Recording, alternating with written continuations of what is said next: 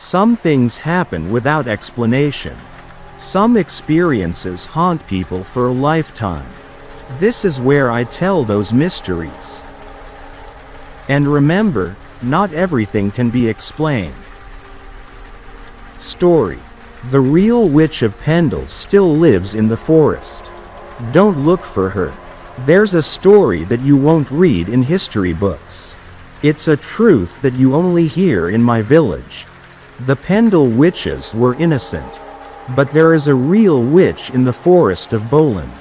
My name's Thomas, and I grew up in Barley, which is a small English village in the borough of Pendle. Most of you won't know that place. You might have never heard of the Pendle hangings, even if you do know about the famous witch trials that took place during the 17th century. You probably don't believe in superstitious nonsense. You probably think the hangings were the mark of an uncivilized era. You wouldn't be wholly wrong. It's ghastly that, throughout history, so many innocent women were murdered based on unfounded accusations of witchcraft.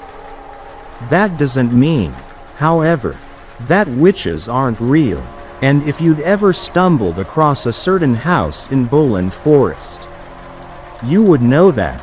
Watch out, Sammy. The Pendle witches might turn you into one. I giggled as my 4-year-old sister nearly tripped over a toad by our local pond. I was 6 years old at the time, and I'll never forget the way my grandpa looked at me. His eyes were filled with a mixture of dread and fury. He grabbed my wrist in his gnarled, decaying fingers and left a mark that didn't fade for days. Don't you ever joke about that, he snarled. Grandpa, you're hurting me, I whined. My sister, Samantha, had stopped playing. We both quivered in the shadow of the old man who loomed above us. Am I hurtin' you? Good. Reckon that'll help you remember this lesson. There's only one witch of Pendle. She was never tried, and she never died. I don't ever want to hear you kids mention her again. Understood? My little sister was sobbing at this point, but I tried my best to put on a brave face and protect her. I always hated my grandpa. He was cruel. Still, the old bastard was certainly not creative enough to tell tall tales. And he was no liar. I didn't realize that as a young child. At the time, he seemed far worse than any witch. Get off me, I demanded. My grandpa grumbled and released me. I complained to my parents. We didn't spend weekends at his house after that. Of course, we do live in the same village. My mum pointed out, you can't avoid him forever. Just watch me. I remember thinking that. My dad pulled me aside when my mum left the room. Listen, I hate my father-in-law as much as you. He's always been a twat. Don't let your mum know I said that, he whispered. I snorted. Then, my dad's expression changed. I'd never seen him look so stern. He was always soft. He was a clown. He didn't do serious. However, I will say that I don't want you to talk about the witch again. Okay? Some things are best left alone. And I did. I left her alone for 8 years. Of course, I grew up in Pendle, so it was hard to avoid general talk of witches, especially at Halloween. That being said, I did start to notice that adults in Barley would clam up when that dreaded W word appeared in conversation. I could never understand why other towns and villages in the county of Lancashire seemed to derive great pleasure from telling scary stories about the witches of Pendle Hill, whilst people in Barley shunned the topic. I didn't hear of the real witch again until I went to a sleepover with my 4 closest friends. I suppose we were still young and foolish enough to find the myth Fascinating. And, at the age of 14, we were fueled by testosterone. We relished in discussing something forbidden. I cannot, as hard as I try, forget that weekend in December.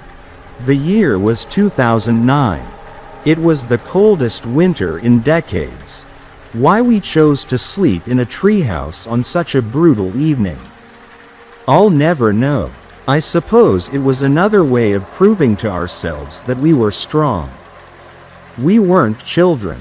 We sat in a circle and told each other ghost stories by torchlight. I think it might have actually been a lot of fun at first. But it's hard to remember. Everything afterwards was so horrible. The weekend's steady decline began when Michael told his story. "There is a forest," he began. "For fuck's sake, not this again." Jack groaned. "What?" Gareth asked. "Don't encourage him." Jack sighed. "I'm not sure you've got the stomach for this one." Gareth. Michael laughed, menacingly. Bradley was snoring away at this point, and I still envy him for that. I wonder how different my life might look if I'd had the privilege of missing Michael's story. Would I have had the courage to do things differently? What about you, Tommy? Do you want to hear my story? Michael asked. I shrugged. Whatever we say, we're gonna hear it, so just get on with it. Jack nodded, agreeing with my point. Gareth lay on his front, propped on his elbows. Jack scrolled through his phone. I wrapped myself up in my sleeping bag, focusing on the icy breeze that was seeping through the cracks of the flimsy boards that formed Michael's rickety treehouse. Somehow, I knew the story he was going to tell. There once was a witch who lived in Pendle. Michael started. What? Gareth interjected. We all know about the Pendle witches. Michael glared at him. Did I say witches? Dimwit? No, I said witch. Now, shut up and listen. In 1612, 12 innocent women were convicted of 10 murders and tried for witchcraft. Not a single one of them ever harmed a soul. In the modern age, we all know that, don't we? Because witches aren't real.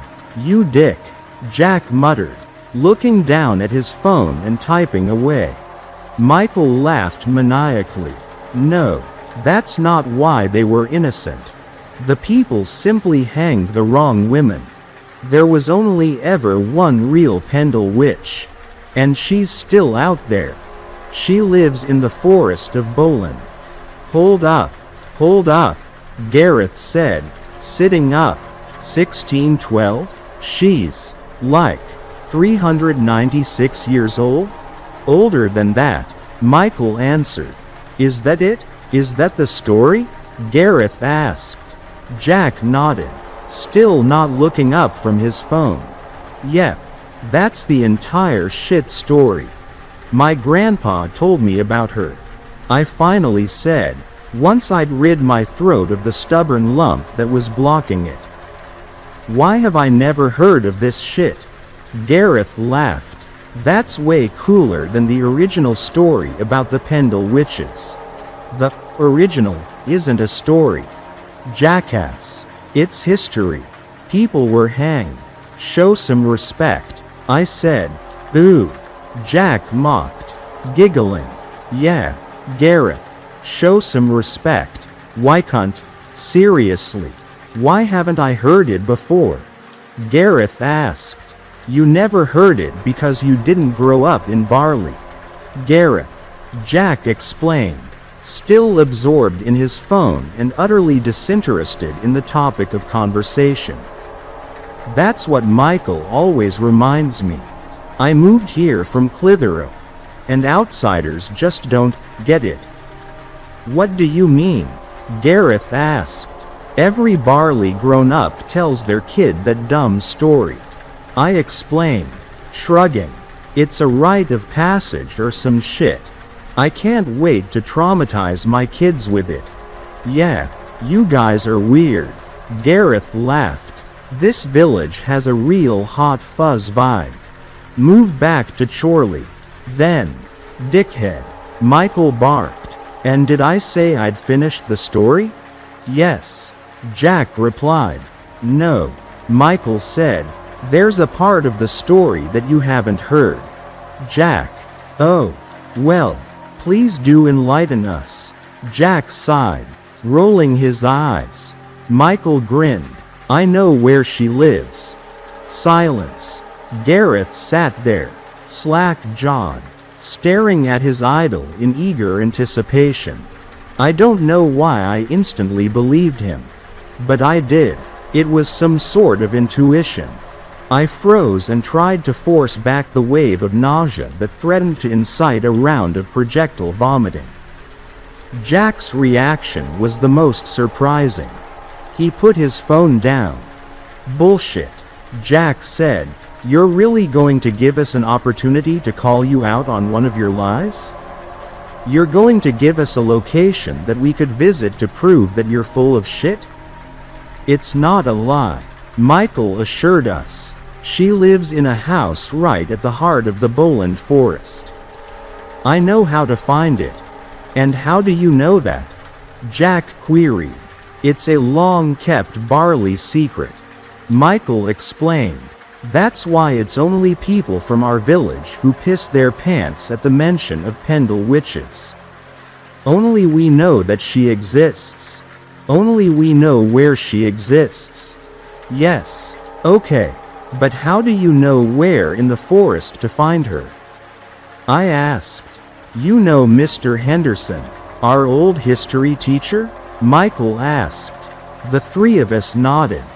I saw him in the pub last Wednesday. He was sitting in the corner, crying. Just him. Mrs. Henderson was at home. He's in the pub most days. Larry said. Michael explained. He's not been the same since Millie went missing. Whoa, Jack interjected. Stop. We put up with a lot of your fuckery. But I'm not going to let you bring a real-life story into this little ghost tale. That's fucked. We all knew Millie. She was a mate. Michael slammed his fist on the hardwood floor of the treehouse. For a second, it felt as if the whole structure might crumble. But it didn't. It quietened Jack. Though, it's not a fucking story. Michael growled. Let me finish, okay? This is why I invited all of you here tonight. You see, I learnt something. I talked to Mr. Henderson. Rick dared me. Rick was Michael's older brother. He was a prick. You can probably imagine what we called him behind Michael's back. And what did Mr. Henderson say? Gareth asked, now anxiously biting his nails. I asked him whether he was okay. Michael continued. I said I missed Millie. I wasn't a knob, all right? I only went over to shut Rick up. I was nice to Mr. Henderson. I didn't expect him to open up. And he opened up. He really fucking opened up. Just say it. Jack sighed. He told me that he and Millie went on a Boland hiking weekend. But they weren't really hiking. They were looking for something. The Pendle Witch. See, Mr. Henderson comes from a long line of Hendersons, one of the oldest families in Barley, and they've been passing on a warning for generations. Ever since the 1600s, his family has been telling the villagers of Barley to stay away from the Boland Forest. William Henderson was the only person to ever see the witch and live to tell the tale. He wanted everyone in Barley to know about her. He wanted everyone to stay away. And they listened. Folk from other towns ignored him and said the Pendle witches had already been tried and hanged. But William was respected in our village. People trusted him and heeded his warning. Ah, some new lore. Fantastic. Jack mocked. Michael ignored him. When Mr. Henderson, our Mr. Henderson, heard that story from his father, he became obsessed. You see, William Henderson told his son something that he didn't tell the rest of the villagers in Barley. It's a secret that's been kept in his family for hundreds of years. He told his son something he was too scared to tell his friends and neighbors, in case they might feel brave enough to do something about it. He told his son where the witch lived. So, when Mr. Henderson learned this family secret 400 years later, he wanted to prove that the witch was still out there. Then, Millie found his research. She wanted to go with him. She wanted to see whether the legend was true. Like her dad, she wanted to prove that a witch really exists. And Mr. Henderson just let her come with him? I asked, choking on my own words. He was excited. He said he wanted to share the adventure with his daughter. He didn't heed his own father's warning. He didn't see any danger. Or maybe, he admitted to me, he didn't really believe the witch was real at all. He was just excited to share something with Millie. Michael said, "Is that all he told you?" Gareth asked, tentatively. Michael shook his head. He looked me dead in the eye and told me that they found it. They found a house in the heart of the Boland forest. They found the witch. Mr. Henderson did not say that.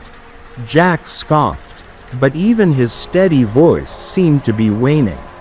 He did, Michael assured Jack, and she took Millie. Just took her. Gareth gulped. I tried to ask him what happened. Michael replied, he wouldn't tell me. He told me to go away. Told me some questions weren't worth answering. That, he said, was what he had finally learned. Jesus, Jack sighed, collapsing on his sleeping bag. Okay, I take it all back. Maybe you could work on the ending. But that was a good horror story. Yeah, Gareth whimpered, crawling into his own bag. I think I'm ready to call it a night before I piss my sleeping bag.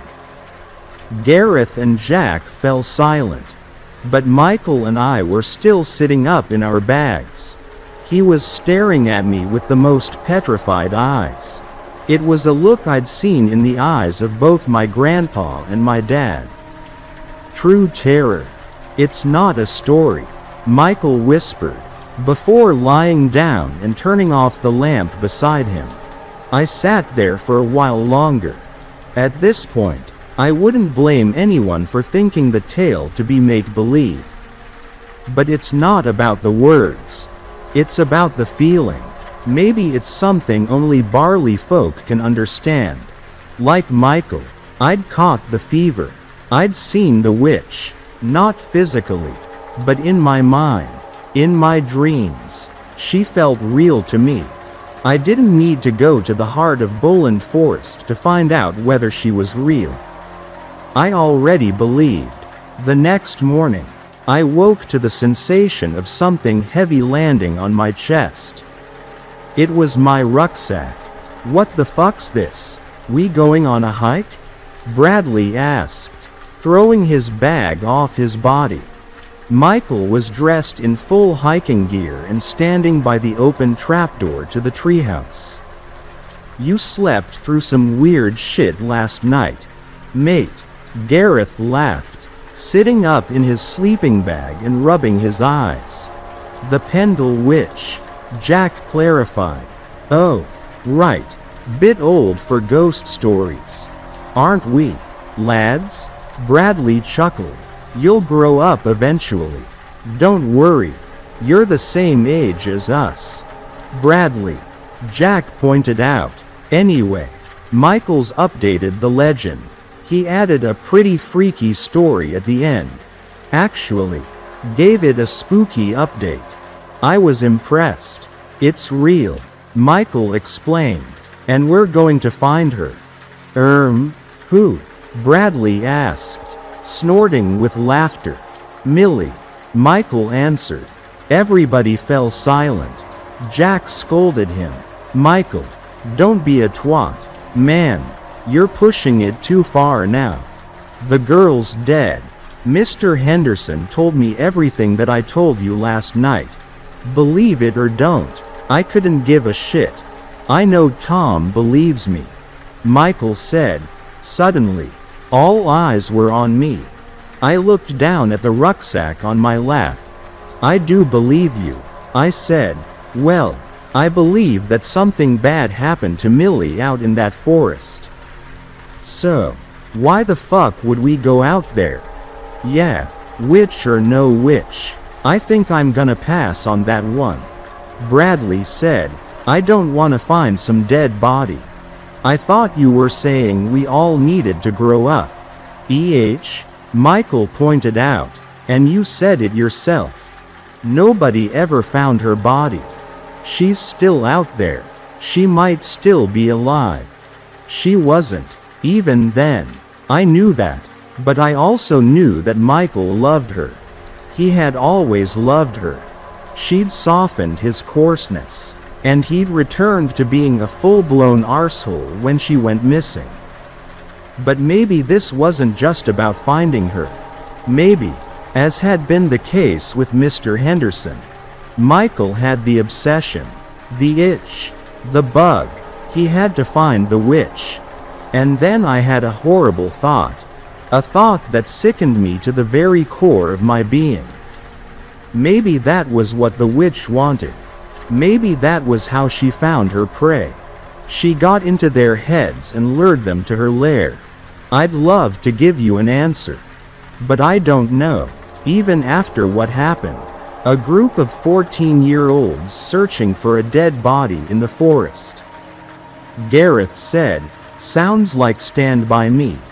Everything's a fucking reference with this guy." Bradley laughed. "Forget it, lads. I'm going home. I'll tell the villagers of Barley about your brave sacrifice.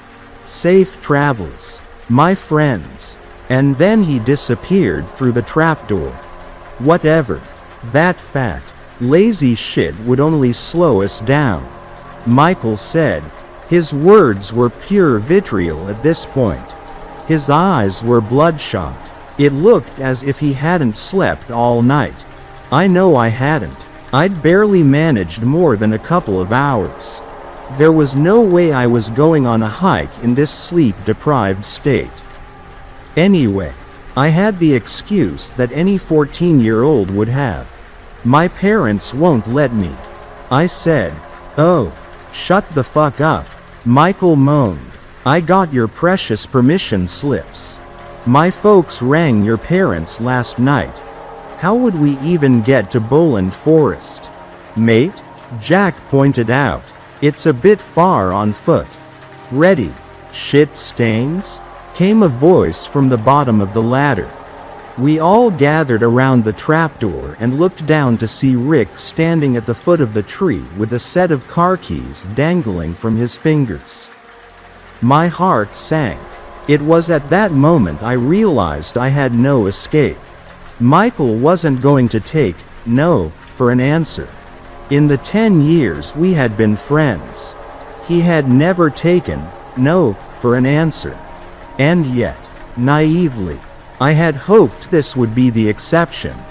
As everyone started climbing down the ladder, I remember looking at Michael with tears in my eyes.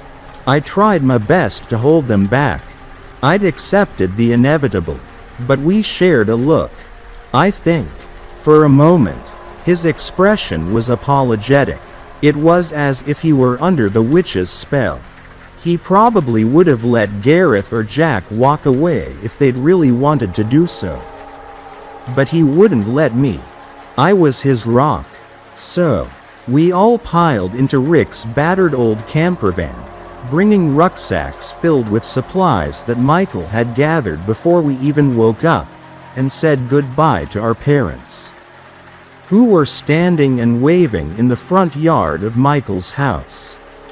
Everything was arranged. And our parents were happy for us to go camping as long as Rick and Stacy, his girlfriend, looked after us on the trip and brought us back before 6 o'clock on Sunday night. I watched Pendle Hill from the car window and thought about how beautiful it looked in the early morning sun. I wished, more than anything, that we were going on a pleasant stroll up the hill to find the witch. Anywhere but the forest. Haven't you got anything better to do than hang out with a bunch of 14-year-olds? Rick? Jack teased, making Gareth snort. Yeah, of course, Rick replied. I'm gonna feed you fucks to the witch. That sounds much better than hanging out with you. Rick, don't be mean.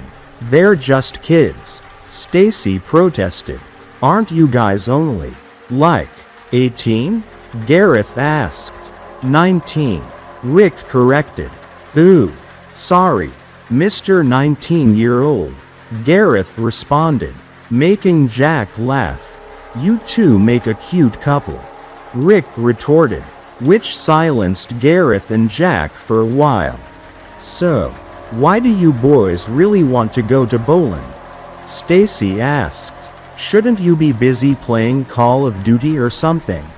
They're going to sit around the campfire and jerk off to each other's ghost stories. Rick answered. Ew. Gareth groaned. You should be on some kind of register. Jack added. We're just going on a hike. Michael explained, coldly, as he stared vacantly out of the passenger window. I don't believe you, Rick replied, shaking his head. You're a shit liar. Little brother, how about you shut the fuck up and mind your own business? Michael asked. Whoa, how about you remember who's driving you to your new little sleepover spot? Rick pointed out. Silence. Anyway, I know you're looking for the witch. Bradley told me, Rick said. Michael didn't say anything. He just continued to watch the scenery flood past the window. I don't really give a shit. Stacy and I won't be going on your little hike. Though, we'll be staying behind and having some, alone time, Rick said. What? But Mom said, Michael began. Yeah, I know, Rick interrupted. We'll set up camp and make some food whilst you go on your little adventure. So, don't walk too far, okay? I don't want to have to go looking for you in that creepy-ass forest. Michael sighed. Fine. Just don't eat everything whilst we're gone. You greedy shit. Fuck you. Rick laughed. I listened to music on my iPod for the rest of the trip. I tried to convince myself it wasn't happening. I tried to convince myself that the witch wasn't real, which I'm sure you're already doing. But you just don't get it.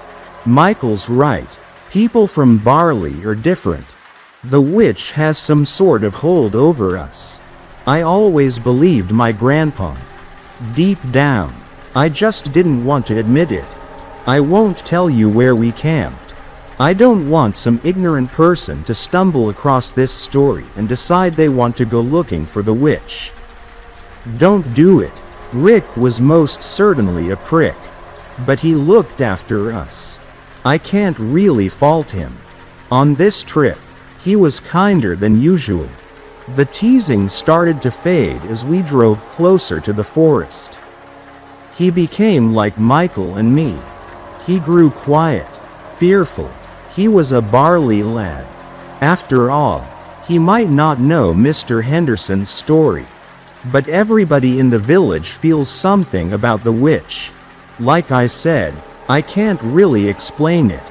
You've got 2 hours, Rick said, as he and Stacy started to put up the tents. That's not enough time, Michael protested, clicking together the rucksack straps across his chest. 2 hours, Rick repeated, fiercely. We didn't question him. Everyone was on edge. Even Jack and Gareth seemed to sense that something was wrong with the Barley kids. They seemed a little nervous. We'd infected them with our superstitious fear. So, we just blindly walk through trees? Jack asked. Henderson told me where to go. Michael explained. You don't have a map or something? Gareth asked. No, Gareth, I don't have a map. Michael sighed. Let me guess. Jack said. It's a Barley thing? Michael didn't respond. Gareth turned to face me. I was walking at the back of the line as we weaved between tall trees. What's the time? He asked me. My phone's dead. Already? Jack laughed. Fuck me. You wouldn't last 2 seconds on your own. Shut the fuck up. I would have charged it before we left. But somebody didn't even tell us we were going on a camping trip this weekend. Gareth shouted. Nobody forced you. Michael said. You always force Tom. He feels sorry for you. We all do. So, we go along with what you say. Jack said. Or maybe I'm just the alpha of the group and you'd all be lost without me. Michael suggested, laughing. Bollocks. Jack retorted. You throw a hissy fit when you don't get your way. We were just avoiding a scene. Keep telling yourself that. Michael replied. I'm here for Millie. You only want to find the witch. And maybe you feel guilty about that. It's okay. I looked at my phone and finally answered Gareth's original question. 12:57. Okay. Gareth said. So, we turn around and head back to camp at 2 o'clock.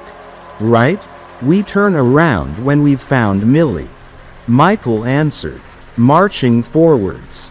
Michael, we're not going to find Millie. Jack said, his tone becoming aggressive. We're not going to find anything. We're turning around at 2 in the afternoon. And we'll get back to the camp at 3.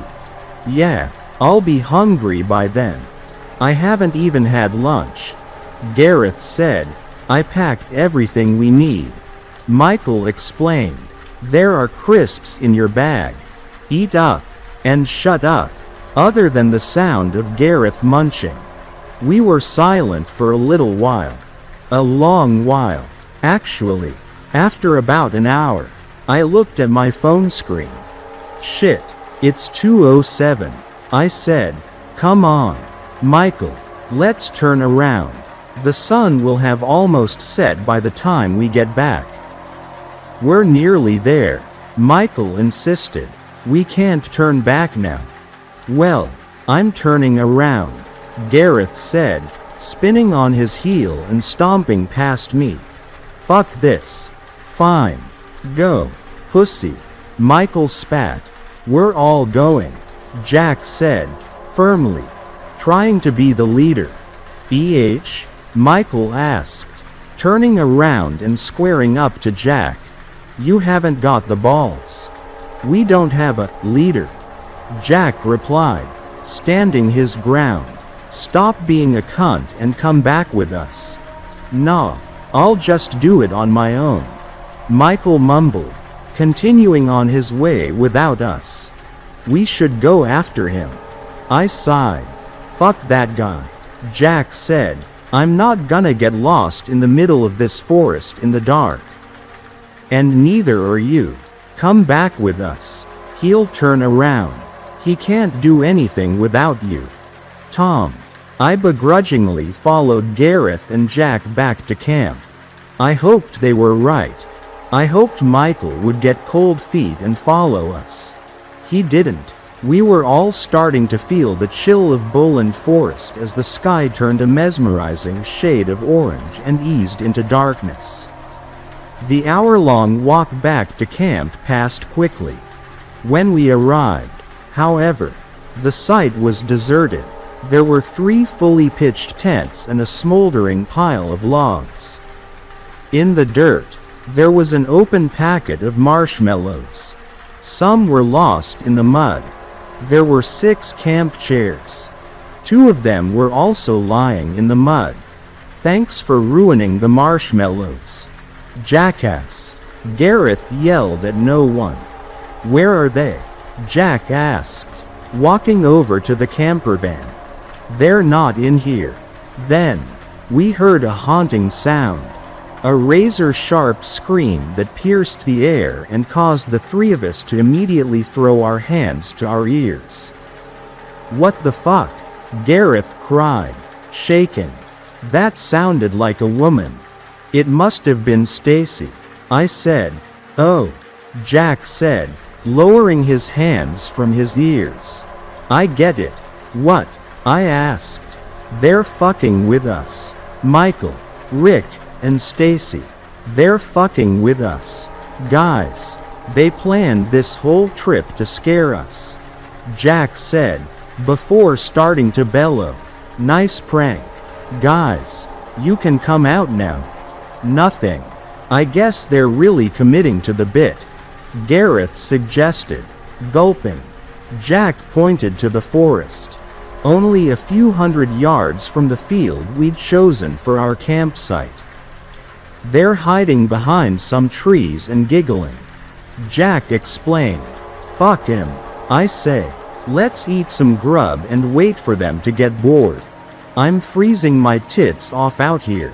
And they must be cold. 2. We'll restart the campfire to draw them to us.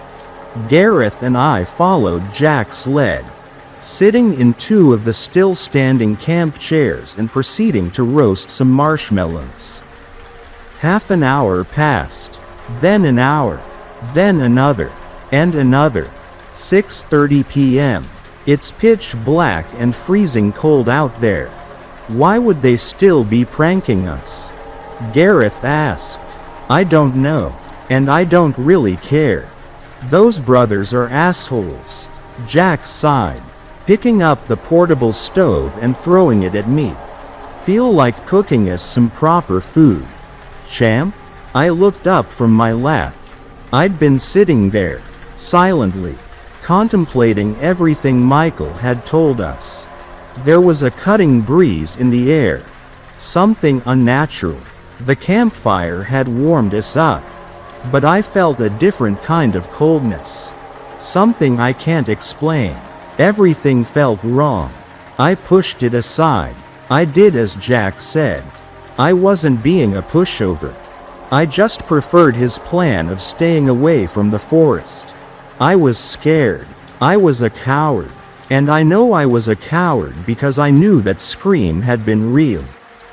I knew something had happened to Stacy, Rick, and possibly even Michael. He'd been gone for hours. I cooked some sausages and clumsily shoved them in buns, passing them shakily to Gareth and Jack. We ate in silence. My friends weren't their usual chatty selves. And I know they wouldn't ever have admitted it. But they were scared. They were starting to have their doubts about the whole thing being a prank. It wasn't until 8 o'clock that any of us said anything. And it wasn't who you'd expect to speak up. Something's wrong, Gareth said, leaping out of his chair. We have to go and find them. I pulled my earphones out. And Jack put his phone down. It's cold. And it's dark. Jack replied. You really want to go out there? They're not pranking us. Gareth whispered, quivering. We've been here for 5 hours. They're not pranking us. I think we should all just go to bed and wait until morning. Jack said, it'll be light, and we can figure out what's happening. Plus, they'll probably have caved and crawled back into their tents. Or maybe they're camping out there on their own. They don't have any supplies. I pointed out. They left everything here. The place was a mess. There was that scream. Gareth's right. Something's wrong. Fuck, Tom. Well, what do you want to do? Jack asked. The 2 of them looked at me. I didn't want to march into the forest and save anyone. I wanted to go home. I think we need to phone our parents and tell them something's wrong, I said. Jack and Gareth groaned. Great idea. That's a sure way for us to never be allowed to do anything like this again. Gareth sighed. Something might have happened to them. I insisted. We have to be sensible. Guys, I'm all for avoiding the forest. Tom, but we're not snitching to our parents. Fuck that, Jack said, shaking his head. 2 options. We go to sleep, or we search for them. I vote we search for them. Gareth said. I vote we go to bed. Jack said, turning to me. Deciding vote. Tom, Michael's not here now. This is finally a democracy. I looked down at the campfire, wishing for Rick, Stacy, and Michael to come running out of the trees with smiles on their faces. But they didn't, and I had to make a decision. I wanted to phone my parents. I wanted to run back to Barley. If necessary, I could have followed the dirt path back to the main road. 5 hours, I reckoned. 5 hours to walk home. I wish I'd done that. But peer pressure is a supernatural force of its own. Foolishly, I voted to search for our missing friends. I might have been a coward, but I couldn't live with the prospect of cozying up in a tent whilst something unholy was happening in the heart of that dreadful forest. So, guided by the torches that Michael had packed for us, we delved into the forest. Jack and I had gone to scouts together, but we were not equipped for this. We had no idea how to navigate the forest of Boland at night. We had no idea how to track missing people. Instead, we were guided by adrenaline, boyish stupidity, and perhaps a smidge of bravery. Stacy, are you okay? I called. Rick, Michael, Gareth shouted. Not a sound, not even the rustling of tree leaves. Such an icy night, and yet the air was still. So, why could I still feel wisps of wind, like winter's breath, washing over my flesh? I can forgive Gareth and Jack for ignorantly running into the witch's forest. But I should have known better. Everyone from Barley knows better. This is hopeless, Gareth cried. We should head. Oh, fuck, Jack interrupted, lifting his boot out of something that made a squelching noise. What the fucking fuck is this? Gareth and I slowly walked towards our crouching friend, casting our torch lights onto what he held in his hands. God, Gareth shuddered, before turning and vomiting behind him. Jack immediately dropped the squishy object, trembling as he returned to reality and finally realized what he'd picked up with his bare hands. It's a sight that haunts me to this day. A heart, a human heart. I'm no biologist, but I knew it was human. No, no, no, Jack cried. We have to find them, I said, calmly. I was stunned by my balanced composure. Perhaps I wasn't a coward, after all, or perhaps I was in shock. I'd probably know if I were ever to see a therapist, but I'm sure they'd have me committed if I were ever to tell them the rest of the story that I'm about to tell you. You see, I'd love to say that Gareth and Jack didn't listen to me. I'd love to say that they decided we should go back to the tents. But we were boys, and boys follow leaders. In the absence of Michael, I seemed to have assumed that role. Perhaps that would have always been my role in the friendship group if I'd ever fought for it. Perhaps I could have challenged Michael in the treehouse and prevented any of this from happening. What if, as we marched onwards, I felt a renewed sense of confidence, something I hadn't possessed since the age of 6. Before my grandpa and dad had traumatized me into being a sheltered little lamb. I wish I'd stayed a frightened lamb, rather than the dumb oaf who decided to delve deeper into the woods. What was that? Gareth whimpered. What was what? I asked, as we continued to walk through the blackened forest. I heard something behind me, Gareth whispered. I stopped walking and turned around, casting the torch light onto my two friends. The color left my face, and any ounce of courage swiftly vacated my body. I screamed. I screamed louder than I knew I could scream. There was a figure behind Jack. A pale woman was strolling between the trees. I thought it was the witch. Help, she wheezed, weakly. It wasn't the witch. It was Stacy. The three of us rushed over to her, and Gareth dived to cushion her fall as her knees buckled and she fell to the ground. What happened? Jack asked, kneeling beside her. I was relieved to see that she didn't seem to have a cavernous hole in her chest. But whose heart was it? That was all we wanted to know. Anyway, that didn't mean Stacy looked physically well. She didn't. Her face was gray, as if the blood had been drained from her body. Rick, she sobbed, pressing her face into Gareth's shirt. He disappeared. What do you mean? I asked. Where did he go? We were at the camp. Stacy sniffled. He said he heard something. I thought he was playing a cruel joke on me. He said she was calling to him. He said he had to find her. Who? Gareth asked. Millie. Stacy whispered. How did you end up out here? Did you follow him? Jack asked. Stacy nodded. I saw something. I don't know. Please, we have to go. We have to find Rick and Michael. I pleaded. She shook her head. No, they're gone. We found you, so we can find them. I insisted.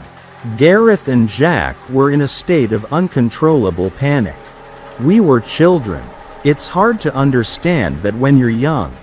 But I saw it for a brief, fleeting moment. Then, I snapped back into my leadership role. I don't know why. I think I wanted to prove something to myself. I wanted to be brave. I wanted to be a hero. Rick, Stacy whined. He tore out his. The four of us fell silent. Gareth turned paler than Stacy, pulling himself away from her so he could empty his guts into a nearby bush. She didn't need to finish her sentence. We knew what he tore out. We didn't, however, expect her to say what she said next. And after he did that, after he tore out, he just carried on walking. She sobbed. What? Jack asked. Where's his body? Stacy? Listen to me, she pleaded, assuming a fetal position on the ground. He didn't die. He walked away. We still need to find Michael, I stated, firmly. Stacy sat upright and screamed at me. You don't know what I saw. It sounds horrible, but I started. Not that, she interrupted. That was only the start. I told you. I saw something. I want to go home. Gareth cried, and Jack hugged him. So does Michael, I said. Whatever Stacy saw, he's still out there. We have to save him. Jack stopped hugging Gareth, and he walked slowly towards me. There was such a disgusted look on his face. Rick's dead. Tom and Michael isn't here. For all we know, that little psycho is the one who did this. He's the reason we're all here. Isn't he? There's always been something wrong with him. Something wrong with his mind. So, no, I'm not going to risk my life for him. Nobody else is dying tonight. That doesn't explain what Rick did. I replied. That doesn't explain what Stacy saw. We have to go, Stacy cried, stumbling to her feet and tugging at Gareth's sleeve. Jack whispered to me, Stacy's got fucking PTSD or some shit. I don't fucking know. Wake the fuck up, Tom. Rick didn't rip his heart out and walk away. No, something else did it to him. I muttered, trying to repress the fear that was clawing at the surface of my mind. Jack suddenly shoved me to the ground. It knocked the wind right out of me. I looked up at him in confusion, pulling myself to my feet. Guys, Gareth protested. Shut the fuck up, Gareth, Jack shouted. Are you really trying to say what I think you're trying to say? Tommy? I held up my hands. I know you don't believe. There is no fucking witch. Has everybody lost their minds? Jack belted at the top of his lungs. Then, there was the faint sound of humming. We all stopped and listened. Stacy looked bewildered, wiping the tears from her face and watching we three boys exchange horrified looks at one another. Millie, Gareth whispered, sobbing. That's her favorite song. I cried, fervently clinging to my last strand of sanity. She'd be told off for humming it in class. What are you saying? Stacy cried. I don't hear any humming. Please. This is all in your heads. Don't leave me. Not like Rick. Michael. Jack said. It has to be Michael. He's toying with us. It isn't Michael. Stacy screeched. We have to leave this place. I agree. Jack replied. Let's go. Fuck you. Michael. Fuck you. You guys get Stacy back to camp. I have to keep going. I said. What was propelling me forwards? The farther we walked, the sicker I felt in the pit of my stomach. And, yet, as we vanished into the heart of the forest, the more compelled I felt to find whatever I was trying to find. It wasn't Michael. I knew that much. Stacy wailed. No, please. I can't leave you on your own. Please, don't make me come with you. We need to go back to the camp. Come on, Tom, Jack said, putting a hand on my shoulder and speaking more gently. You've done enough for him. You don't have to keep going. You're not under his spell anymore. With tears in my eyes, I smiled at my dear friend and said something that I wouldn't understand until later. I'm sorry. I kept walking. I knew that Gareth, Stacy, and Jack would follow. They did not protest, but Stacy continued to cry. The boys followed the siren call of Millie's hum. As I did, then, we saw it, something none of us had really expected to see. A house, little more than a derelict shed. Really, situated in the midst of this dense tree cluster was a tiny little house. What the fuck is this? Gareth asked. What is this house doing out here? I don't like it, Jack whispered. The voice is coming from there. I said, it's a trap. Stacy said, she's not really in there. And you know it. You know it. Tom, please, stop this. I have to go inside. Millie and Michael are in there. I said, I cannot describe how I felt. I was not possessed. I did not hear the cackling voice of some sinister witch in my head. There were no demons telling me to kill my friends. I felt entirely in control of my limbs and my mind. Nonetheless, I was not myself. I was filled with an urge to go into that haunted hellhole. I started to walk towards the front door, but Stacy barged past me, still sobbing her heart out. I suddenly realized she had Gareth's torch in her hand. Let me. I remember her crying as she sprinted towards the door. She thought she was protecting us. She thought she was the grown-up. And we all thought that at the time.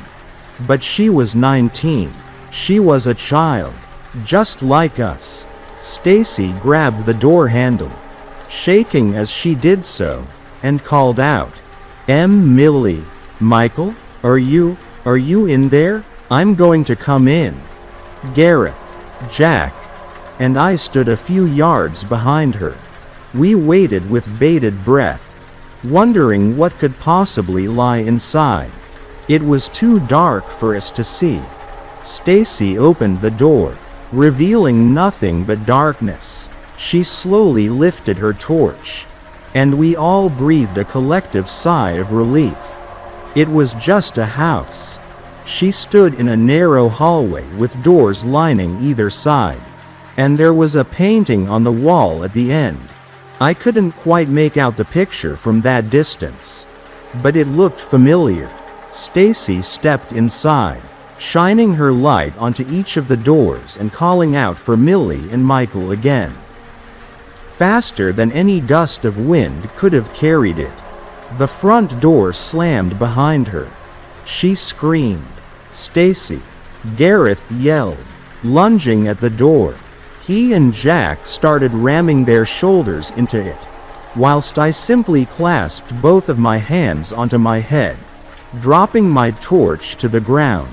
What had I done? Where had I led us? I still wanted to believe it wasn't real. This was just a house. Rick, Michael, and Stacy were pranking us. That heart was fake. It wasn't real. Tommy, Jack shouted, slamming into the door that wouldn't budge. Help us. I snapped out of it and joined my friends. Eventually, the latch snapped and the door flew open. My bravery seemed to have abandoned me, so I let Jack take charge. He led the way with his torch, and I followed, too mentally broken to remember to pick up my fallen torch. We stepped into the house. I don't know why. I think we all knew that they were gone. We just couldn't accept it. Or maybe that same force, the same thing that hummed at us, was drawing us inside. Stacy. Jack shouted. Which door? Stacy? The house was a bungalow, and it only had one hallway with 6 doors. There were 6 rooms that could be holding our friends, one at a time, Jack said, opening the first door on his left. Gareth and I cowered behind him, watching as he illuminated the first room. There was nothing in there but a pile of rucksacks. They're rucksacks. They're here, Gareth whispered. They have to be here. Jack quietly closed the door, and we shuffled across the hallway to the first door on the right. A bedroom. There were scribblings on the walls in some language we couldn't understand. 4 more rooms. With each door we opened, my throat seemed to close a little more tightly. The second door on the left offered nothing but a book on the floor. Jack cast his torch on it. The Pied Piper of Barley was the title on the front. Where are you? Gareth screamed into the empty space. Jack clasped a hand to our friend's mouth and, with his torch holding hand, he raised a finger to his lips. Gareth nodded, and we shuffled silently across the hallway. It was the second door on the right that gave Jack a reason to hesitate. He placed his hand on the door handle. Stand back, Jack said. I don't. Something about this room. Do you hear that? Hear what? I asked, feebly. Of its own accord, the door to the 4th room flew open. What we saw next is something that I cannot explain. There stood Stacy, with her face contorted in a way that defied all laws of nature's. All I can tell you is that her eyes were gone. Her sockets were two black chasms. Stacy was gone. She looked as if she had stared into the face of fear itself. The worst part was that she was still alive. She lifted a shaky arm and stretched her bony fingers towards us. I think she wanted help. I think she wanted death. Stacy, Gareth cried, squeezing between Jack and me. He knocked Jack's arm as he ran into the room, and the torch went flying out of his hand. Gareth, wait, Jack screamed. The door slammed behind him. Without the last torch, we had been plunged into complete darkness. I was too afraid to walk back outside and find mine. Jack fiddled with the door handle, but it wouldn't budge. Neither of us had the energy left to fight it. I think we realized we couldn't fight it. I realized I had my phone, so I slid it from my pocket. I used the flashlight to find Jack, who was leaning with his back against the now closed fourth door. He had his hands on his knees. "They're not making a sound in there," he said. "Nobody leaves this house, do they?" "I don't think so," I replied, solemnly, casting the light on the third right-hand door. Two more rooms. Tom, Millie is gone. Rick is gone. Stacy is gone. And now, Gareth. Jack stopped, stifling his tears. Michael is gone, too. You know that. I paused. I think Michael's here. Maybe. Jack nodded. And maybe he's fucked up like everyone else. Look, I've seen some shit I can't explain. Okay? I believe in the fucking witch. You and I can still make it out of here. I ignored Jack and walked over to the third door on the right. We'd reached the end of the hallway, and I remembered something. The painting. I slowly lifted my phone light to get a better look at it. It was a picture of a pond with three figures standing beside it: a boy, a girl, and an old man. That's when I realized it was my grandpa, Sammy, and me.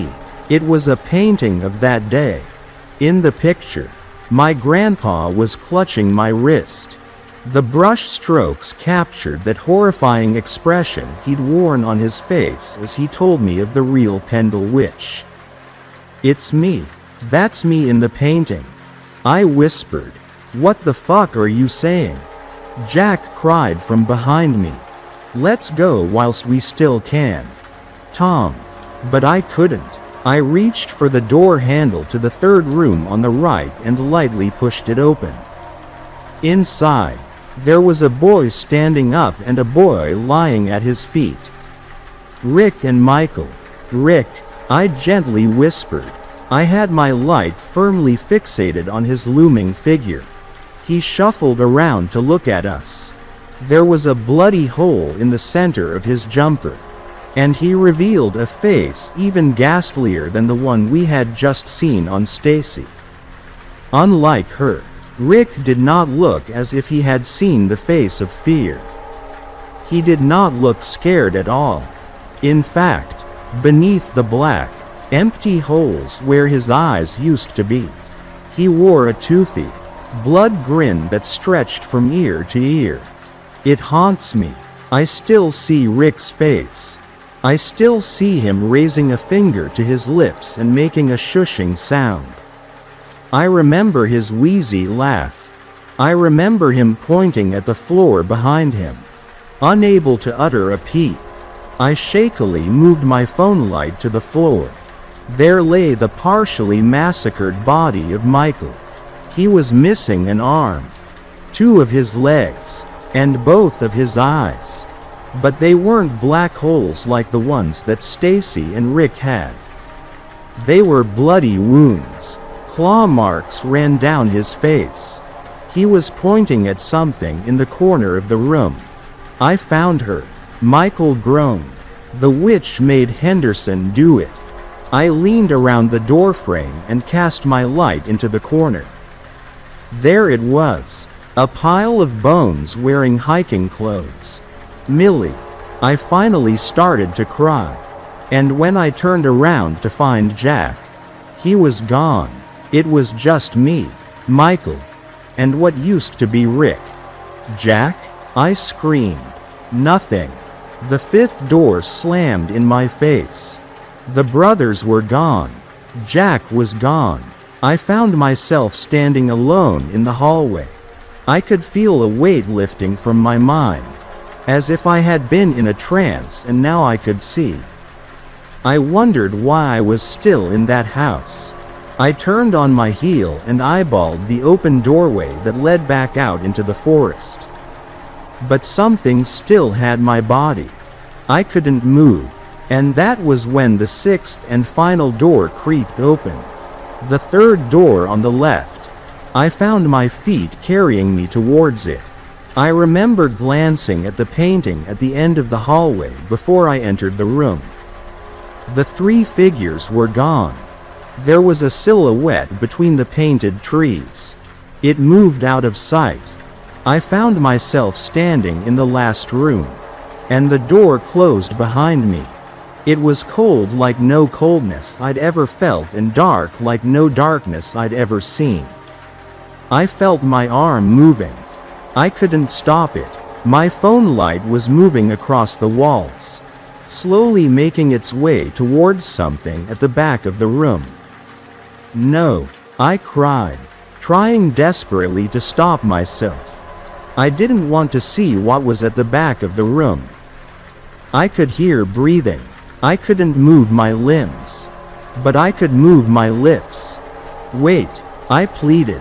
Why did you let William Henderson live? My arms stopped. My whole body stopped. The breathing stopped, whilst I had control of my limbs. I let the phone drop to the floor. It landed face up, so the flashlight was pressed against the floor. I breathed a sigh of relief. I didn't want to be forced to see what Stacy and Rick had seen. Made a deal? A voice whispered. It wasn't the voice of a woman. It wasn't the voice of a man. I always say it was the devil, but I do that to help myself sleep at night. Truthfully, whatever was in that room scared me more than the devil. What deal? I whimpered. I'll never forget seeing her blackened silhouette as she moved in front of the one window in the room. Dim moonlight wasn't dim enough to completely hide her. 7 foot tall, gangly limbs, and a head far bigger than that of any human. I see her in my dreams. I see her in my waking hours. I'm lucky I dropped the phone. Would I be like Stacy or Rick if I'd seen her in the light? Must feed. That was all she said before I passed out. But I knew what she wanted. She'd already told me what I needed to do. The book on the floor. The Pied Piper of Barley. She would let me live. But I had to continue what William Henderson had started. The tales he told the villagers of Barley had been leading victims to the witch for years. Maybe he hadn't given exact directions, but all it takes is a spark, an idea. Of course, everyone in Barley knows the story, but not everyone feels the pull. Maybe it only works on the broken. Mr. Henderson ignited that spark in Michael. He planted the idea of the witch, and Michael did the rest. I like to think our dear old history teacher did not willingly lead his daughter to the slaughter, just as Michael did not willingly lead our friends to that house. Mr. Henderson was just a fool who learned the hard way what his ancestor had really done to make it out of the Boland house alive. And, like the Hendersons, I knew what needed to be done. When I woke in the morning, I was back at the campsite. I rang my parents and told them that everyone had gone missing in the woods. I told them they tried to find Millie, But I stayed in the tent. I'm 27. It's been 13 years. And the families of my friends still hunt for their missing children. But they don't know where to look. I could have told them where to go. But the witch would not have taken kindly to an angry mob. I misdirected the police, and her house was never found. Not everyone in Barley is prey. Some of us are just storytellers. The witches Pied Pipers. Speaking of which, I still see Mr. Henderson in the village from time to time. I think he knows what I am. I think he knows what I've done. He shames me with a glare, but no more than he shames himself. Heed my warning. The Pendle Witch is real. She's something far older than you or me. And she's hungry. Very hungry. I think you know why I've told you this story. I think you finally understand. I'm sorry. It's an idea, and I have to plant it. If you feel something pulling you deep into the forest of Boland, please forgive me. Story.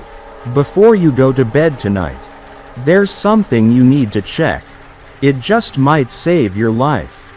When I was maybe 8 or 9, I had one of those nights where I just couldn't sleep. The room was a little too hot, and I'd spent the whole day inside eating popsicles and watching TV. Now, there was this weird buzzing in my ears, and my whole body felt twitchy, like it was punishing me for spending the day on the couch. Worst of all was my pillow. It had never been this lumpy before. The case had gotten sweaty right away, and then it was like immediately wet again after I turned it over. No matter how much I tossed and turned, I just couldn't get comfortable.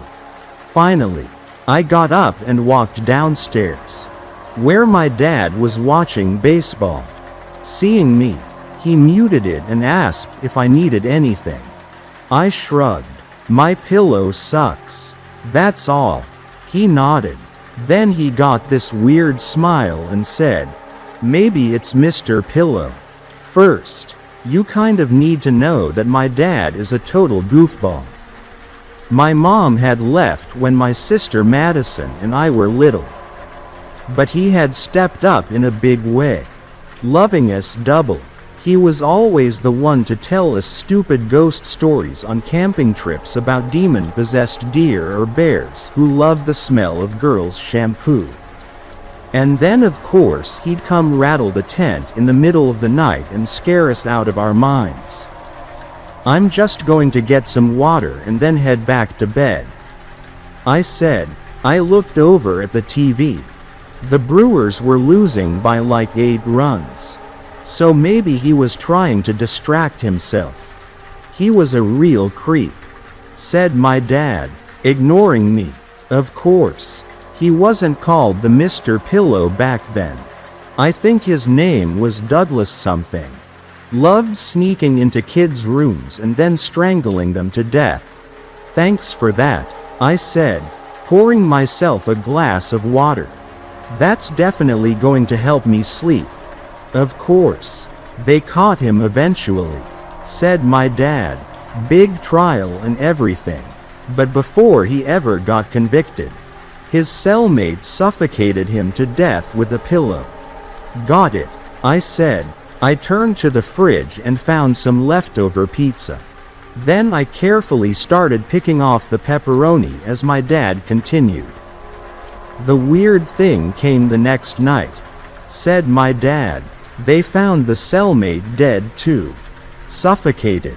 Except there'd been no one in the cell to do the deed." Now I know what you're thinking. It was probably the guards. Right? Maybe. But then other people started dying. Other prisoners who'd messed Douglas. All suffocated in their beds. That's when they started calling him Mr. Pillow. "Ooh," I said. "So spooky." And then kids in the neighborhood near the prison started dying too. said my dad. Their moms would come in and find them dead in their beds. And the only thing linking the deaths was that some of the kids had mentioned being uncomfortable in their beds the night before, asking if their parents had switched out the pillows or anything. Dad, I said, this is the dumbest thing ever. Just stop. And then in the morning, they'd find the kids' old pillows stashed away somewhere. And on the bed, there'd be no pillow at all. Like it had just disappeared. I didn't even acknowledge that last part. I just hit the bathroom and walked up to bed. Soon enough, I heard the sounds of the baseball game come back on the TV as my dad unmuted it. Then, as I approached my room, I swore I heard footsteps and the creak of a window. I walked inside and looked at my bed. And I'm not fucking kidding. There was no pillow on my bed. The window was open a crack, and I ran over to it. It was dark and rainy outside, and I didn't see anyone out there. Finally, I closed the window, making sure it was locked tight. My heart was beating about 1,000 beats a minute now. I walked over to my closet and opened it. Inside, I saw my usual pillow sitting on the floor. I screamed and ran downstairs as fast as I could. Dad, I shouted. He turned the game off right away and ran over to me. I tried to explain about the window, the pillow, everything. It was just a stupid story, right? I asked. The stupidest. My dad nodded. I just made it up. He said, I'm sorry. I shouldn't have scared you. Mr. Pillow? Really? I thought you were old enough. And it wouldn't freak you out. The whole time he was talking though, he looked kind of nervous. Suddenly, his eyes went wide. Wait here on the couch. He said, I'd better run up and check on Maddie. I'd never seen my dad run so fast. He pounded up the stairs 2 at a time. And the whole time he was gone, I imagined my little sister dead, or dying, screaming for her life as the soft pillow wrapped around her face, choking the life out of her. I couldn't believe I'd run downstairs without checking on her first. A few seconds later, he came down, my sleeping sister in his arms. I was thinking it might be a fun night for us all to cuddle up on the couch. He said, What do you think? My dad never mentioned Mr. Pillow again after that. But of course, he didn't have to. Even now that I'm in my 30s, I still double-check the inside label of my pillow every night before I go to sleep, making sure it's the usual one. Every once in a while, I still hear about some kid in my town dying overnight.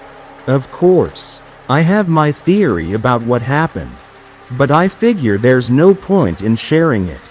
Who would ever believe a story as stupid as Mr. Pillow? Right? I'm sorry. I know how this all sounds. I just wanted to share it in case it helps someone else out there. Before you go to bed tonight, just check inside your pillowcase. Make sure you recognize the label inside. It just might save your life. Story. Convicted for the gruesome murder of his wife.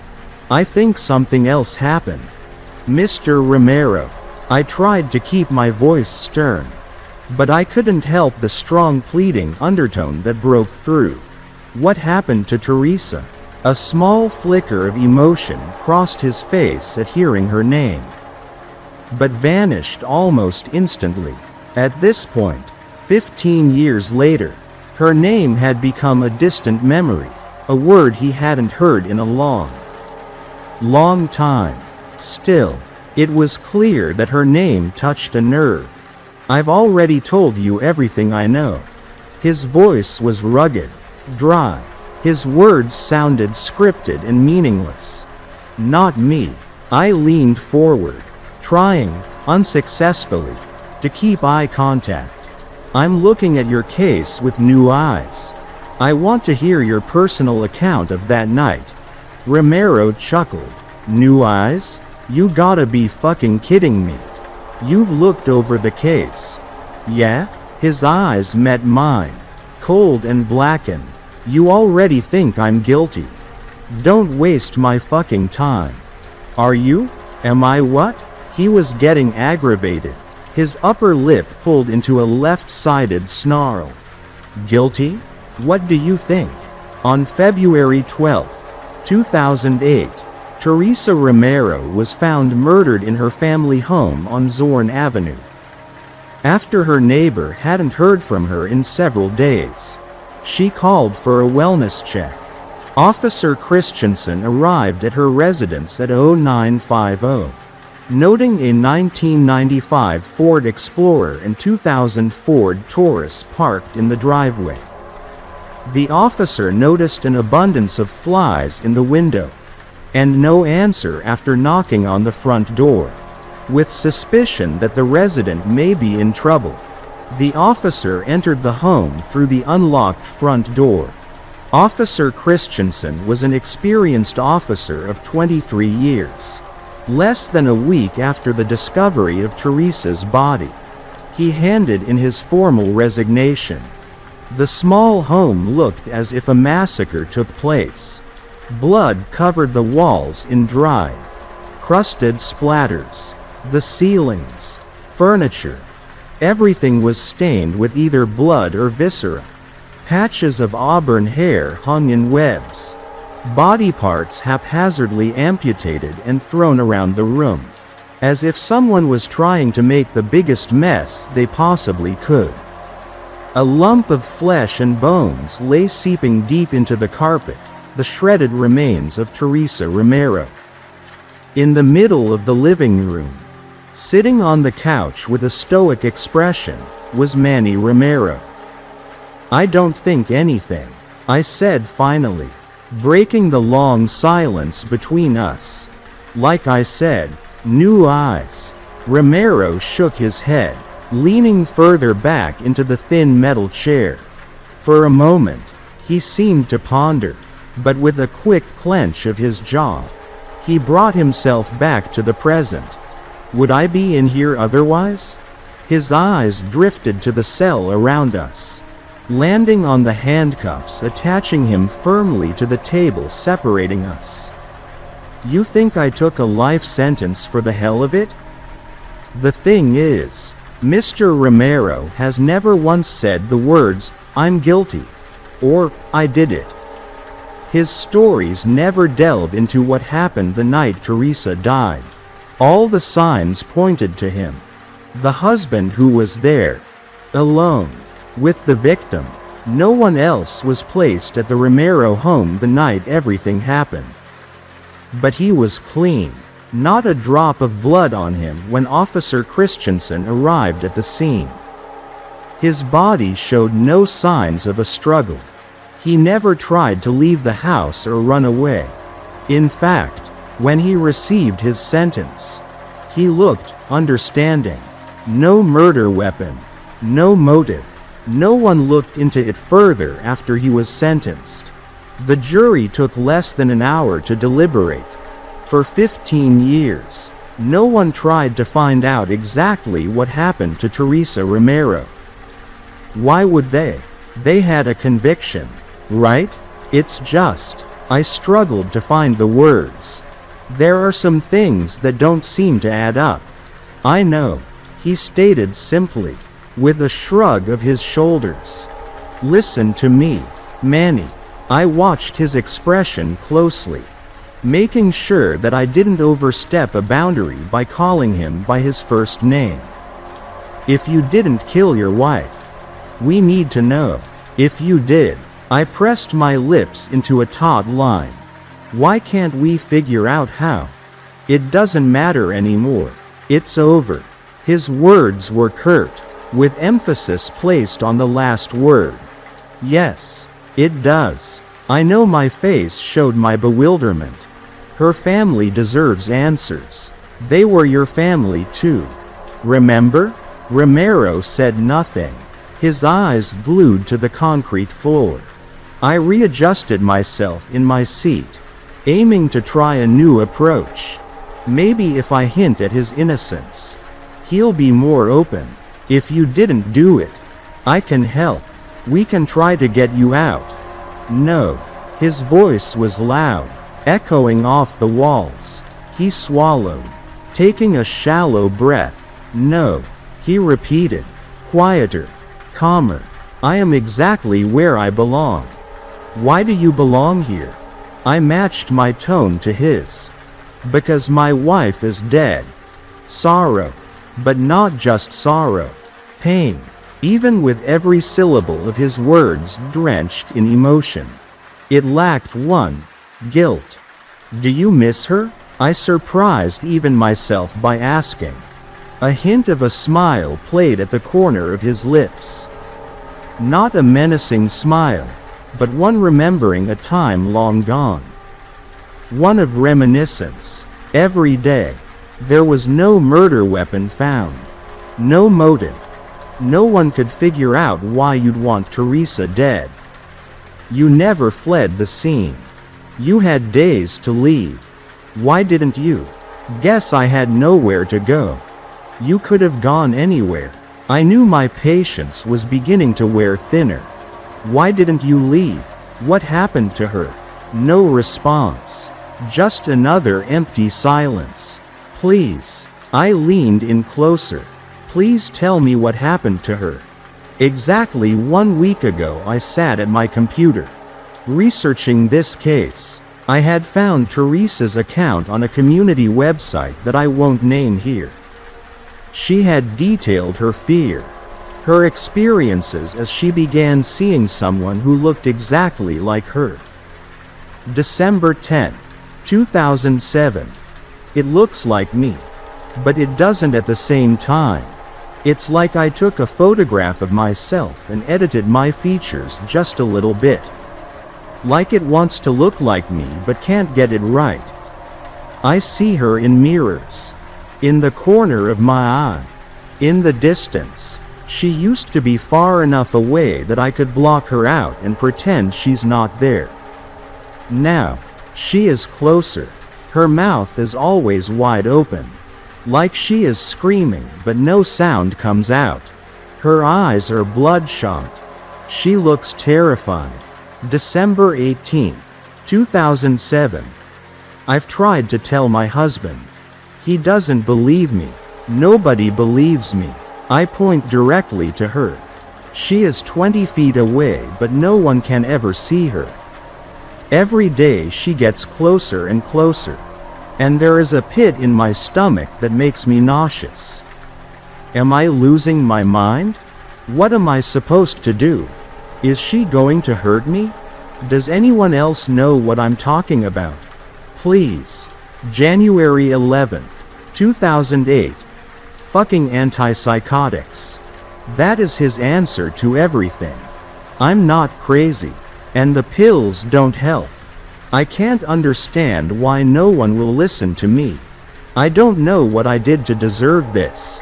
I've always been a good person. I do everything right. Why is she always here? Why is she always staring at me? She doesn't talk to me. I've tried talking to her. I've screamed at her. January 14th, 2008. She is so close now that I can smell her. She smells like death. I was a CNA once. I've smelt a dead person before. It's kind of a sweet, rotten smell. That's what she smells like. Do I smell like that? She looks just like me now. Do I have those dark circles under my eyes? Are my lips that cracked? Is my skin gray? January 24th, 2008. She is like a shadow now. That's how close she stays to me. I've given up on Manny. He will never listen to me. But I'll keep taking these pills if that makes him like he's doing something. I told him that I'm going to die. She is going to kill me. And he doesn't believe me. He doesn't believe me. February 5th, 2008. He doesn't believe me. February 10th, 2008. She makes a sound now. A low, crackling moan. She's so close. I can hear her directly in my ear. I try not to look at her. But she's always in my sight. She never leaves. Maybe it's because I haven't slept or eaten, but I know my time is coming to an end. I can feel it. There is nothing I can do. February 12th, 2008. Her mouth is still wide open. But now, it looks like she's smiling. Please, I repeated. I could almost see Romero shutting down. You're not guilty of killing her, are you? Romero clenched his jaw again but did not look at me. You're guilty of not listening to her. And that's why she's dead. Finally, his eyes met mine. From the black, I could see a hint of understanding. So, you've read the posts. It wasn't a question. I nodded, silently. I'm sorry. Teresa wasn't right. In the head, I took a deep breath, letting the air fill my lungs entirely, until they burned, then let it out slowly. What? I paused. Happened to her? Mr. Branham, a soft female voice called, jerking my attention away from Romero. Time's up. We need to take him back. You can come back next week. I nodded, trying to regain my composure. I did my best to ignore the figure standing behind her. A figure that looks like me, but doesn't at the same time. I left the prison feeling far more defeated than when I arrived. I've had a harsh, dreadful feeling sitting like concrete in the pit of my stomach since I read Teresa's posts. At first, I couldn't even tell that it was supposed to look like me. Apparently, it's hard to recognize ourselves when we're not looking at a picture or our reflection. It's an eerie feeling, knowing that whatever this is, looks familiar. And at the same time, it looks so foreign. It stays close to me, just close enough that I can feel its presence. It's always staring, but its gaze is unsettling, unnatural. People walk right past it, blissfully blind. I have investigated murders for the better part of a decade. My mind is not an easy one to break. Level-headed, analytic, calm. All traits you need in order to be successful in this line of work. I don't believe in paranormal bullshit, demonic or otherwise. So, you could say it came as a shock when I couldn't fight off this uneasy wave of fear and dread at the sight of this thing. A thing. Because I don't know what else to call it. As much as my instinct tries to persuade me differently, I know that this thing isn't human. Humans don't stand amongst a crowd, unmoving, without a hint of acknowledgement. Nobody looks twice. Nobody makes an effort to interact. No human stands for hours on end. Mouth agape, not blinking. No rise and fall of the chest, no breathing. It seems that its sole purpose is to stand there and stare at me until I break down into a state of perpetual psychosis. Honestly, I would prefer that over what happened to Teresa. Imagine a corpse, one still rigid with rigor mortis. Now, imagine that corpse standing, head tilted just slightly to the right. A corpse with its eyes pinned wide open, red tinged all around the edges, and its mouth, its jaw unhinged and open wider than what should be possible. Now imagine that corpse following you around, never leaving you, never letting you out of its sight. That kind of shit wears heavy on a person. It wasn't with pride that I took to Google for answers. It was a last resort. Maybe someone has dealt with this before? Maybe there's something I can do? So, I stumbled across Teresa's posts. Initially, my interest was piqued, but I had reservations. You simply can't believe everything you read on the internet. While her story seemed to eat away at that nagging weight in my stomach, it didn't become real until I searched her name. Then, it felt like the world around me slowed. My heartbeat thudded angrily in my ears.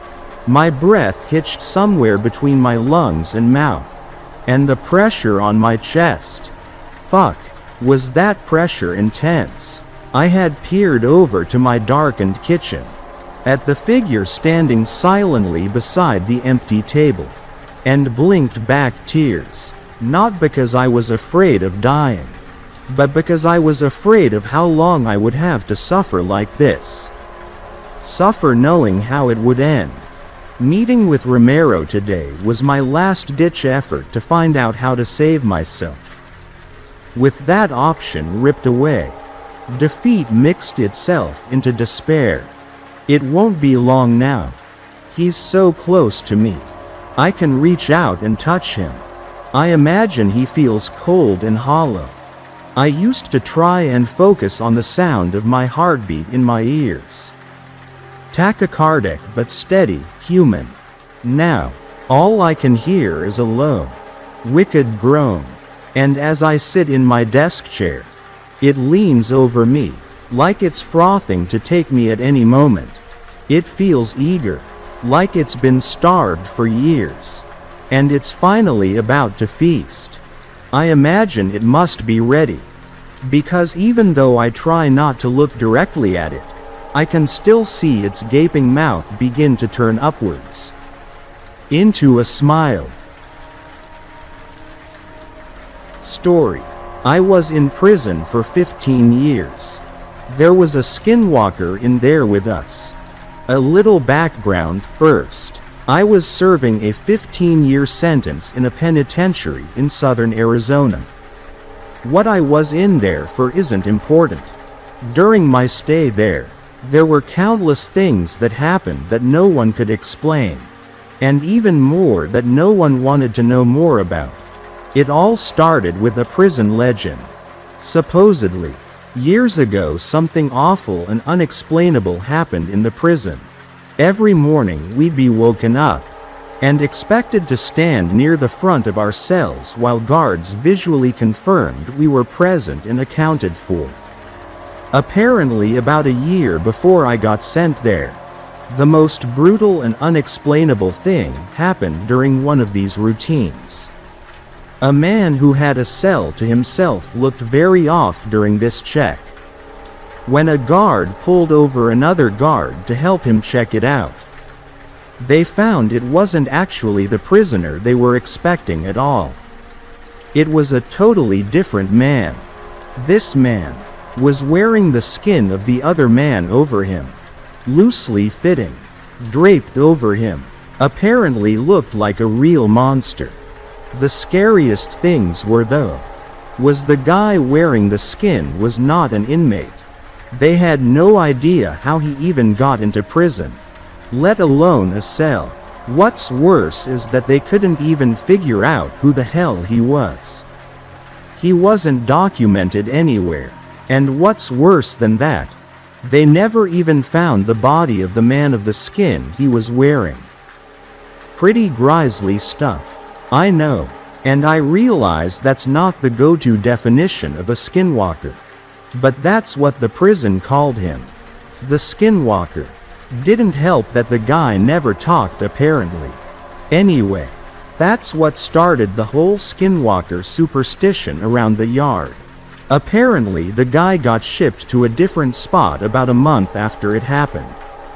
And just about everyone in Genpop felt all the better for it. I heard about the story on the second day of my stay.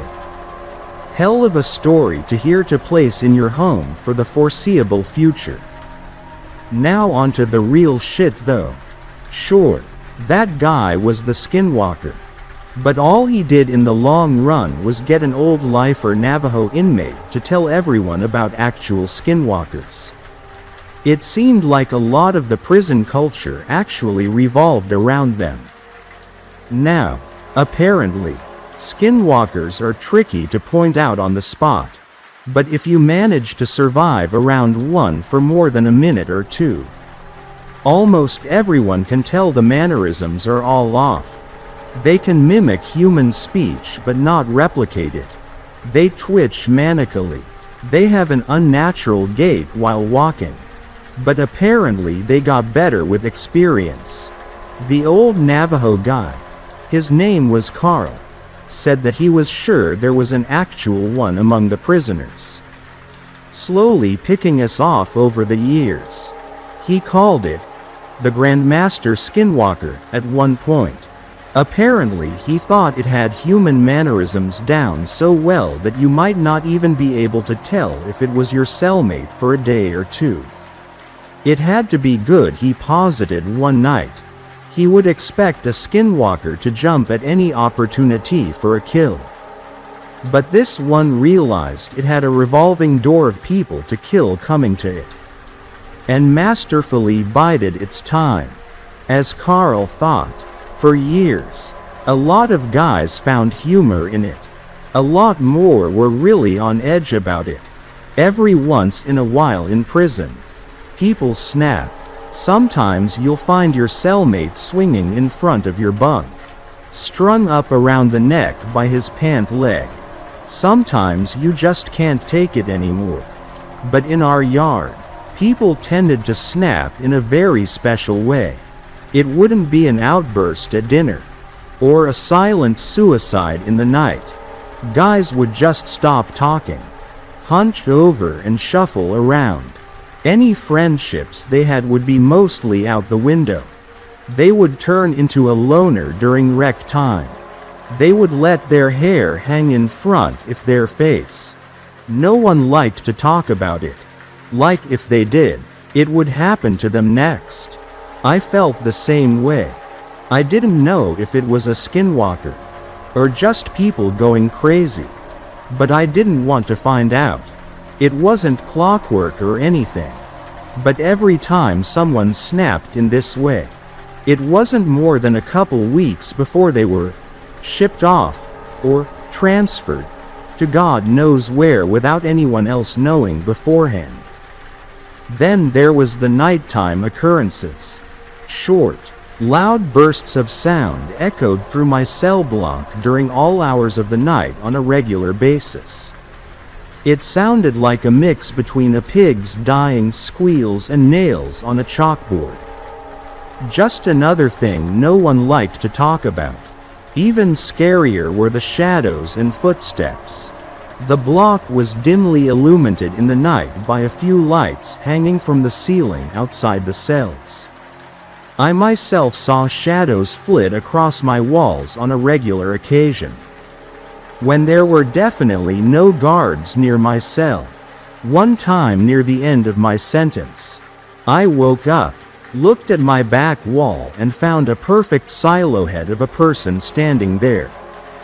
But when I looked, my bunkmate was asleep, and no one was outside my cell.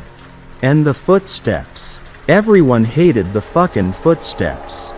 They were the scariest part. In the night, sometimes, more rarely than the shadows, you would hear ungodly fast footsteps. They sounded like wet feet slapping on tile floor. Whatever caused them would fly from one end of the block to the other in a dead sprint. Whatever it was inhumanely fast. If you happened to be awake before it started, by the time you heard the footsteps on one side of your cell and whipped your head around to see the thing run by, it sounded like it was 3 cells past you. Everyone hated the footsteps. I agreed. I thought they were the worst. I was released from that place about a month ago, and I have more stories than I can count. I swear it was nearly my turn. About a week before I was discharged, my cellmate, And a good friend of mine snapped. In the same kinda way. I didn't sleep for an entire week. Well, I did sleep, of course, but never for more than a few minutes at a time. Never turned my back on the guy. The scariest thing? I woke up one night to him somehow snaking his body through the bars of our cell. For reference, I couldn't get anything past my shoulder through them. The worst part, though, he was coming back into our cell. On the day of my release, I didn't say a word to him. Just left. He seemed fine with it. So was I. I had made it through 15 years of prison fights, gang disputes, and for all I know, skinwalker abductions. I left through the front gates, a free man. As I walked along the fence for the rec yard, I spotted my cellmate, standing off on his own, like he had for the last week or so. I shook my head, not even really sure if it was him anymore. I took one last look over the yard, this time from the other side of the fence. I wish I hadn't. There, standing off on his own, on the other side of the yard, was Carl, slouched over, eyeing the other inmates, and twitching manically. Story. There's a death row inmate who we've executed over a dozen times. He won't stay dead. We killed Joseph Glass for the first time on August 18, 1999. I knew he was a strange case since day one. Never seen a guy so happy to die before. It was like we were doing him a favor. He refused the automatic appeal. He refused to be seen by a chaplain. He just wanted it over with. It had only taken a little over a year, and it was already time for him to make his appointment with God. He freaked me out, just passing by his cell. He was like our very own Hannibal Lecter. The way he just stood there in the back of his cell like he'd been waiting for you. The lights always burned out in any cell he was in, and maintenance had gotten tired of fixing them. Not that he seemed to mind in the slightest. The darkness seemed to swallow his top half, and all I could see were the whites of his beady little eyes poking out of all that black. Billy drummed his baton against the bars. Up and at him. Cowpoke, he called in that mocking tone. Time finally come for you to pay what you owe. You sick son of a... Billy. Warden Taft silenced him with a word. If you can't act like a professional, you're going to have to sit this one out. Billy paused, and licked his chapped lips. Nah, he muttered. This a show I can't miss. Glass seemed to tick Billy off more than any prisoner before him. He liked him to at least pretend to feel sorry for what they've done, or act scared of what's coming to him. This one didn't even have the common decency to shed a tear. He was as stone-faced as a statue, even while being marched to the chair. Billy liked to joke sometimes that we ought to take the guy out back with some car batteries and really put the fear of God into him. Get him to cut out that stoic act. I think he was only half joking. After what this guy did to those girls, well, Billy has a daughter, so I guess it struck a chord. We all watched him fry. The warden, his closest men, the thin-faced man representing the Commissioner of Corrections, the prison physician, the families of those poor girls. It couldn't have gone more by the book.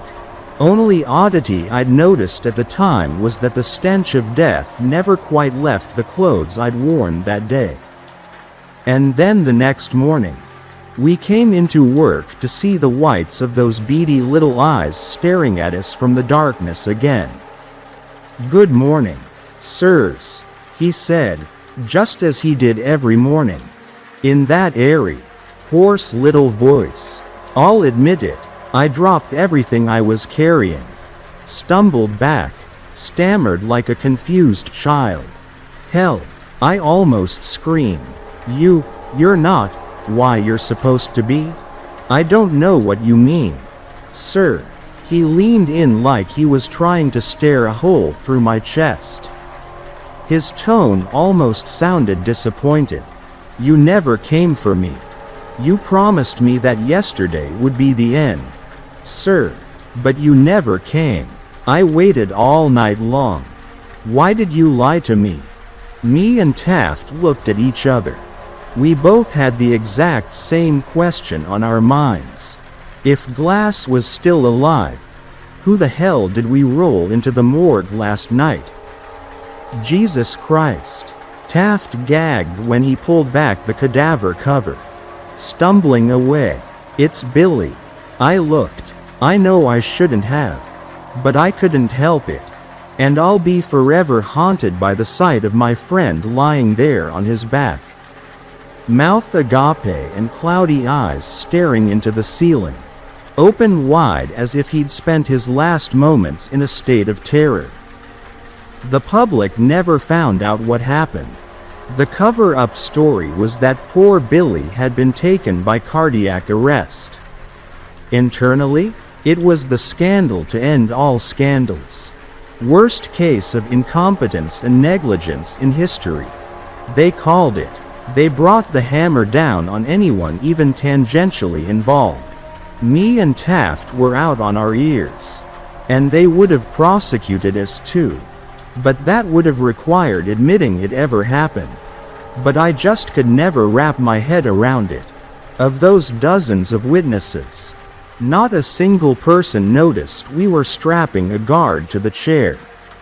Not an inmate? It was impossible to the point of absurdity.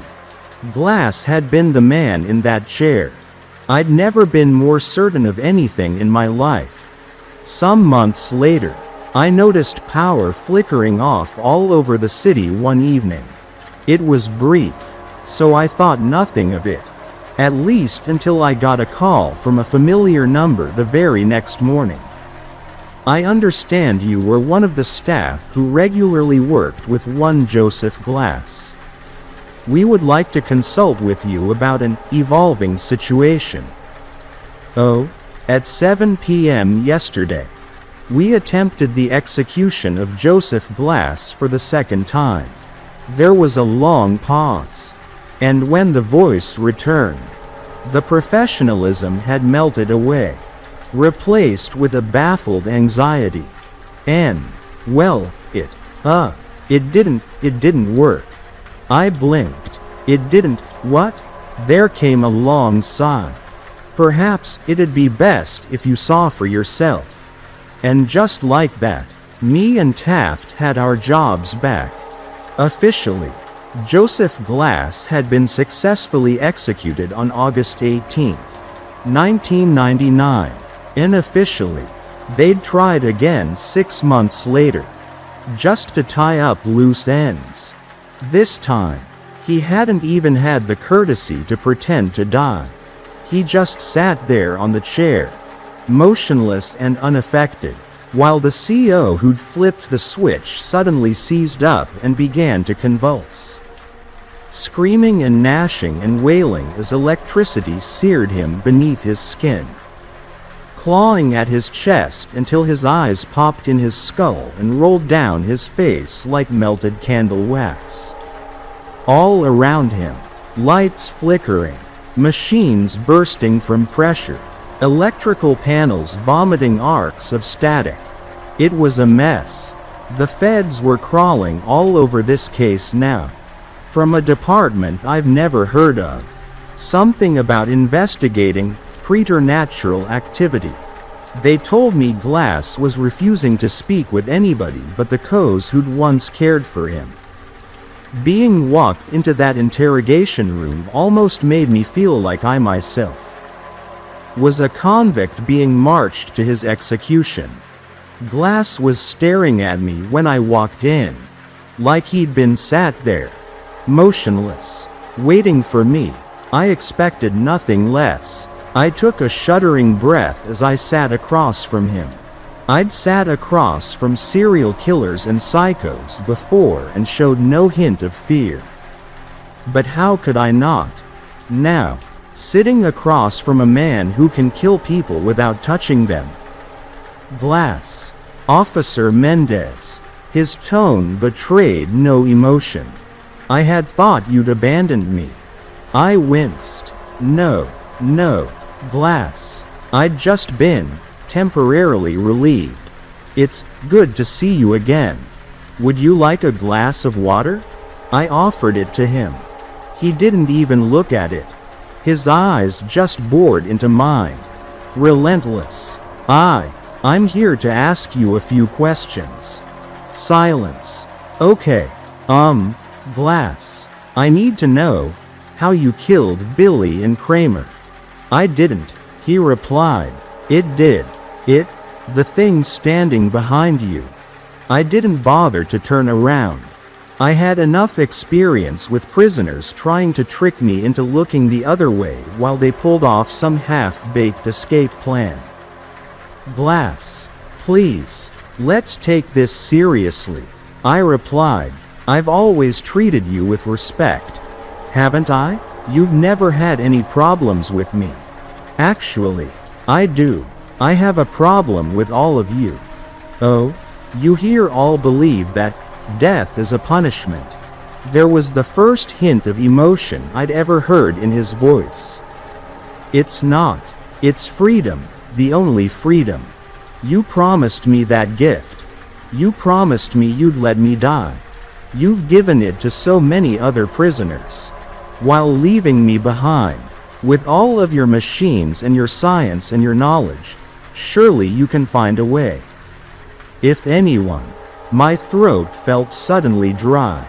I had to take a sip of the water myself, and hoped it would quell my burning nerves. We're trying our best. Glass. But you have to work with us. It may help if you told us what exactly is preventing us from executing you? He moved for the first time, leaning in, so slow as to be almost imperceptible. It won't let me die. And that's when I felt a hand settle on my shoulder from behind. Everything stopped. My lungs stopped inflating. I swear, my heart stopped beating, and my blood froze in place in my veins. And it all felt so cold. I could see the hand in the corner of my eyes, long and veiny and black. I could feel the breath on the back of my neck. I'd once mocked the way deers froze in headlights. Now I understood. I couldn't move. I couldn't blink. I couldn't think. I couldn't even take a single breath. Even as my lungs began to cry out for air, and my vision blurred, and my thoughts melded together. All I could see was Joseph's eyes staring into mine. Those infinite fathoms of darkness. That Stygian sea that swirled and stormed and thundered in the blackness of his iris. And the eyes of things waiting a million leagues below the waters. And I would have suffocated there, too terrified to even breathe, if those agents in black had not called off the interrogation then and come storming into the room. Later, they showed me the tapes from the security camera. There'd been nothing behind me. Nothing placing its thin hand upon my shoulder. Nothing at all. On May 7, 2001, Glass was set to be executed for the third time, via hanging. Or so I heard, in some government black site somewhere, far from prying eyes. While it was set to happen, me and Taft were sharing glasses of scotch in his office. Nominally to celebrate, really, because we were scared. Taft always struck me as young at heart despite his years. But this was the first time the warden had ever looked truly properly old. He watched the yard below as he had a drink. Did I ever tell you why I chose this line of work? Mendez? I shook my head, and he sighed. Back in backquote 63, they found a woman's body in the back seat of a burnt-out car. In some state park near my neighborhood, a prostitute, one of her Johns, had chopped her up, burned all the evidence, and you know what got me? Mendez? Nobody cared. Nobody bothered to investigate. Who will notice one less hooker on the corner of 5th Avenue? Right? It didn't sit right with me. The way I see it, Mendez, every life matters, even the ones we try and cast aside. Everybody's got people who love them, and childhood memories, and all that. Everybody deserves justice, no matter who they were. He set down his glass and looked me in the eyes. So I joined the force. Got the case reopened, found the guy, and I watched him fry. And I like to imagine she was there watching, too, as he burned. There was a tense moment, and then a chuckle. Course, after that bullet to the hip in backquote 71, I couldn't walk the beat anymore. But I've been just as happy here. Watching justice be served, it makes me feel like there's some kind of karmic order to the world. Good deeds and bad deeds get repaid in kind. It was clear there was something lurking beneath his words. Some unspoken thesis. Eventually, with old, wrinkled, tired eyes, he said it. I've thought about it, and if Glass doesn't die tonight, I'm finally going to retire. Mendez, he confessed, after what he did to those girls. What kind of order can there be in a world where a monster like that is just beyond justice? I was shocked. Warden Taft always struck me as an unmoving fixture. What would we do without him? He'll die, sir, I promised. It'll work this time. It has to. But he seemed deeply uncertain. With one last shuddering drink, he leaned forward, his eyes. He stared at my expression, as if desperate for me to understand, for me to know. Those things, in his eyes. Haven't you seen them? And at that moment, Taft was yanked up out of his chair. It was so sudden, so inexplicable, I could barely register what I was witnessing. Some unseen force lifted him 2 or 3 feet above the ground. Dangling him there, he choked, coughed and sputtered, desperate to gasp down air which would not come, and clawed at something around his neck which I could not see. He was hanging, I realized, and with wide, horrified eyes, the same as Billy's had been. He silently begged me for help. I sprang from my chair and wrapped my arms around his dangling legs. At first I tried to pull him down to the floor, but I realized it was only tightening the invisible noose around his neck. Then I tried lifting him as high as I could, which gave him some relief, but not much. Tears rolled down his face as it swelled and turned blue. And even though I could not see the noose, I could see the bruised purple skin where it had squeezed around his neck. All the while, I screamed myself hoarse. Help! Somebody! Please! Jesus Christ! We need help in here. But nobody came. And all of a sudden, some unseen force seemed to sweep my feet out from under me. I dropped like a bag of bricks. But I was so startled I maintained my grip around the warden's legs. I fell and yanked him down with me, and his body suddenly jolted with a sickening crack. It took me a while to manage the courage to look up at him.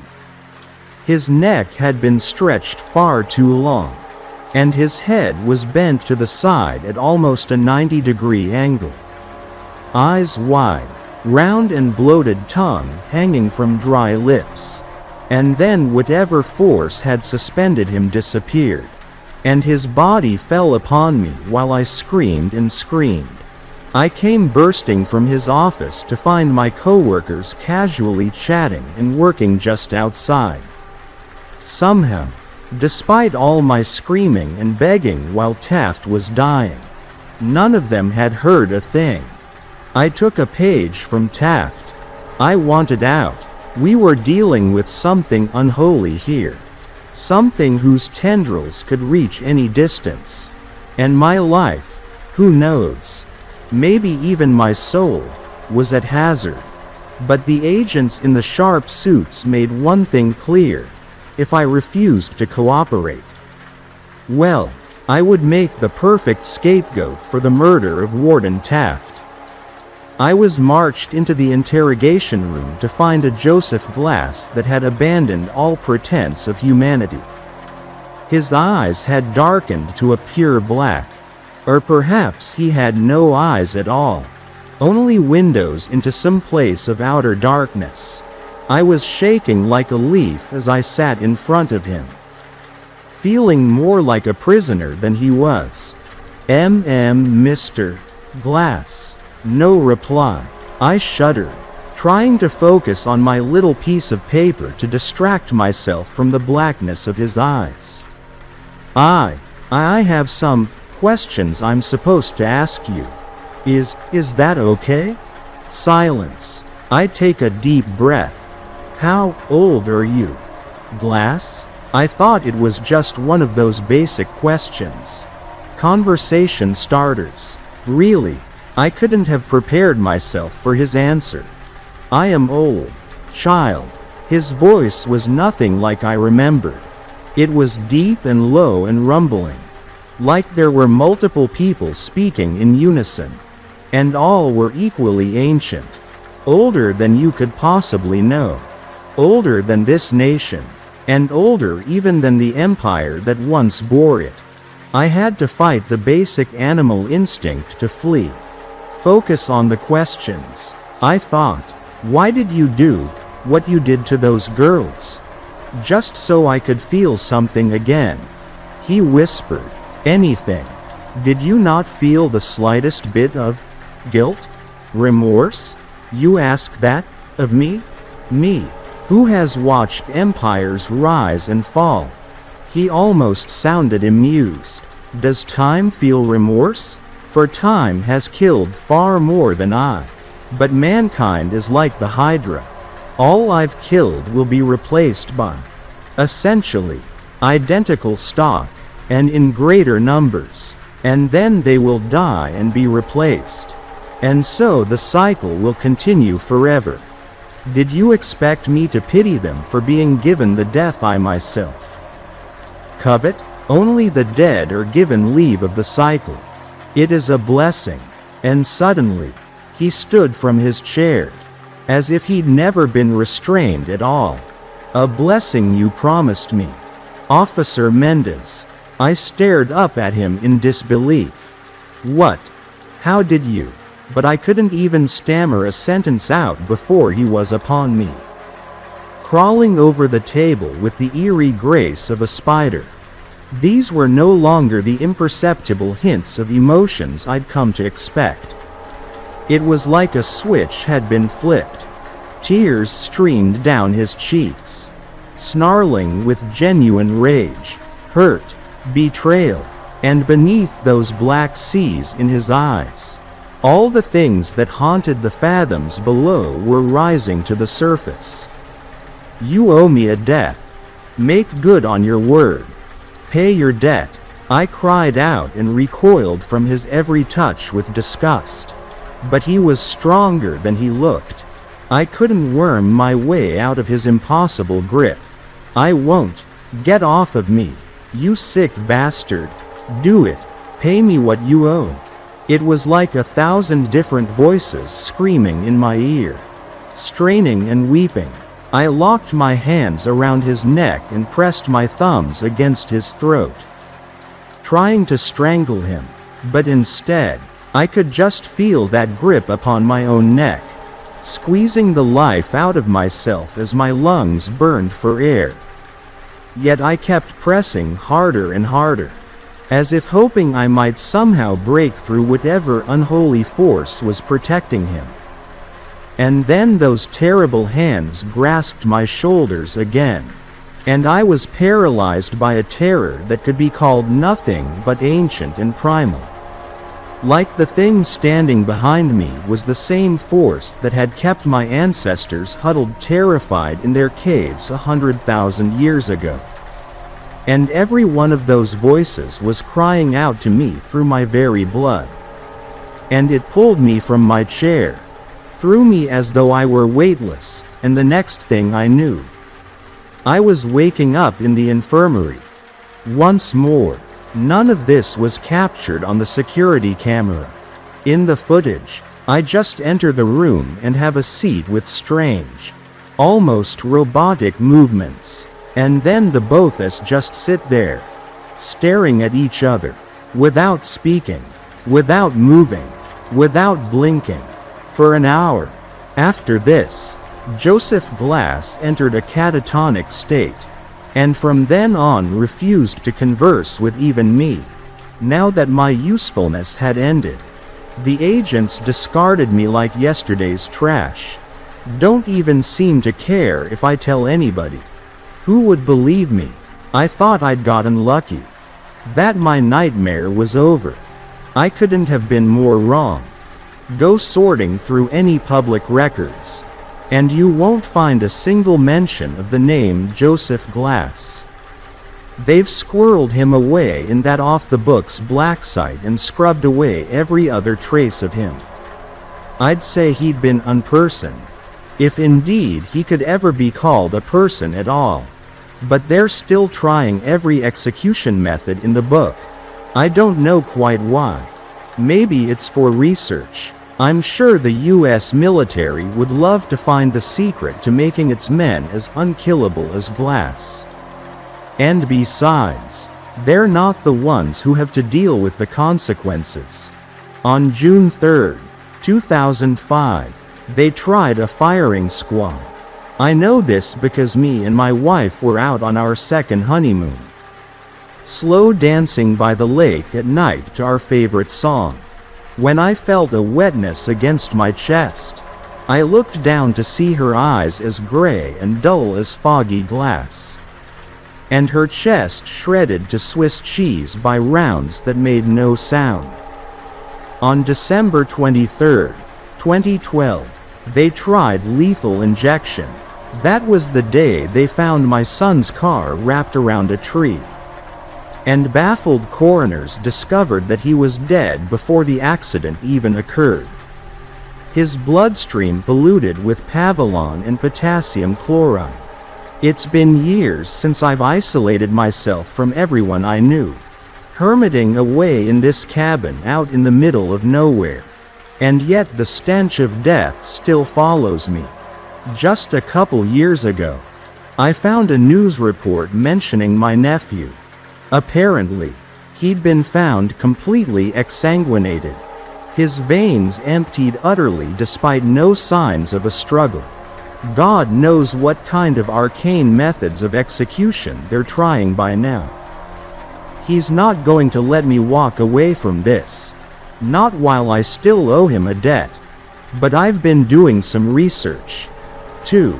Research into those untold legions of things I witnessed staring up from that blackened sea in Glass's eyes. I've learned things men were not meant to know. Practiced rites, assembled tools, ingredients, and I think I know where they're keeping him. Even though they blindfolded me, I counted the second between every turn on our way to the black site. And I've since spent weeks watching the place, cataloging every entry point.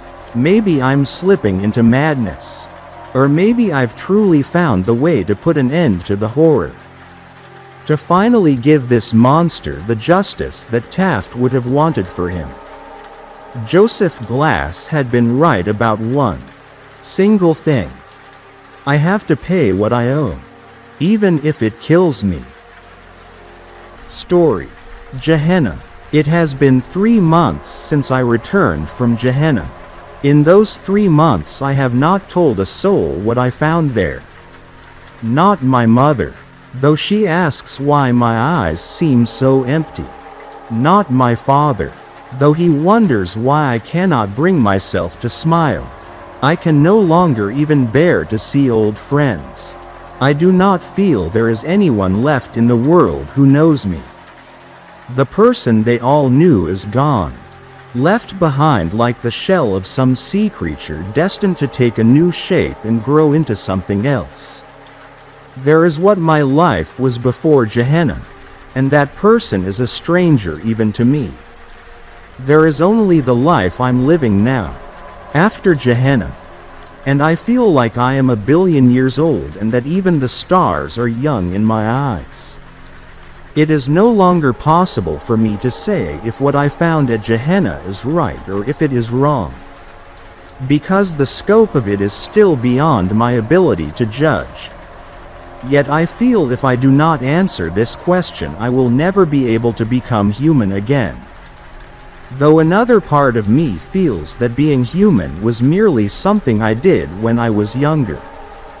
That humanity is something for a child, and I outgrew it like I outgrew my toys, and that I cannot go back. When I was given the responsibility of God, set to judge the wicked, I accepted the responsibility. I ate the hamburger. No child would have eaten that hamburger. Yet, it was satisfying and I laughed to see the cows cry. Maybe all I have been feeling is merely an attempt to find absolution for that sin. Gehenna cannot be explained outright. Doing so would not let you experience the reality of that place. Gehenna must be experienced to be understood. Therefore, I will explain it to you as I experienced it, and then I hope you will forgive me for helping you to understand. A question. Young lady. A gentle shake on my shoulder woke me. The hands were soft, like old leather or a baby's earlobes. Kind hands. A grandfather's hands. I groaned coming awake, but the hands made me feel safe, so I did not scream. Focus. Please. Yes. Time to wake up. Gently. Gently. Quite a blow you took to the head. We shall have to get you an ice pack. But you have no concussion. I checked while you were sleeping. I have an important question for you. Please. Very important. So try to focus. I lifted my head, but my vision was too blurry to make anything out in detail. God, my head hurt. I remember it felt like my whole skull was about to split apart in 100 fragments. It was like a red wine hangover, but concentrated in one angry knot at the back of my head. A soft hand caressed my cheek, the only point of comfort on my entire skull. It might have been intrusive or offensive had not the hands been so kind. Sometimes I can still feel them there, and I shudder to think that the same hands which had built something so terrible once touched my face. If you were to eat the horse half of a centaur, would that be cannibalism? The words were just sounds, and I lacked the ability to put them together. But something about the way they were said caused me to jerk my head away. Even if I had understood, the strangeness of the question would have repulsed me. The oddness of it, the way the terror and absurdity of it made an alloy of unpleasantness. The knot on my head collided with the headrest of a heavy metal chair and the room spun. I tried to scream, but then I realized there was a rag in my mouth. Ah yes, the gag. Our Mr. Hoffman is being overzealous again. He worries about exposure. You see, yet I have always planned for this facility to be public. Your break-in only advanced the date. Shake your head yes or no and we shall decide what to do with you. My captor. A bent-back and wizened old man who I could only assume was Jewish from the yarmulke on his head. Sighed when he saw my obvious shock. With a sense of dread, I tried to move my hands and I realized I couldn't. I was tied thoroughly to the chair. Panic set in and I struggled against my bonds. Young lady, please, we are not the monsters that you suppose. I had no recollection of how I had come to be in the chair. All I could remember was breaking into the slaughterhouse with my friends and the horror we all felt while videotaping the atrocities that were being committed against the cows. I remembered the stink of blood and shit, which I could smell faintly even here. Then I remembered a darkness that came when something had struck me on the back of the head. Yes, calm now. It's not so bad as that. Calm, please. Calm. The man's frail old hands pat me on my shoulder again, somehow slowing my breathing despite the danger I knew I was in. The incongruity of him, the sweetness of his old face in this bare concrete room with only a light bulb overhead. 2 chairs, and a drain in the middle of the flowers soothed me somehow. Like finding an oasis in the middle of a desert. I still do not know if I should have found that oasis to be poisonous or pleasant. Ah, I understand. Deciding what to do with you. Poor choice of words. My apologies. English is not my best language. You are not in danger. We will not hurt you more than you have already been hurt. Maybe we will have the authorities slap you on the wrist for trespassing. Yes, but we are not murderers. Far from it. So focus. A centaur, the creature from Greek mythology. Are you familiar? Part man and part horse? His hands were on both my shoulders now and he breathed in time with me, as if to pace me until I had calmed down. I nodded when sense began to return. The action more reflexive than deliberate. Heart racing so hard I could feel my pulse in my entire body. If you ate the horse part of a centaur, would that be cannibalism? He asked again. His eyes, despite their age, were clear and a dark brown, the color of fertile soil. I realized he was one of the oldest men I'd ever seen. Almost 100 years old. I'd say, maybe even older. I remembered the cows again. The pictures I'd taken on my cell phone. The horrors outside of this concrete room. The reason I'd come to this place. I screamed into the gag. The old man sat down and sighed, rubbing his lower back, fretting in a language I guessed was Hebrew. He seemed more distressed than diabolical. I cannot stand this. To be the cause of your screams? Bah, what we have done here is good and I will not have it tainted with these actions. If we remove your gag, will you speak with me civilly? I understand you are animal rights activist? That is the term? Yes. Good. Morality is very important to you. It is important to us as well. Mr. Hoffman, remove the young lady's gag, please. I didn't even know anyone was behind me when the hands came around my face and pulled away the gag. The hands smelled like the cows had smelled. Like sweat, shit, blood and fear. I gagged to have them so near my face. Young lady, I would like to have you on your way so your friends will not be worried about you. Will you?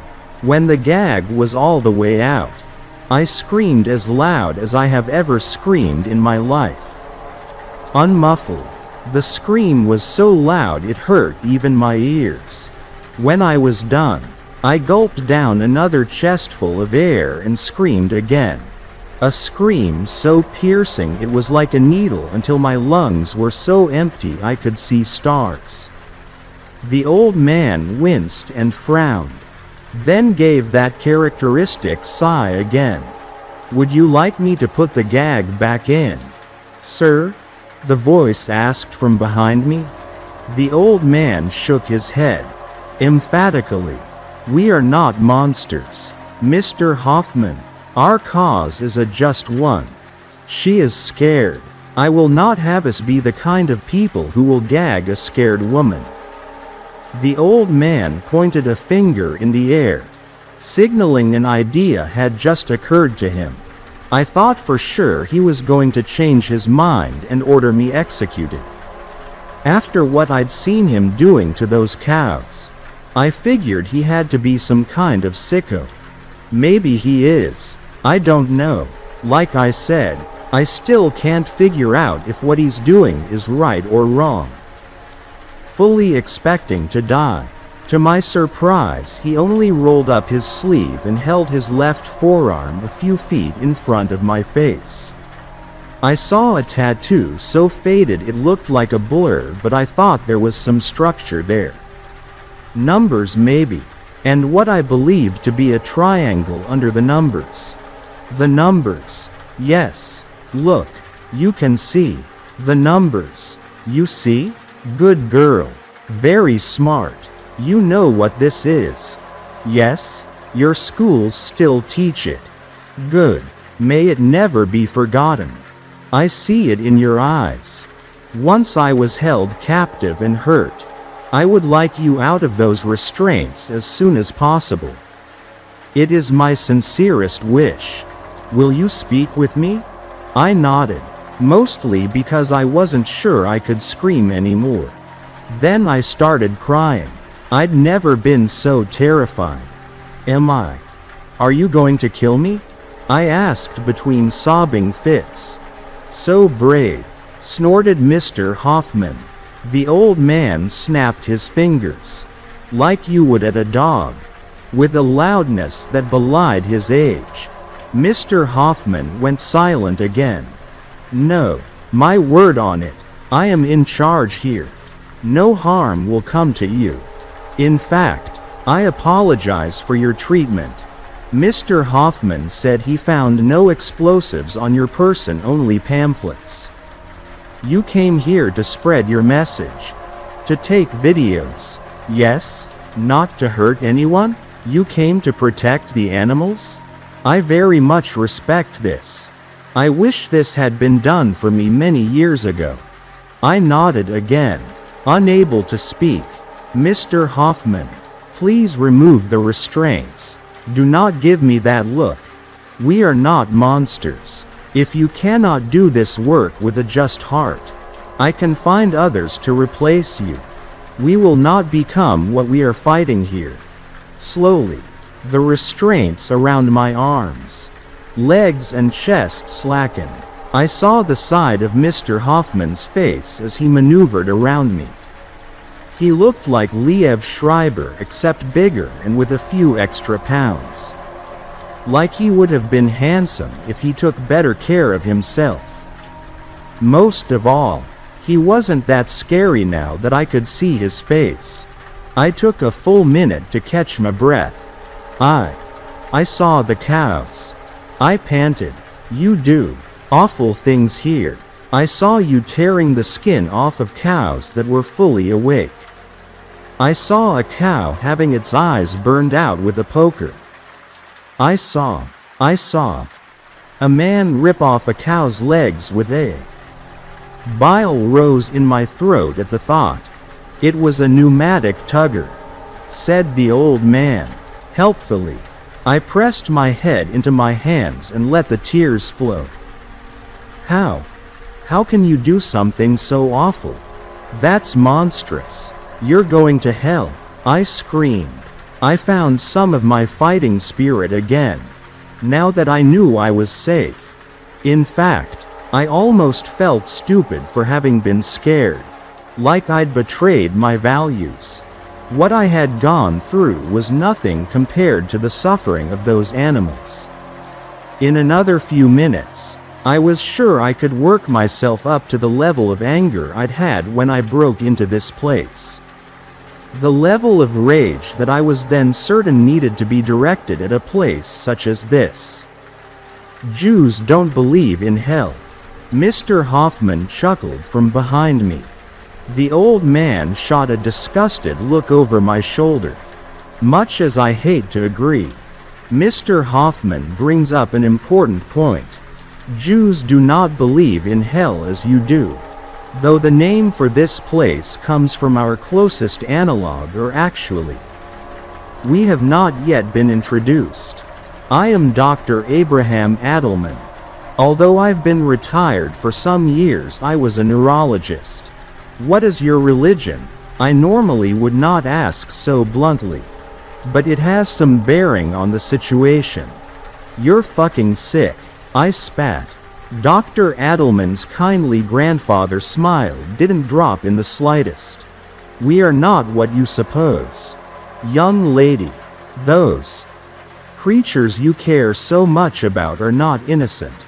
Those are not cows out there. Or rather, I should say, they are not just cows.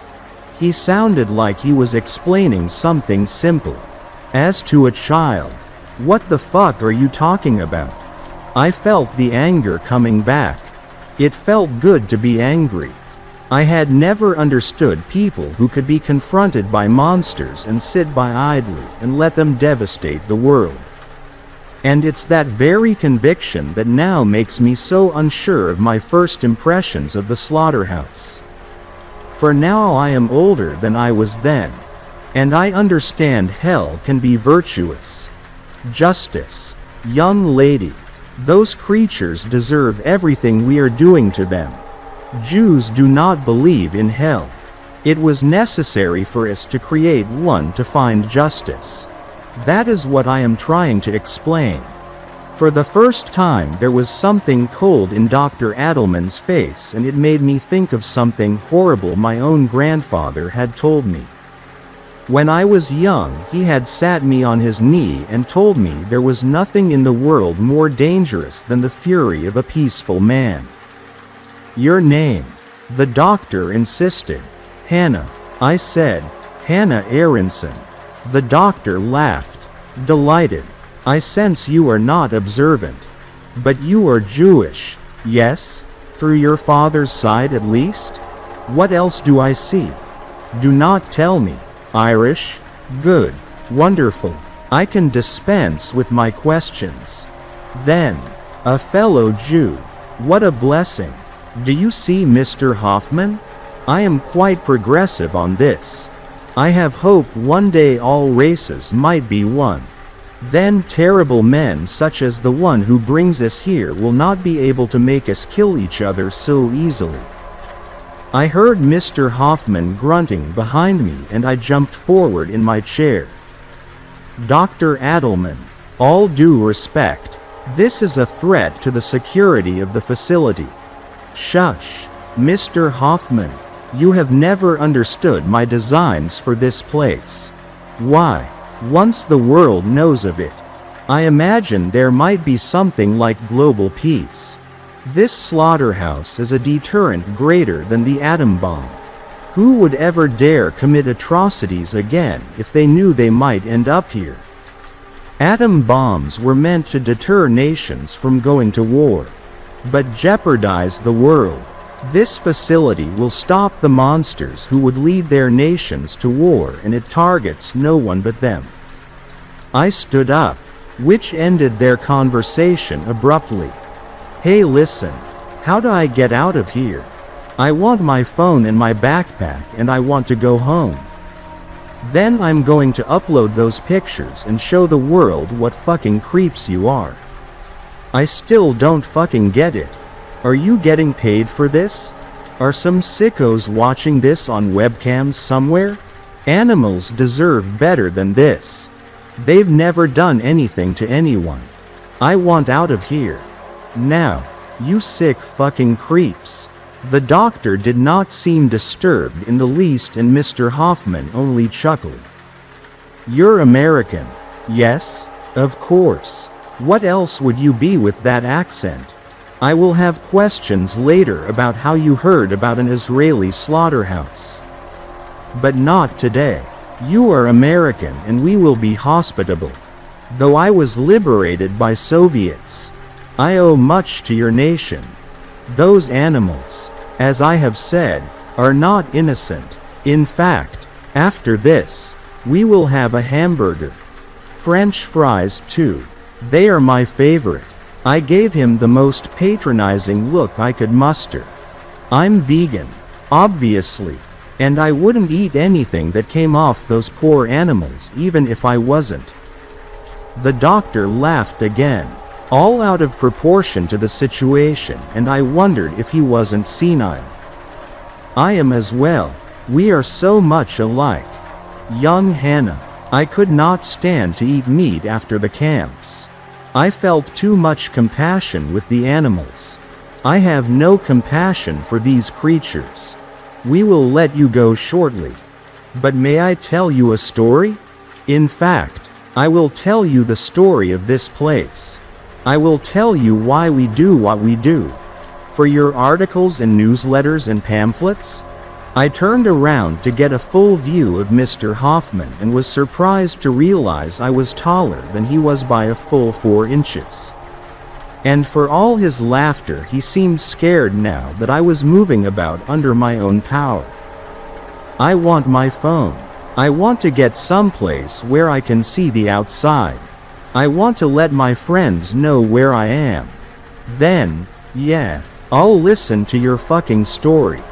Mr. Hoffman said several things I'm pretty sure were terrible curse words, but which I couldn't follow, and stormed out of a door that had been directly behind my chair.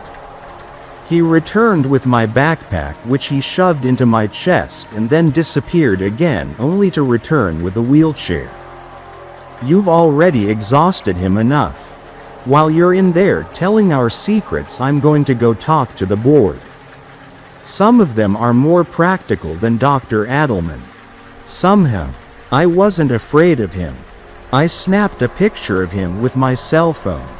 He blinked, and I think he would have ripped the phone out of my hands if the doctor wasn't staring right at him. I'm going to make you famous. I sneered. Hoffman's face was stone. I am going to talk to the directors about this. Dr. Adelman, we can't compromise this facility yet. Dr. Adelman ignored the comment. Take us up to the visitors center. To the tour shuttle. It should be safe enough after the last week of construction. You can talk to the directors while I explain this place to Miss Aronson. That should give you plenty of time.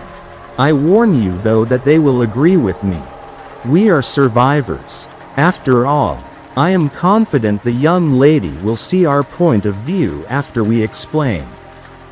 We navigated several tunnels and emerged in a dewy meadow I had seen on my arrival at this place.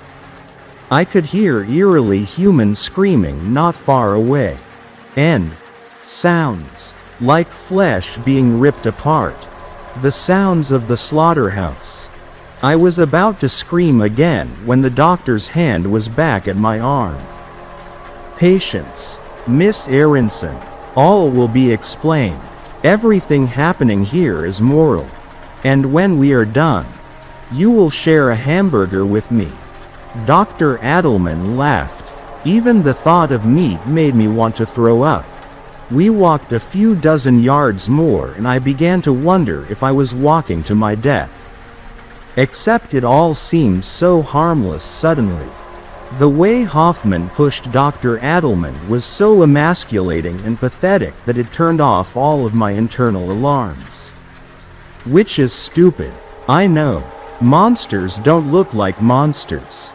They look like regular people. And sometimes, in real life, you can't tell the difference between a monster and a hero. Hoffman had to fight with several tarps and Dr. Adelman's wheelchair, but after 10 or so minutes we finally arrived at something that looked like a roller coaster. Hoffman put Adelman in the front cart and the doctor patted the seat next to him, signaling for me to join. What the fuck is this? I asked. Justice, said Dr. Adelman again. Justice that has taken me the better part of 80 years to attain.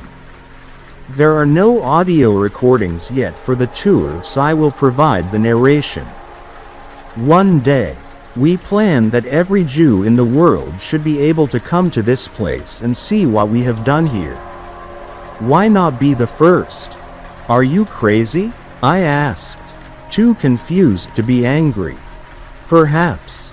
Dr. Adelman laughed. You tell me when the tour is done. I sent a text message to my friends and waited to make sure it had been sent, along with the pictures of Hoffman so they'd know who to look for if I went missing. And then sat down in the seat next to the doctor.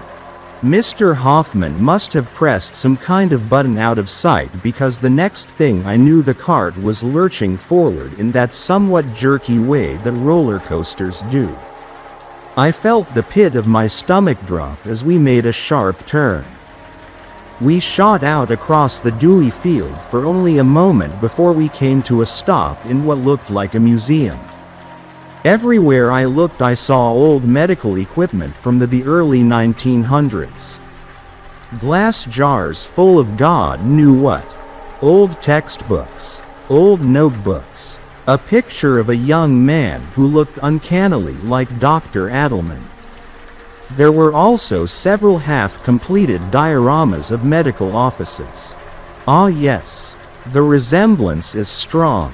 Not me, though. That's my father. He was a brilliant surgeon in Munich before the start of the war. I was not quite 5 when that picture was taken. It is hard to explain to someone as young as you what hopes we had for science back then. It seems so much of that enthusiasm was lost afterward. The world saw what science could do at Hiroshima and Nagasaki and recoiled. Yet in my life, I saw us go from the horse and buggy to putting men on the moon. I saw us go from gas lamps to electric lights. My father believed that one day even death might be conquered. He was not alone. I'm afraid the next exhibit is not quite ready. It is mostly just ice. I should have brought you a jacket. The cart advanced into an empty facility and I shivered with cold. There was ice everywhere. On one wall was a picture of a brain, labeled in extraordinary detail. I looked over to the old man who seemed unaffected.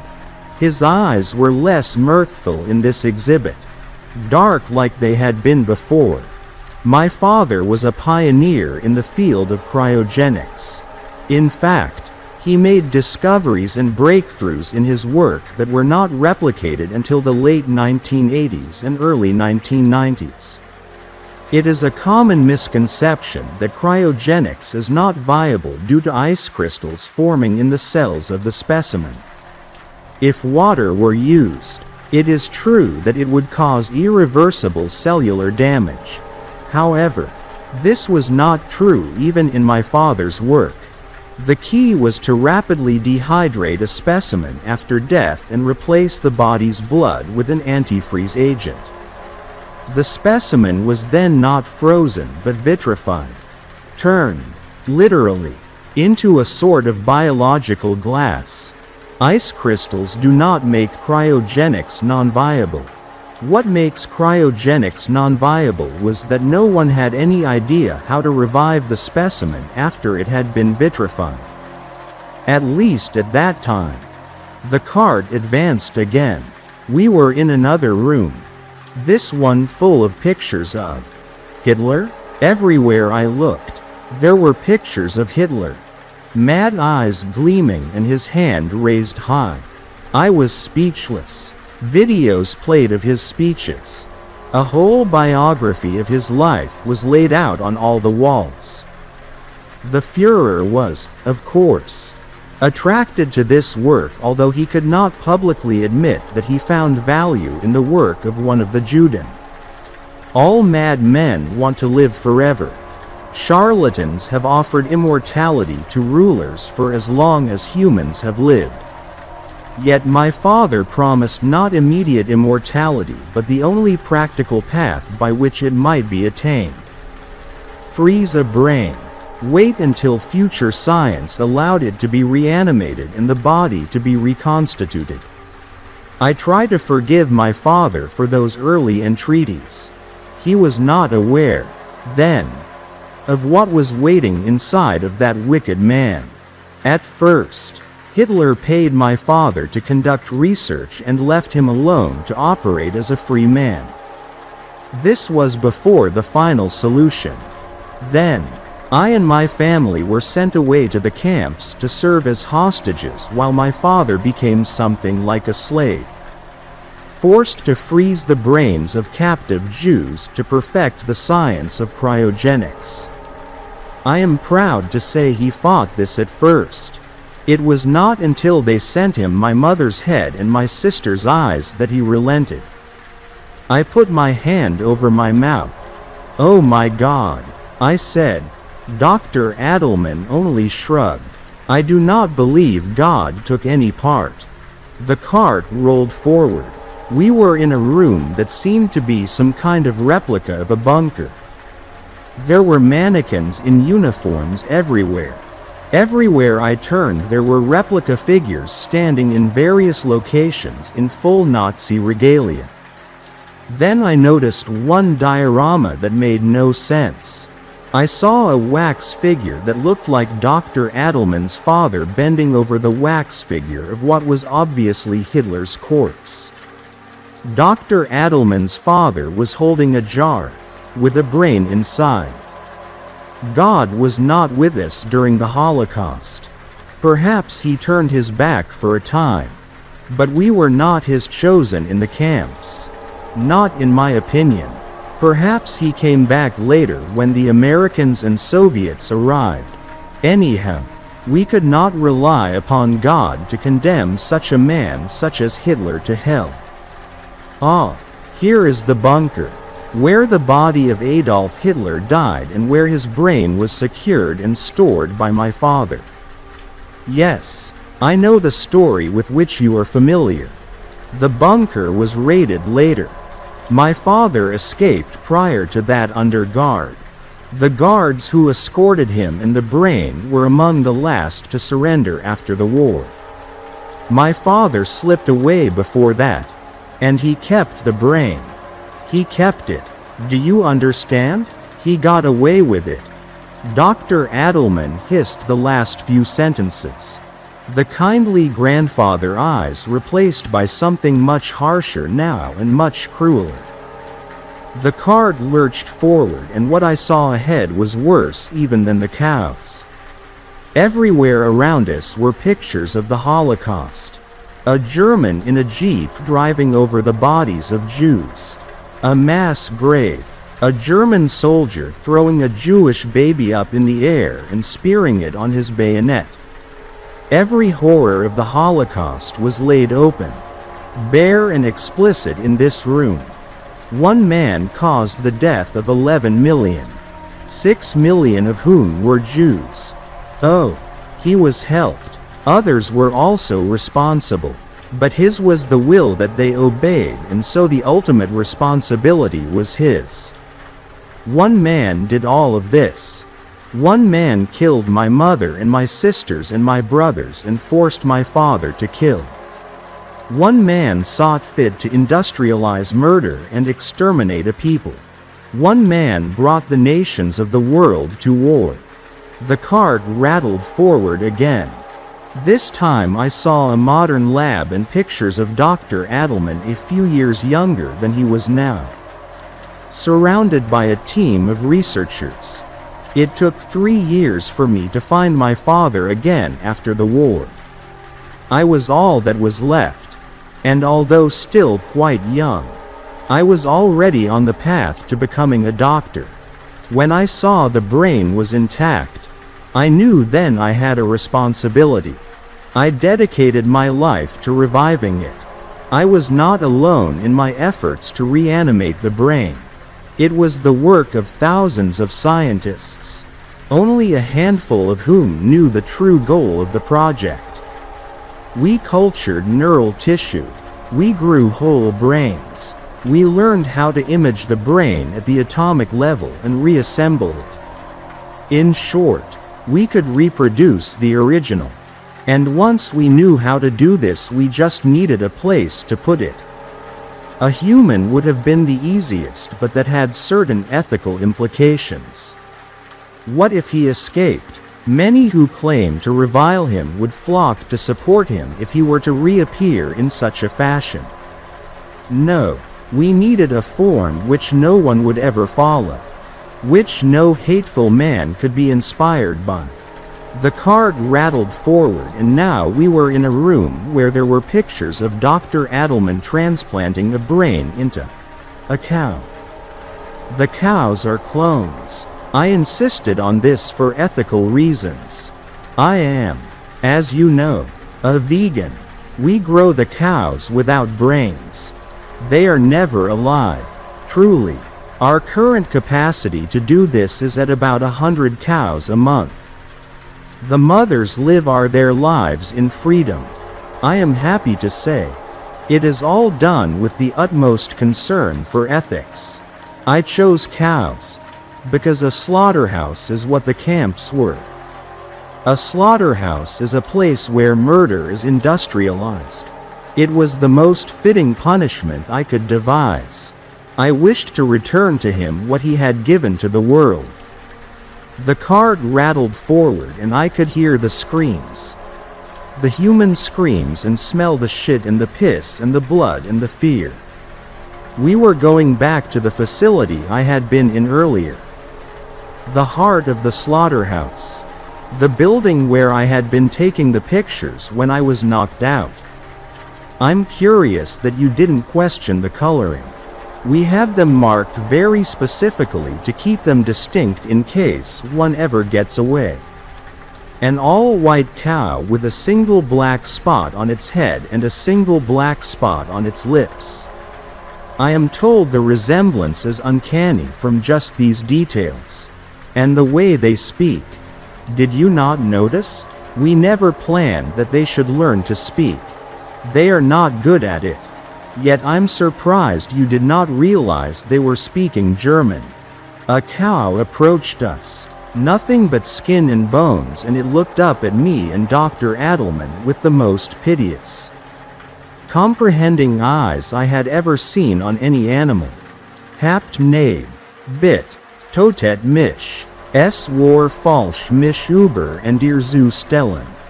Bit, ich flehe euch es tut mir leid was ich den Juden angeten habe. I could hear the words now. Distorted though they were, I did not know how I'd misunderstood before as being the sounds of a distressed animal. Dr. Adelman whistled, and a man with a cow prod appeared and hit the starving creature in the face, sending blue sparks everywhere. As I said, these things deserve all the punishment we can give. They are Hitler. This is Hitler's hell. Further into the facility, I watched a machine rip off a cow's skin, leaving a red bit of muscle quivering where the whole cow had once stood. Lidless eyes conveying terror as the cow's mouth silently screamed. It walked around for a dozen steps screaming before blowers appeared and blew salt onto the bloody meat. Another machine appeared and whipped the animal until it fell to the ground more pulp than cow. Yet still horribly alive. I turned my head.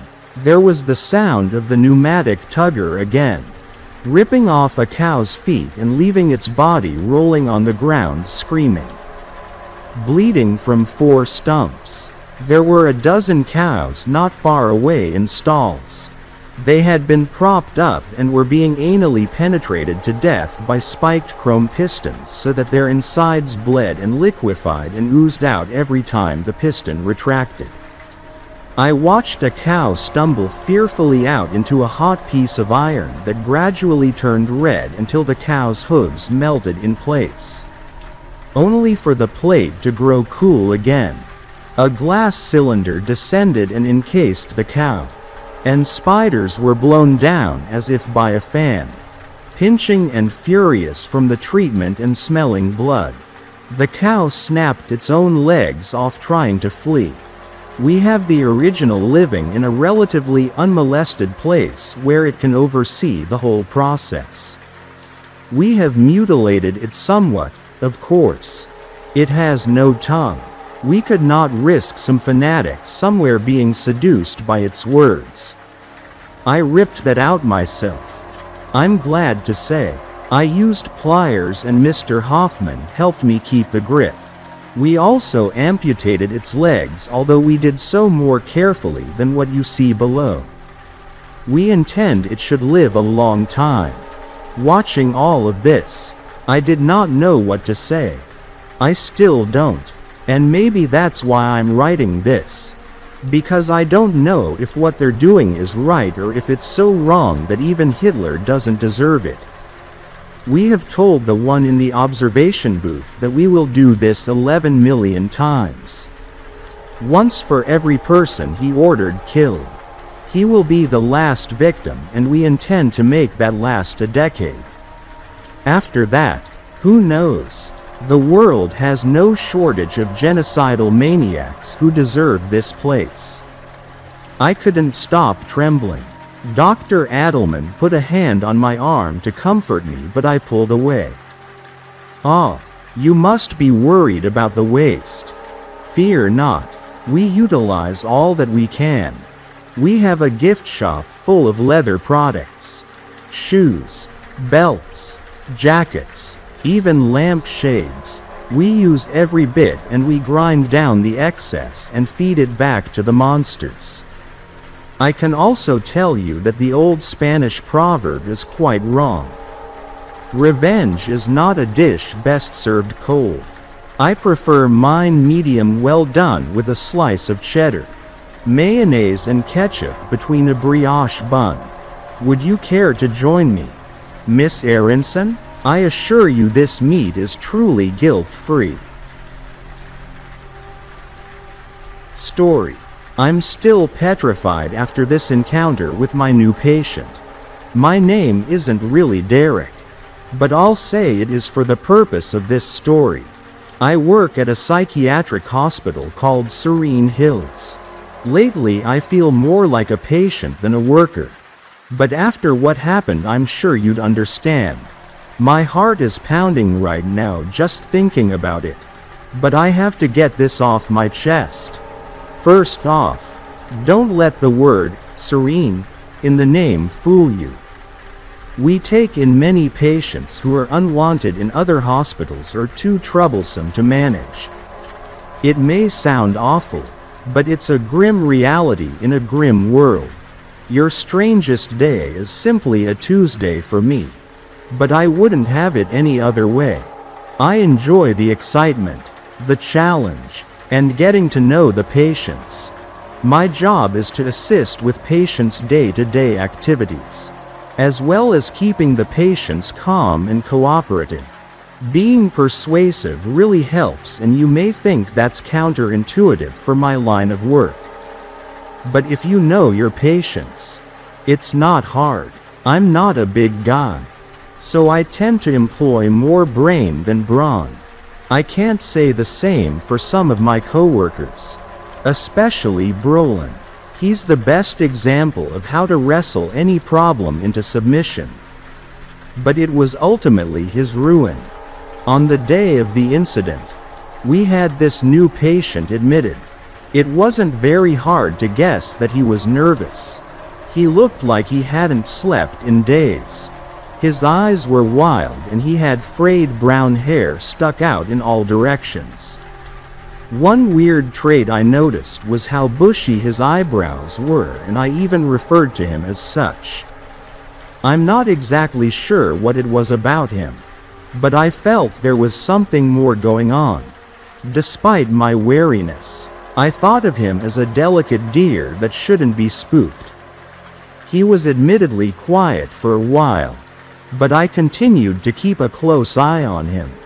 Think he's nervous enough? Brolin scoffed as the new patient passed us in the hall. Oh, You mean eyebrows there? Yeah, no kidding. Looks like he's on the brink of an episode. Eyebrows, haha. I like that. For a while I didn't think you had a sense of humor.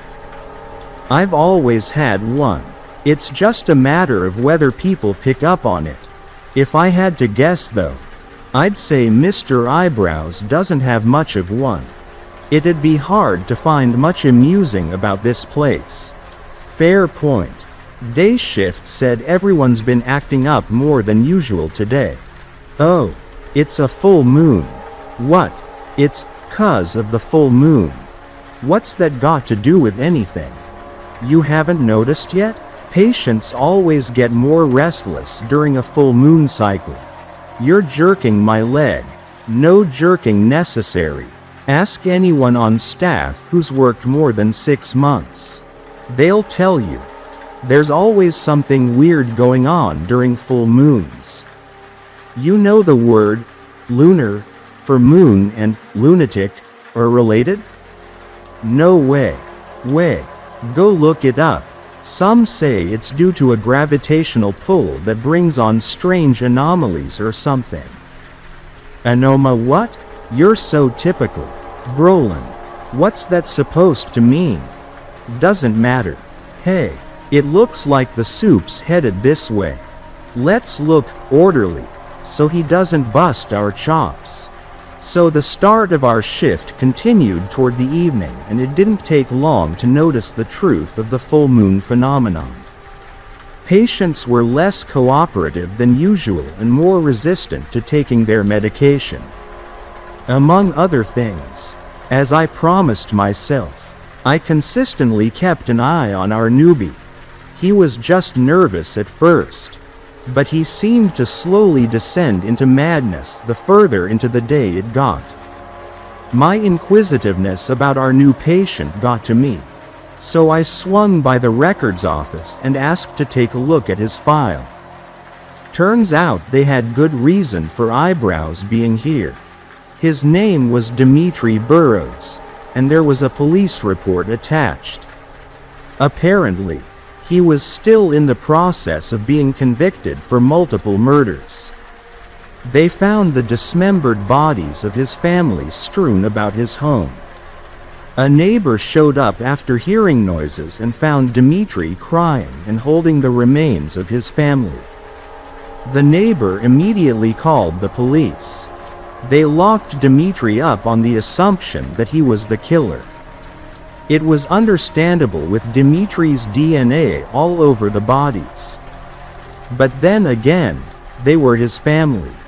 He managed to escape jail, killing some people that got in his way by the same method of dismemberment. No one witnessed exactly how he got out. After his escape, he was eventually apprehended. While back in custody, he was diagnosed after speaking to multiple psychologists. This diagnosis got him admitted to a psychiatric hospital until his trial was over. He escaped the other hospital multiple times without any casualties, and thus led him here. Dimitri always maintained that he blacked out and could never remember killing anyone. He was remorseful, which was unusual for someone who completely lost touch with reality. Perhaps there was more to this guy. After further psychiatric interviews, it was determined that Dimitri had a delusion about something possessing him any time he killed. He even said that there may be more victims because he had these blackouts many times before. No one could prove that he willfully killed anyone, and there were never any witnesses that survived anyway. What a strange case. Something about it didn't add up. But what made sense in a world that was just as mad? I went about my routine with a tingling sensation in my bones, as if my body knew something my mind didn't. Later in the evening, Dimitri was mumbling to himself pretty loud and constantly looking out the windows. Scared of the dark. Eyebrows? Brolin questioned the patient. You wouldn't understand. Dmitri started, ending in unintelligible gibberish. Hey, what's he saying? My muscled cohort directed this at me. I dunno. Brolin. He's probably not saying much of anything. So leave him alone. His name's Dmitri, by the way. He's bothering me. I don't like it when I can't understand what someone's saying. Hey, what are you mumbling about? Brolin enunciated his words to Dmitri as if talking to someone who was slow. Usually Brolin just makes snide comments at everything and doesn't zero any patients out. Why he had such an interest in Dmitri was beyond me. I got up and walked over to supervise Brolin. Time. What's the time? The patient mumbled out. Dmitri turned to me with wide, feral eyes. Despite how it sounded on the surface, it didn't seem like odd ramblings to me. There was an earnest understanding in his eyes. It's 8:15. You'll be going to bed soon. Oh, no, I need to stay out here.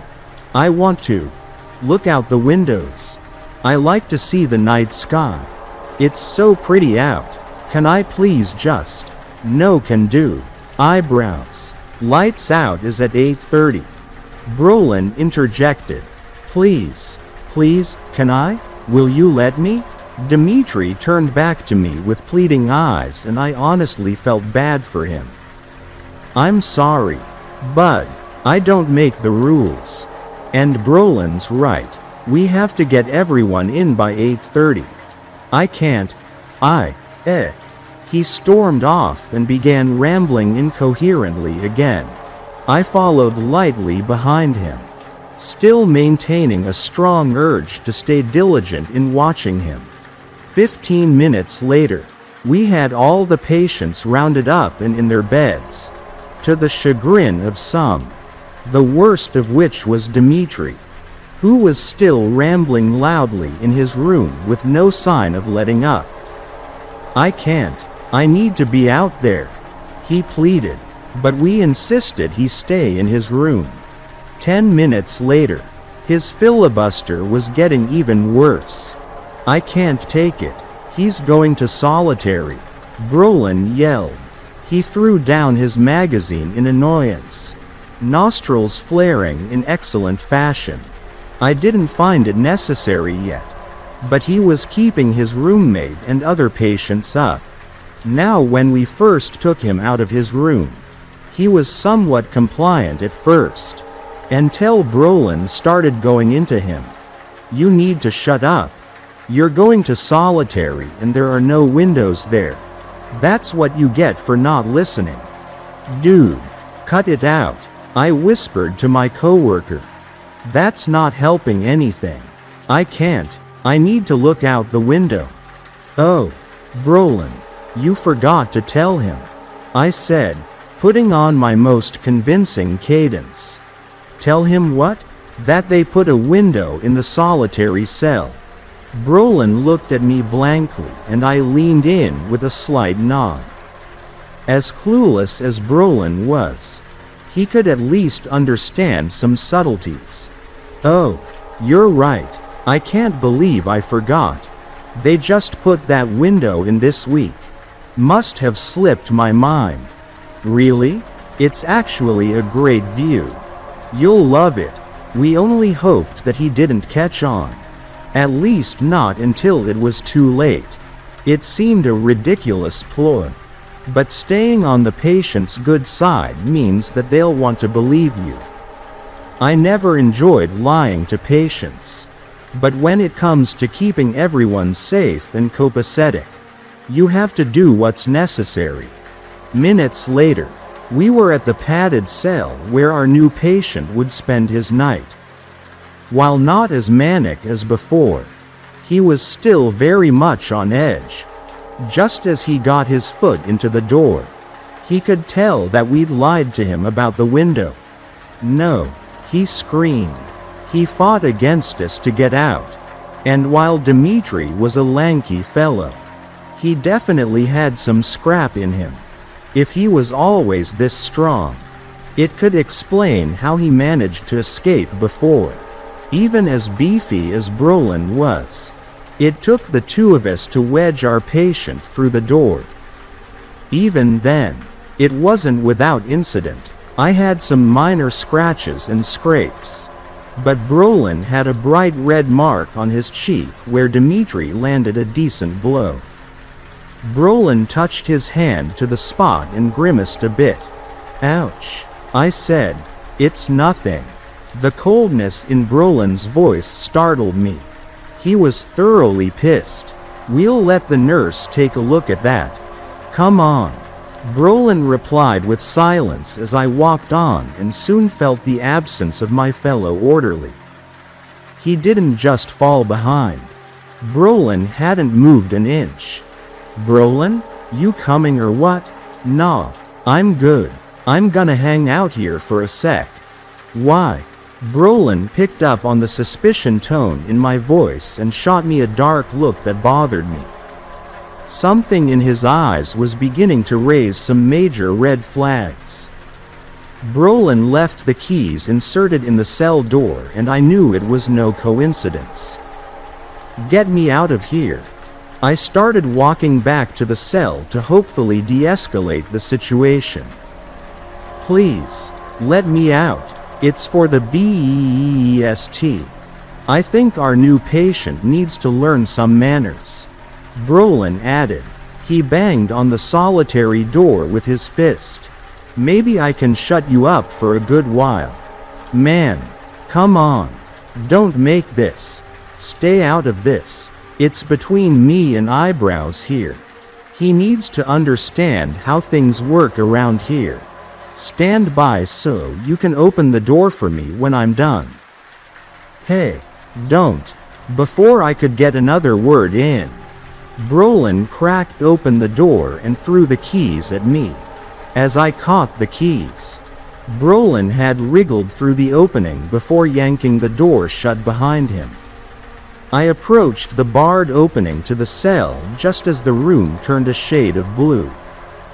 Brolin had engaged his stun gun on Dmitri, who fell to the floor. "That'll teach you to mess with me." Brolin spat the words at the patient. Dmitri attempted to stand up, but not before Brolin tackled him to the floor. My blood began to boil. Not only was Brolin getting way out of line, he'd forced me to witness his atrocity. "What the hell are you doing? Get out of there," I screamed. The door locked behind him automatically, so I had no choice but to stay so I could open it for his safety. There was no way I could leave him locked in there with a patient. But I wasn't entirely sure I could stop him without getting hurt myself. "Brolin, stop," I shouted again through the windowed bars. But the assault had already begun. Knowing Brolin for the last 2 years, I'd only seen him snap one other time, and it was nothing close to this. He was basically holding the guy down and wailing on him. "Get off him. Hey, hey," I shouted. Brolin didn't respond, so I had no choice but to radio for help. Never in my life did I ever think I'd have to call for help because of a coworker instead of an inmate. Right after I got a confirmation for backup, it dawned on me that we were the furthest from the station, which meant our backup wouldn't get here before Brolin took this any further. I wasn't a snitch, but this was a huge breach of safety protocol and morality. I needed help to stop Brolin, or at the very least, another witness to cover my ass. "Hey, what the?" Brolin called out. "What's wrong?" "I dunno. He's convulsing. Probably because you tased him and beat the shit out of him." "You muscle-headed asshole. Get out of there before this gets any worse." Through the bars, I could only tell that Brolin released the patient and there was some thrashing around. And that was when I heard a deep growl from the room. "Is he?" Growling? I asked. Yeah. Do people normally do that if they're seizing? I don't know. But you need to get your ass out of there. Now. I want to see what happens. What the hell is wrong with you? Get out. Through the barred slot in the door. I couldn't see the patient clear enough to discern what was happening. But I got that weird tingling sensation that something otherworldly was afoot. I wanted to check on Dimitri, but I also knew he was dangerous and this situation could easily set him off. Brolin began to back step towards the door when Dimitri sprung up and lunged forward so fast that it was all one blurry motion. I recoiled at the loud bang against the metal door. Something hit it so hard. The door actually bent outwards. Brolin? I said, my voice shaking. I heard labored coughing and wheezing from the other side. It would take another minute for help to arrive. So I apprehensively inched the door open to check on Brolin. Lighting was not on my side and I could only faintly make out the slumped form of my coworker on the other side of the door. Oh my God, I said faintly. The idea of Brolin hitting the door that hard made me wince. I was partially surprised he was still breathing. He was going to need some serious help. I clicked on my flashlight to get a better look, but the survival part of my brain told me to locate the patient first. Dimitri was now in a fetal position in the corner, completely nude from having ripped off his own clothes. His matted hair was wilder now. Until he stood up and I realized his hair wasn't just wild. It was coming out of parts of his face that weren't natural. With each lumbering step he took towards me, more hair sprouted from his body and he was way more muscular than I originally thought. As I watched him, I realized that his body and muscle mass had actually tripled. A word came to mind to describe what he looked like now. But my mind wouldn't accept it. No, they aren't real. It tried to WARNNYU. The beastly form of Dimitri spoke in a snarl. I kill ill ed those PPOPLE. But IIC couldn't help it. My mind seized up despite every inclination to run away. All I could think was to not look him in the eyes. I cast my gaze to the floor, where I watched a crawling shadow of a furry figure. His speech was nothing but guttural noises and his shadow thrashed for a moment as it grew larger to a monstrous proportion. I wanted to look up, but my mind stayed fixed on that impossible silhouette because it was less real. Still looking down, I saw Brolin being dragged into the darkness. He pleaded for mercy in wheezing breaths. From there, I only heard tearing, snapping, and Brolin's agonized screams of pain. He would not be afforded any mercy this night. My hand shook uncontrollably, causing the light to dance about the room. I looked up in time to see a bloodied, wolfish face approach me. It no longer resembled a man save for the bipedal stature. The beast's face was so close to mine that I could smell the hot breath and freshly chewed meat of my coworker. The yellow, canine eyes were horrifying and vexing all at once. I dared not to move out of pure fear, moving at an agonizingly slow pace. It sniffed me for a moment and grunted as if it savored my scent. I had to squeeze my eyes shut to stifle a scream. Then, it suddenly brushed me aside and cantered into the hallway. In shock, I watched the unnatural beast make its way through the hall and sniff about. It could have hurt me without even trying, but chose not to. One of the security guards came running in and put his brakes on when he caught sight of the creature. Holy hell! His words of amazement drifted away in an echo. The guard stayed put, his hand slowly reaching for his gun. The beast locked eyes with the security guard and sidestepped around him with little effort, never taking his eyes away. The guard witnessed the wolf scamper away out of sight. Seconds later, we heard the squeal of metal followed by the shattering sound of glass in the distance. I ushered the guard over to check on Brolin. After seeing him, we knew right away he was a lost cause. In hopes to find the beast, we both ran down the hall to find a broken window with the metal bars bent completely out of shape. Something bounded away in the moonlight outside, but we couldn't say for sure. What we could confirm was hearing a long, wailing howl before it was all over. After that night, we never saw Dmitri again. Brolin was soon pronounced dead by a nurse, or what was left of him. Anyway, now we had the task of explaining what happened without getting committed ourselves.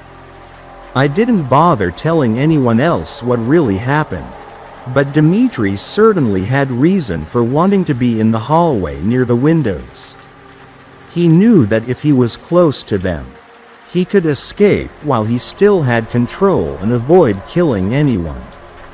He was actually trying to protect us. Damn, that aspect made me wonder why Dmitri didn't tell us what was going on. But the answer was quite simple. No one would believe a sane person to be a beast of this kind. So why in the world would anyone give credence to a person labeled mentally ill? After that, I only work day shift and always take time off during full moon cycles. I even barricade myself in my home those nights in fear that my beastly patient will come back to finish what he started. Thinking back on the events, I can only surmise that he spared me for being kind to him. Or maybe it was just because he had a fresh meal. Truth is, I don't rightly know, and somehow that is much worse. Even now, I'm jumping at the sound of a dog barking outside. It sounds ludicrous, but I just can't help it. Here he goes again, and again, and again. I'm not entirely sure, but I swear that sometimes I hear a familiar howling. My denial convinces me that I don't recognize it. The howling is very different from the dog. It's something more feral, primordial, even, and maybe it's just me, but every time I hear that howl, I swear it gets closer each time. But I'm sure it's just my imagination, isn't it? Story. My little girl got lost on a field trip to a national park. The child the rangers returned to me was not my daughter. I recall, almost word for word, the telephone call which had informed me that Lainey had disappeared, her teacher. Calm, unbearable, all saccharine platitudes and reassurance. My own voice fraught and strangled with an instant and instinctual panic. At that time I had only just emerged, inwardly bruised and outwardly haggard, from a 2-year custody battle with my ex-husband, who had dogged me through the courts not out of any particular interest in Lainey, whom he had always handled with a stranger's cold unfeeling, but to harangue me to the point I felt half mad, my penance for refusing to yield to the man's more violent torments. Our daughter was the only beautiful thing that I had gleaned from our decade together, and I cleaved to her, my prize, my love, with such ferocity that each time I dropped her off at school in the morning I would sit in the parking lot and shake with a passionate dread of anything happening to her in the hours she was not in my care. All parents know the power of imagined horrors. The kidnapper idling on every corner in the sinister white shell of a van. The teacher alone in a vacant classroom.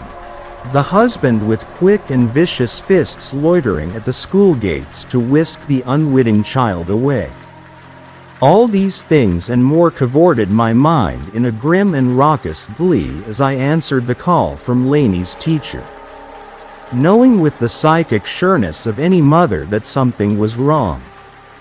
"It's all right, Ms. Cameron," said Miss Paxton, whom I'd always found to be an insipid and distinctly useless character. I'm sure Laney just wandered off and got a little confused trying to find her way back to the group. The park rangers are all out looking for her. I'm sure she'll be found in no time at all. It was all I could do not to scream a dozen accusatory questions down the line. How could you lose her? Isn't it your job to take care of the class? Don't you know that there are savage animals, and deep water, and steep drops out there in the wilderness? Haven't you thought about that the way I have, agonized like I have, suffered and yearned to save the innocent from all the colors of horror in the world? She's only 10 years old. For God's sake, I snapped, through gritted teeth. She must be terrified. Yet even as I said it, I knew the most dangerous thing was that Laney wouldn't be frightened at all. She had always been a placid, adventurous child, undeterred from her exploratory whims by scratches and bruises, nor by being separated from me, or any other guardian. I recall losing her in a shopping mall at the heights of the festive season. Finding her, after 3 hours of tearful searching, by a water fountain. Tossing nickels she'd found in one lint-filled pocket down into the verdigris depths. "Hi, Mom," Laney had said, her blonde eyebrows raised with a cool, adult surprise at my distress. "I'm making a wish. Think it'll come true?" Through luck and my meticulous care, nothing truly terrible had ever happened to my daughter. No wonder, then, that she could not conceive of herself at the center of such an event.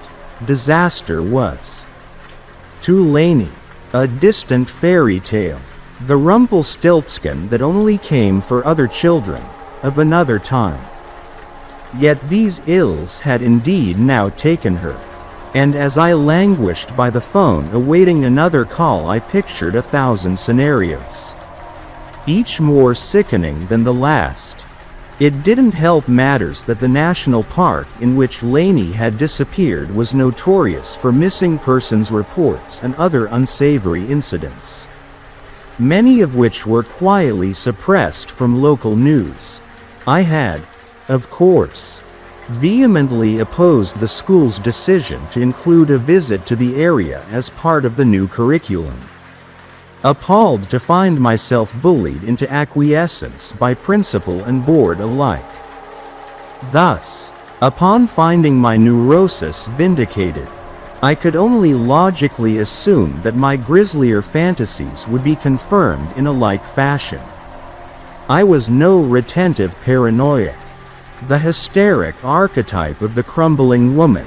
Looking back, I might argue my suspicions were but pangs of psionic foresight, a sense that would step forth from shadowed peripheries in the following days, and make itself their heart.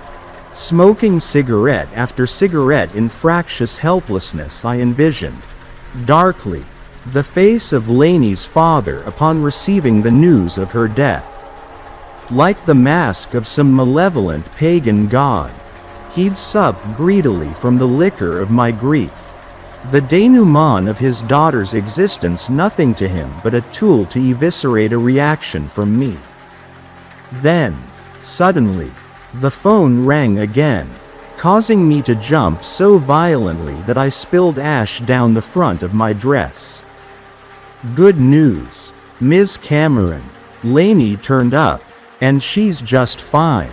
I pressed a hand to my mouth, unsure whether I was going to vomit or burst into tears. "What happened?" I asked. Where did you find her?" There was an odd little laugh on the other end of the line. "Well, it's sort of strange," said Miss Paxton. "One of the rangers found her at the bottom of a 7-foot hole in a meadow. It looked to be a burrow of some kind. Lord knows what made it. Lainey must have just fallen in by accident. We've looked her over, and luckily she doesn't have even a scratch on her. If you'd like to pick her up, she's fine to go home.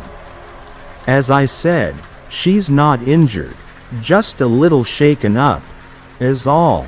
I got into my car and drove the hour-long journey to the park, so soaked in the adrenaline of relief that I was like a dreamer, watching my white hands curl in spidering husks upon the wheel. When I pulled up to the park ranger's station, an officer was loitering out front beside Miss Paxton, who was holding the hand of a small blonde child with a firmness that suggested it might run away from her the moment she let go.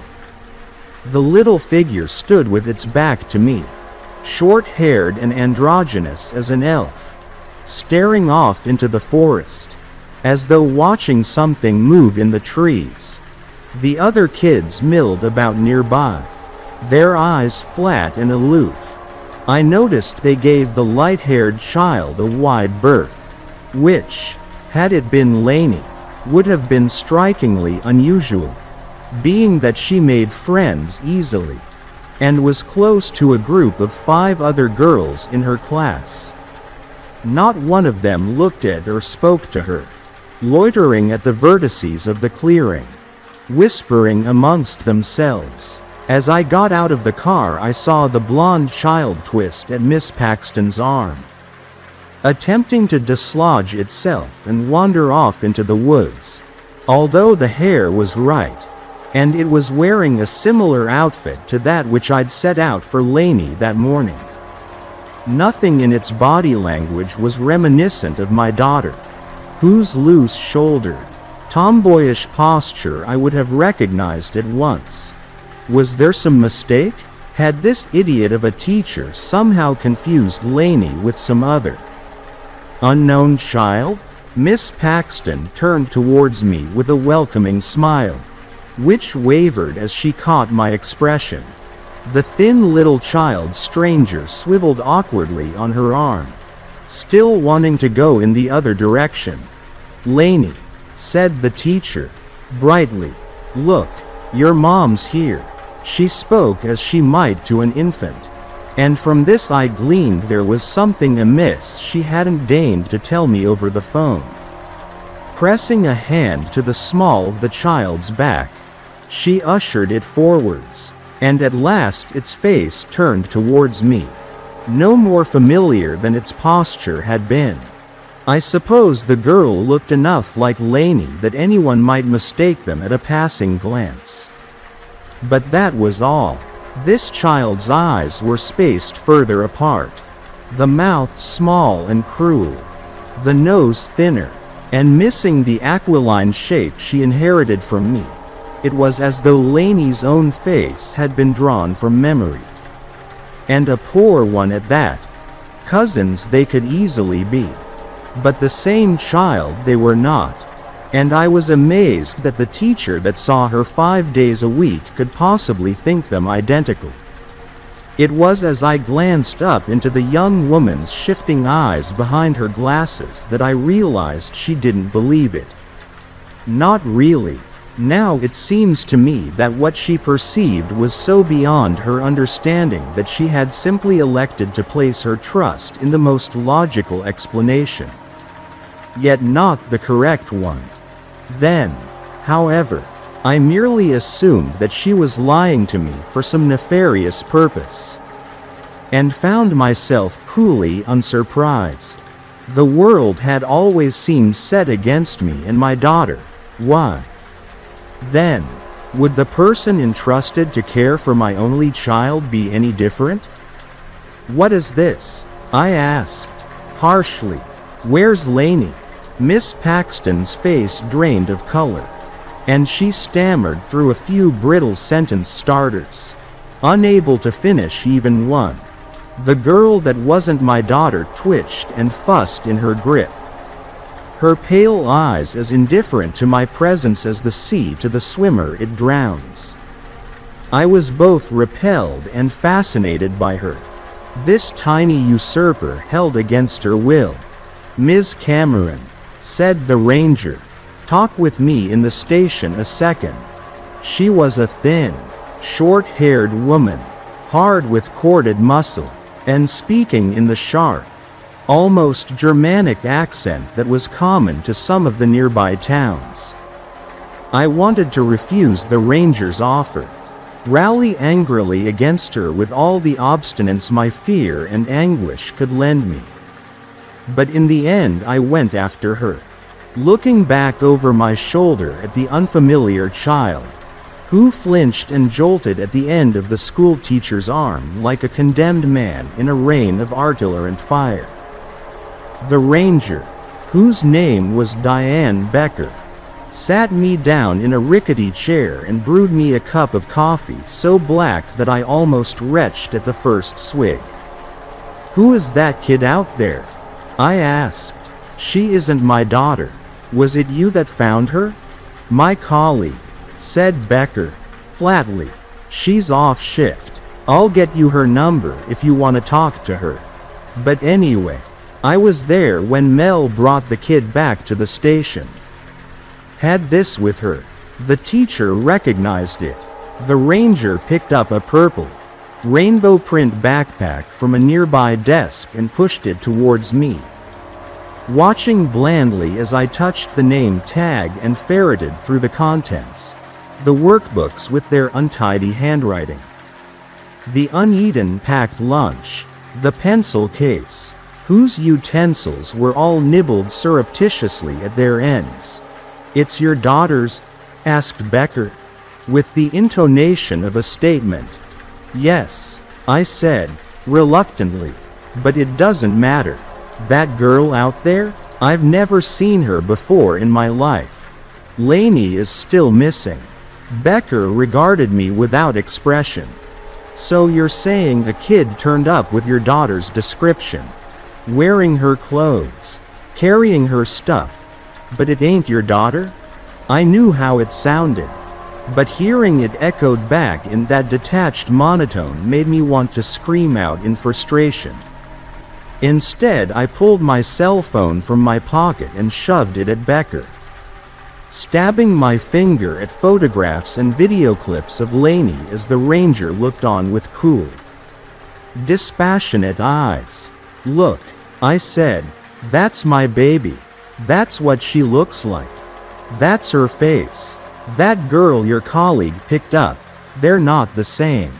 Can't you see that? And the kids in Lainey's class, none of them know who she is either. Why are you lying to me? What's going on?"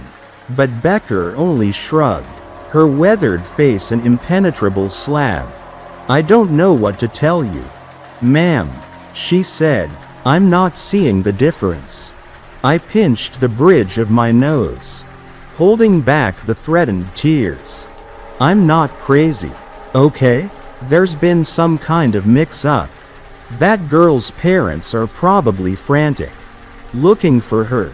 Becker shrugged. "Haven't heard anything about that. Only missing kid this week is yours." The helplessness I felt as I stared at the ranger was of such intensity that my vision swam like a desert heat at the edges, a white and crystalline blindness. Becker clearly noticed something amiss in my face, for she shoved the cooling coffee cup towards me and placed a coarse palm on my shoulder. "If you think something's wrong, maybe you ought to take the kid to a doctor," she said, gently. "Get her looked over. You know?" Likely Becker thought me unstable, in shock, caught up in the sort of excitement that would die down in a day or two. There was nothing I could say to prove or defend myself. I saw that clearly. I stood up from the table, seizing Lainey's backpack in a wretched burst of anger. "She is not my daughter. I said. Again. When I get to the bottom of this, you'll hear about it. Make no mistake. For all my bluster, I was hyperventilating as I shoved my way back out into the clearing again. Every breath sawing up through my side like an animal bite.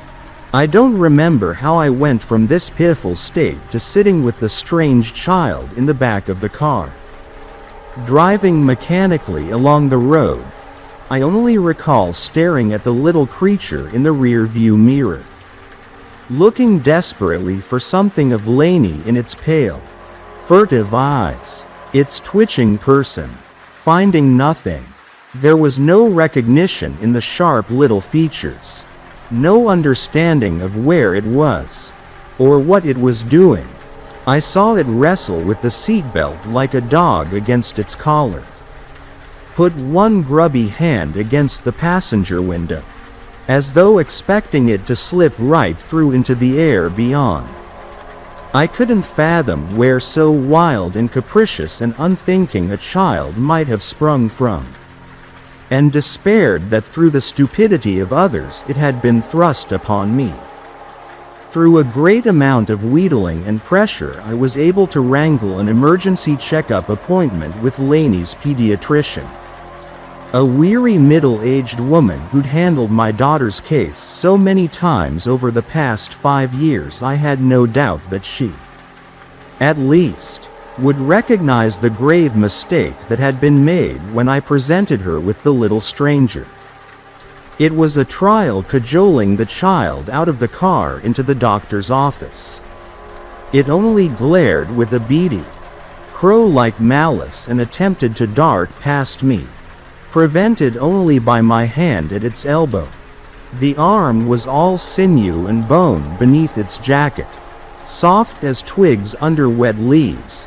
I gave a short cry of disgust, and forced myself to cling on, lest the child flee across the parking lot and into the busy road. While not Lainey, it was a little girl, and my maternal instinct to protect life still remained.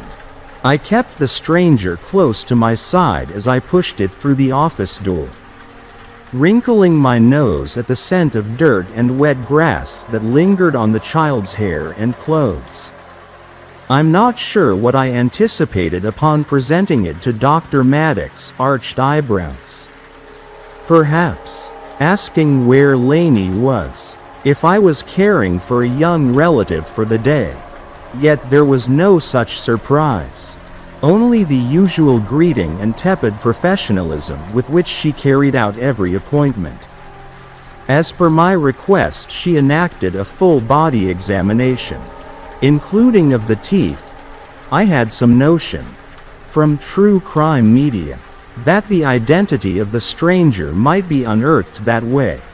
The child was obstinate throughout, not with aggression so much as an aversion to touch, writhing about with a lithe, ferrety determination.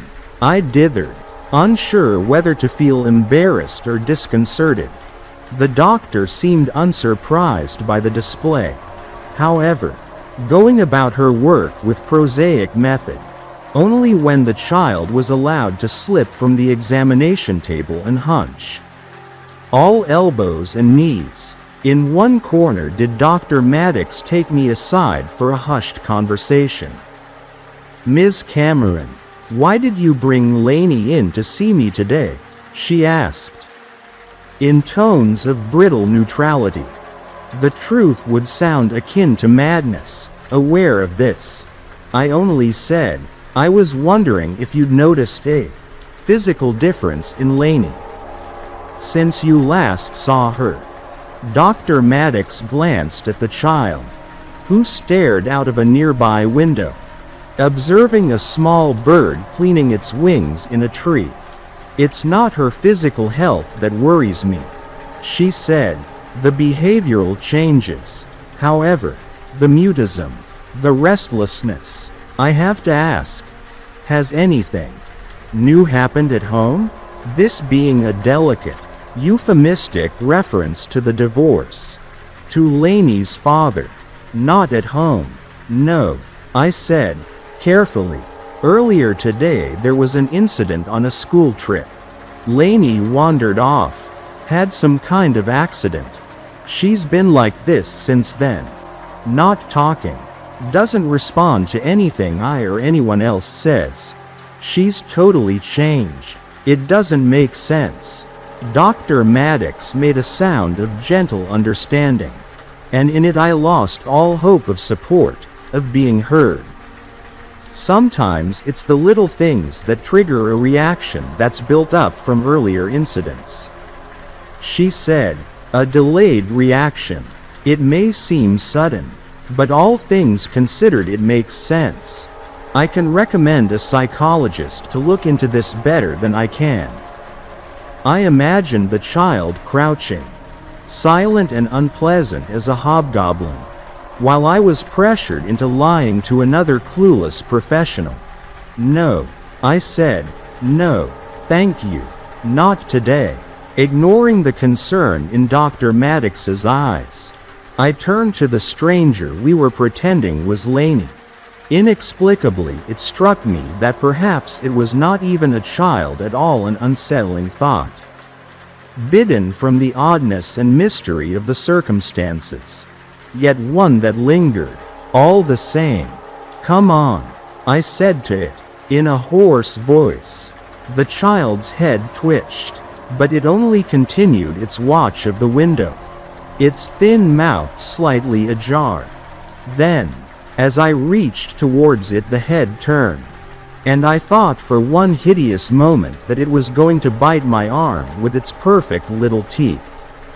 I froze, not knowing what to do, too frightened and too appalled by the thought to strike it, too stunned to move away.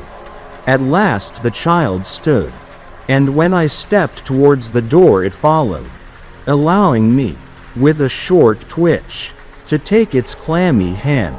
Little though I wanted to. It was in the parking lot that I had my first truly unkind thought towards the stranger. Not of harming it, merely of leaving the child there, where it would be found, and driving away. But I knew it was impossible. I'd be arrested for child abandonment and endangerment. Institutionalized. Perhaps there would be no end to my accountability.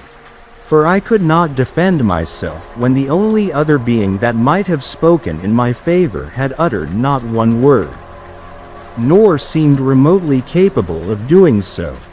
So it was that I took the little stranger home, feeling more resentful of her presence, of her replacing Lainey, with every passing minute. I ended up cooking something for dinner with the stiff, mindless process of an automaton, caring little whether or not the child would like what I set on its plate. It would neither sit at the table nor consider the cutlery, squatting behind one of the chairs to look at me through the slats, its face spliced into irregular oblongs by each wooden spoke. The effect of this was that I could imagine even less how the individual pieces could ever come together to resemble Lainey's features, each of an unnatural difference from hers. "Who are you?" I hissed, across the now gelid dinner. "Where is my daughter? Why are you here, and not her?" The child slid away from the chair and against the back door, scuffling like a hound plagued by worms. "All right," I said, sharply, standing up from my place with a screech of chair legs upon tiles. "Go outside. Play something." I unlocked the door and ushered the stranger out across the backyard, relieved that it went out without event, allowing me my first moment alone. The inescapable bind of my situation overwhelmed me, and again I collapsed into my chair, leaden as a coin dropped into some fathomless well. I missed Lainey terribly, thinking forlornly what a beautiful, simple afternoon it would be if she were still here, kicking her dirty sneakers off under the table with a sighing affectation of grown-up tiredness. She would have shown me a rock or flower she'd found on her trip, which I would pretend a dutiful fascination in, and cleared her plate of food in 15 minutes before managing to thieve a double helping from my own. Her boyish, playful irreverence overshadowing the very light in the room. Remembering her hammered home ever plainly that the creature I'd brought back from the park was not Lainey, and as I stood up to look at the girl from the kitchen window I wondered, with a twisting repulsion, what sort of parents had managed to raise such offspring. A light rain had fallen, unperturbed. The child knelt at the edge of a flower bed, digging with both hands in the wet soil. "Hey," I said, sharply, "what are you doing?" As I stepped outside, one arm raised to shield my hair from the rain, I saw that a number of worms and other insects were churning about in the dirt, as though the child's very digging had drawn them up, like a seagull's dance. Disconcerted, I leant down to pull the girl away, then stopped, a guttural cry jarring my chest. The child was shoveling handfuls of the infested soil into its mouth. Stones, weeds, and clods of earth alike vanishing into the greedy pit of its throat. Brown and bloody spittle hung from the thin lips in swinging strands. And I was horribly amazed that the little white teeth did not break as they ground down on grit and decorative pebbles. "No," I snarled, and with a feat of strength I didn't know I possessed I hoisted the squirming beast under one armpit and carried it back into the house. Up to the bathroom. The chaos of undressing the stranger and thrusting its pale body under the showerhead was like a scene from some Victorian asylum, although conducted in an uncanny, scuffling silence that perturbed me more than if the child had screamed. I let go of it and leant, panting with exertion, against the bathroom wall, wondering grimly why I had bothered. Why I was still engaging with any of this. The child looked balefully at me from under a sodden cap of yellow hair, its cut mouth still, my eyes rooted to its pale ears, nudging from behind dripping fronds. Their tips were sharp, like white flint. Unfamiliar. Another wrongness. Another indicator that the girl wasn't mine. Still, I deposited it in Lainey's bedroom for the night, there being no other space in the small house in which to have it sleep.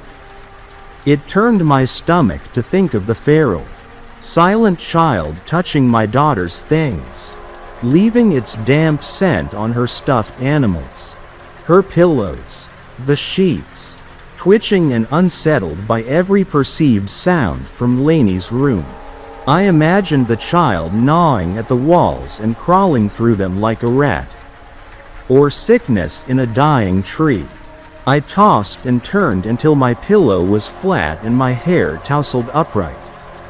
In the end I withdrew the cigarette carton I kept hidden at the back of my sock drawer and smoked to the end of the pack.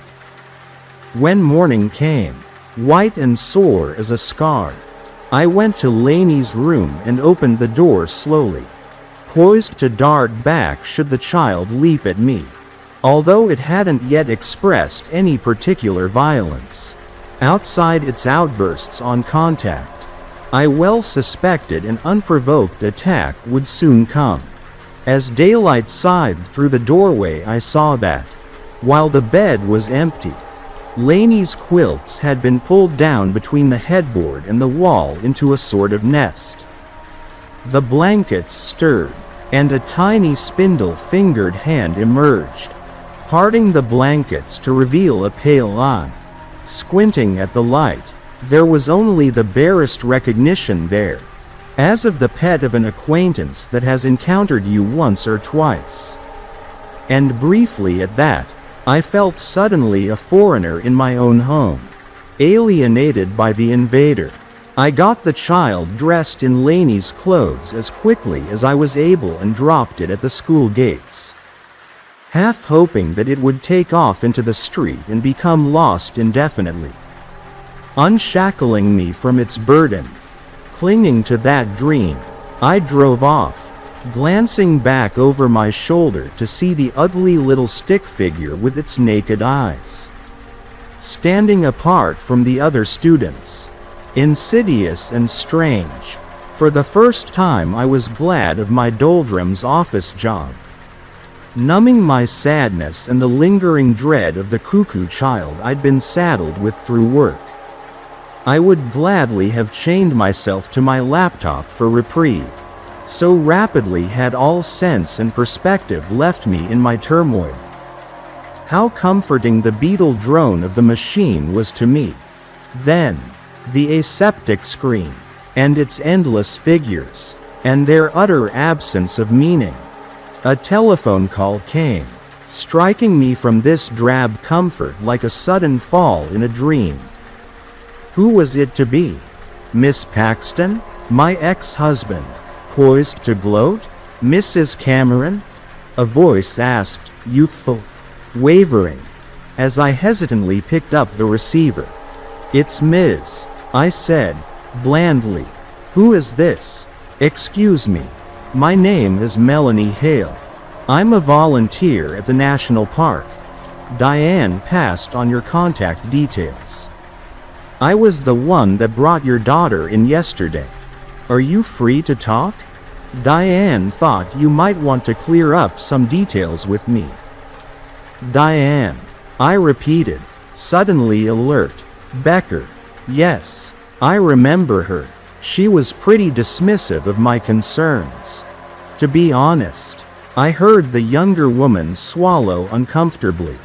I'm sorry about that. She just has a different way of dealing with the public. I think she appreciated your situation. But, well, it's tricky. Unimpressed by her rambling, I said, in what way? Miss Hale? Melanie? I'm certain you've given me the wrong child. And I don't have a scrap of proof. If there's anything you can tell me that would help me, I'd be grateful. There was another awkward pause before the volunteer answered. It's difficult to explain without an intimate knowledge of the park. I've been here 3 years and still it surprises me. I found your daughter in a meadow by our biggest lake. You probably heard she'd fallen down an animal burrow of some kind. How tired I was of the same story, which I little believed. Well, said Melanie, the thing is, we don't have any animals in the park capable of digging a burrow that large. And it certainly wasn't man-made. That rang some alarm bells with me. And probably with Diane, too. But she would never bring this up with an outsider. Unfortunately, a coldness ran across my shoulder blades like a shadow. I didn't like the halting nervousness in Melanie's voice. The sense that what I'd so long feared, without words, was forming before me. Is this about the disappearances in the park? I asked. I heard it was drugs. Or trafficking. That's the theory the police have been coming to us with, said Melanie, frankly. And trust me, there's zero evidence of that. But I and plenty of other people have seen things here that might be explained in less straightforward ways. I glanced around the office, relieved that none of the other workers were paying attention. Such as? I prompted. Melanie cleared her throat, a smoker's cough. This is going to sound really strange. But here it is. There are supernatural happenings here, is the only way I can put it. Everyone has their own idea of what's going on. Out in Walpurgis Town, the residents are mostly old European settler families. And they brought a lot of their old myths over with them, or contextualized what they saw with those stories. I guess. My Nana used to tell me about 5 folk that lived in caves and burrows. How they were just straight up mean and hateful to people that came across them. Sometimes they'd steal their possessions. Other times the people themselves. And they'd leave their own behind in their places, changelings. I think they're called. They're usually sick, in all the stories. Obviously I used to think it was all horse shit. But working here, seeing the missing folk that turn up, strange? I don't know. There's something here, but I wouldn't call them fairies. Whatever it is feels older than that. The phone felt slippery in my hand, as though it were a bloodied bone I held in place of metal and plastic. Like I said, Melanie stated, I'm really not supposed to talk about this. There's really no proof at all.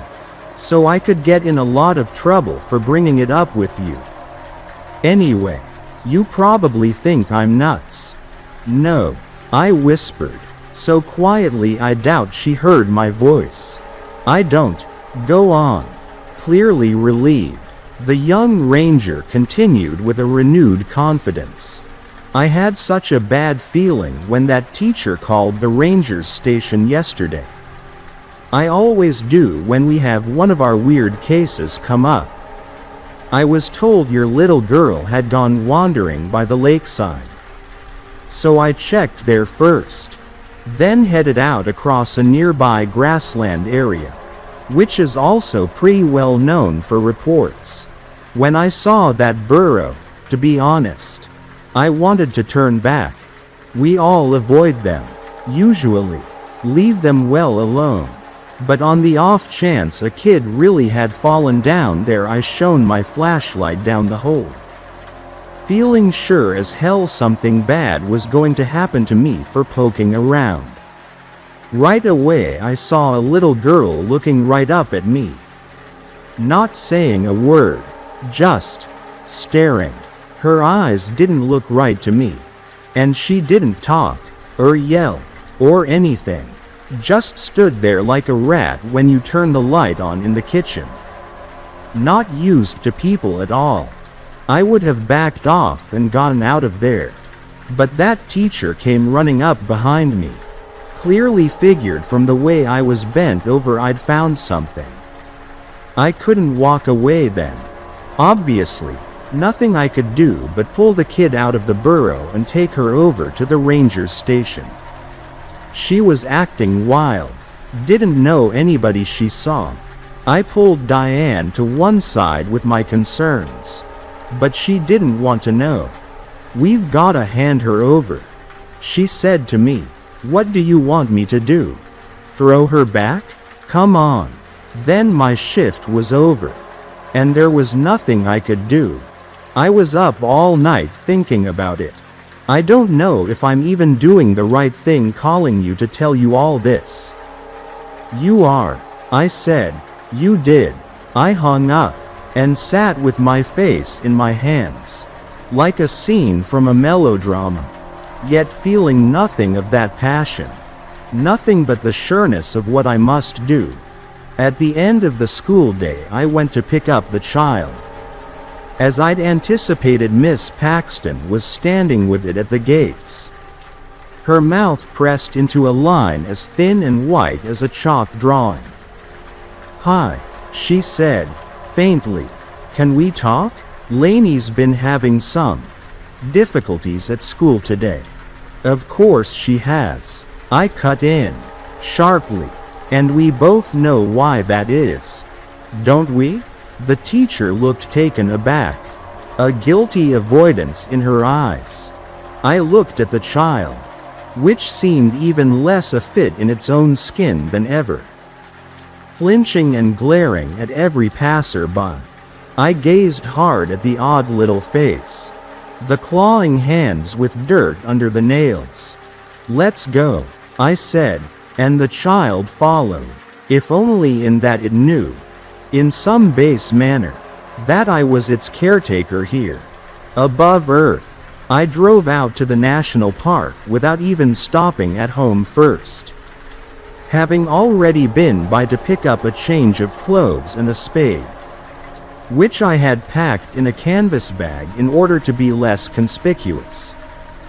The sun was a low, yellow-red stain against the sky, looking like blood in egg yolk as I tumbled the child out of the car and ushered it out onto the trail. The light imprinted itself on the edges of my vision as we walked. Turning, all I saw that same shade. I had a map of the park with me, which was easy enough to follow. Laney's class hadn't ventured particularly far out, only a couple of hours along one well-used path. Whether or not the child knew then where I was taking it, I don't know. It stumbled at the end of my arm with the same fussing displeasure with which it seemed to regard all things. The lake came into view, and the mountain range beyond it. To the right lay a stretch of grass so flat it was like absinthe spilled across a desktop, intimidating in the vastness of its plains. This was where the ranger, Melanie, had found the child dressed in my daughter's clothes. This was where the burrow dwellers lived. The old mischiefs of Walpurgis legend. I should have laughed to find myself believing in such myths without question. But I had seen this creature devour dirt and stones. Could feel, now, with a firm conviction, the watchful, humming presence of something underfoot. Far, far down. Heading out there, I hadn't expected to come across a burrow. The chance of doing so in such grand terrain was inconceivable. Yet the park seemed full of such unlikely details. For after a further 20-minute excursion, I nearly found myself tumbling down into a pit much like that which Melanie had described. I stood at the mouth of it, feeling, as I peered down, the same crushing numbness that had gripped me since the telephone call in the office. Grief without hope of an end was that draining absence. And yet it was through that very hope that I was there. "Look," I said, to the child, "that's where you came from. I want you to go back down there and give me my daughter." I don't know why I thought it would understand me. Its white-blue eyes were lifeless but for the captured flare of the sun. Its mouth slack, speechless. The young ranger had said the burrower dwellers left their sick in place of the people they took. This creature was surely one of them. Insensible to anything that was said to it. That, or like any animal, it only heard my voice as a series of meaningless sounds. Either way, it could not respond to me, could not give me what I asked for. I looked at the stranger for a long moment, glancing over my shoulder and all about us, seeing no one else in view at this odd hour. Then, with a quick motion I couldn't take back, I stepped up behind the child and shoved it down into the burrow with both hands, glad that its scrabbling attempts to clamber back up the crumbling sides only pulled grass and dirt down on top of it. I heard it moving at the bottom of the pit, scratching with its fingernails, and took the spade out of my bag. If the child made any headway up the sloping side of the burrow, I would push it back down.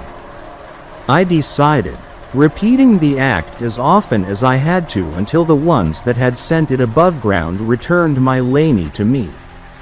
Surely they had her, still, I told myself, had kept her like a pet in their warrens.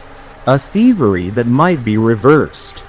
Yet as I sat on the grass by the burrow, waiting, I began to consider, with all the imaginative plenty of dread, the possibility that something more terrible than merely being taken might have befallen my daughter.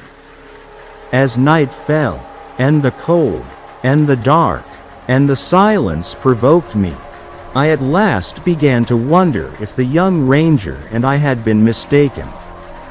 Perhaps the little girl I had thrown down into the hole in the earth had been my daughter. After all. Story. There's something on Mount St. Helens. Mount St. Helens.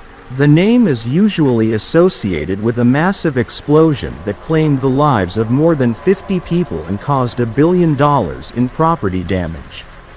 Now I think it should be known for something else. I was hiking the mountain with some friends of mine, Tom and Josh. Those two had been my best friends ever since elementary school. Tom was getting married in a week and insisted we go out camping. We were gonna hike up the side of the mountain and make camp for a few days. The first night was great. We made camp, sat around a fire, drank and told stories just like old times. Josh was the first one to turn in, leaving me and Tom alone with the fire and booze. We chatted a bit more before he stood to head to bed. He asked if I was gonna turn in, but I shook my head and told him I'd wait to make sure the fire went out. He ducked into his tent. As I sat there alone with my thoughts, then I noticed something.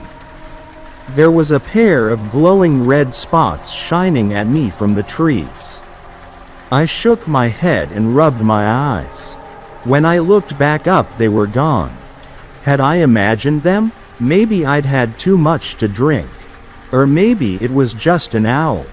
Those spots were pretty high up, but they looked pretty big to belong to an owl. I sighed and kicked dirt over the embers of the fire and went into my tent. I crawled into my sleeping bag and started to doze off. Just before I did though, I thought I heard something. Like something rubbing against the tent. But by then it was too late and I drifted into a dreamless sleep. I awoke to the smell of coffee and roasting sausages. I stepped out of the tent and saw Josh, always the early bird, was making a breakfast of coffee and sausage. I sat with him and enjoyed the crisp morning air and took in the scenery. I talked with Josh for a while before Tom woke up and joined us.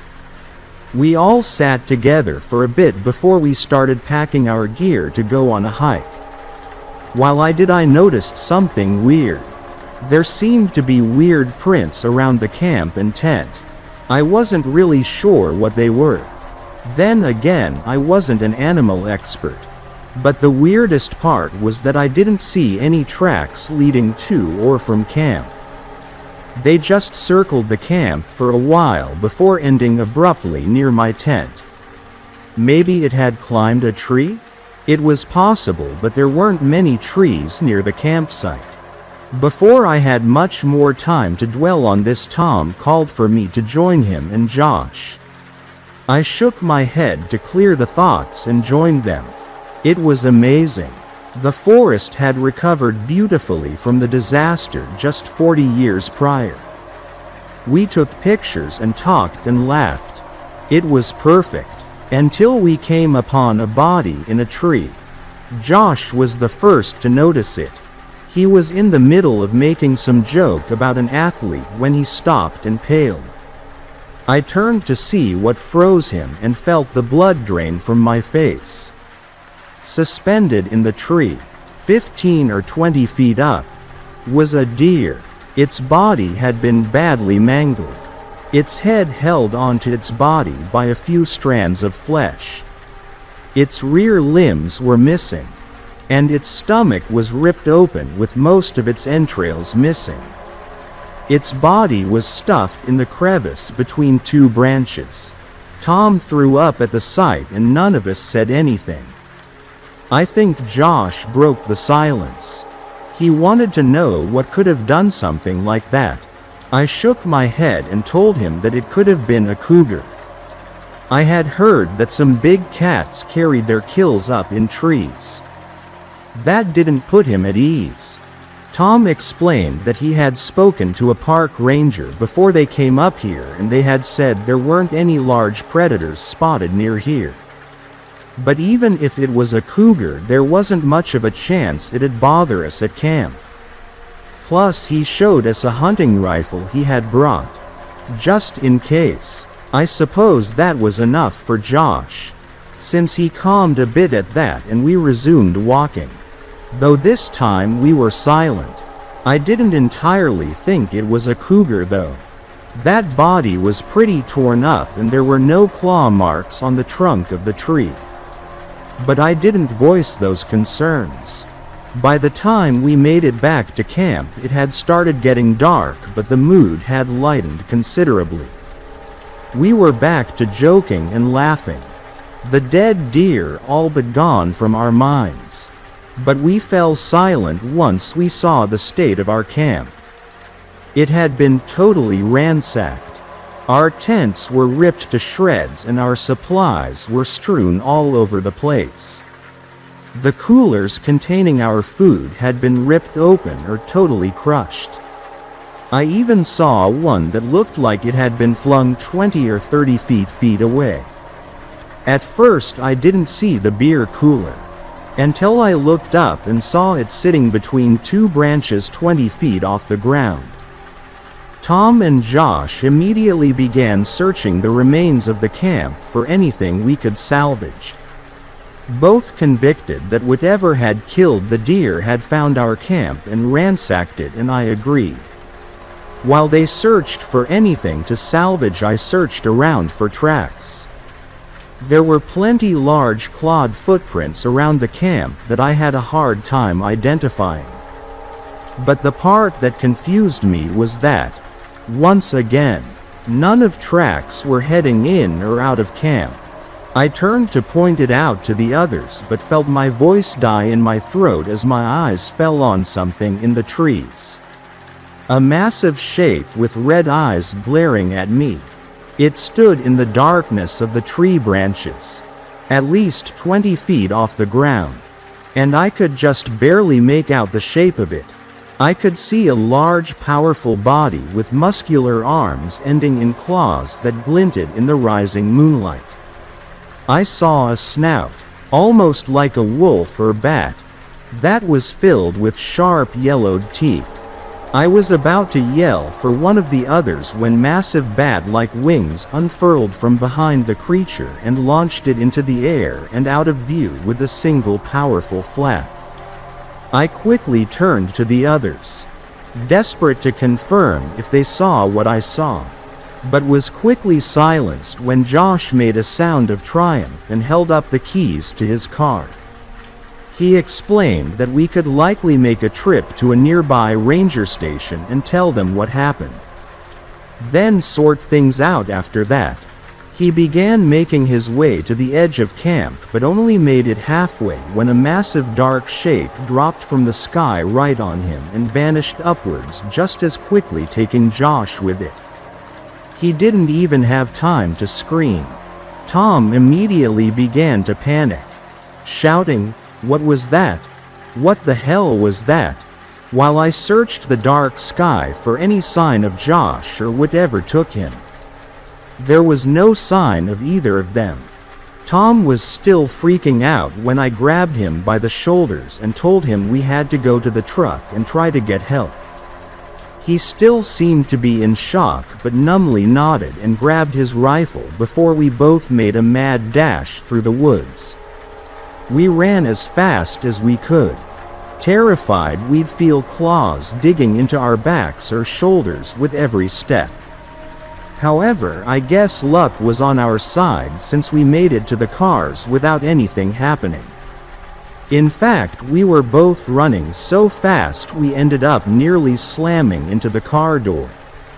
I immediately started yanking on the handle, desperately trying to open the door, when Tom's hand suddenly grabbed my shoulder.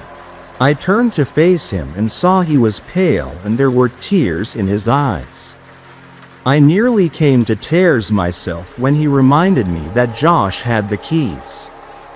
I don't know how long we stood there, an air of utter despair washing over both of us, before it was all shattered with a crash from behind me.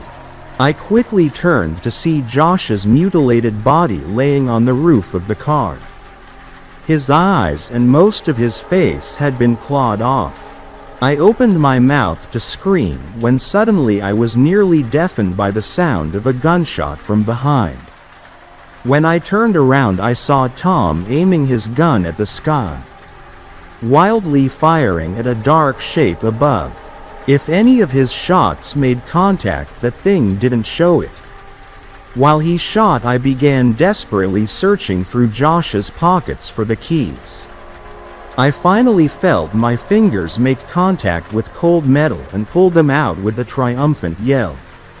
I turned to tell Tom I had found the keys, but just as I did, I heard a sound that froze my blood. The click of an empty gun. Tom turned to me, a look of fear and despair in his eyes. Before he was tackled to the ground by that thing, I felt its wing hit me and I was knocked to the ground.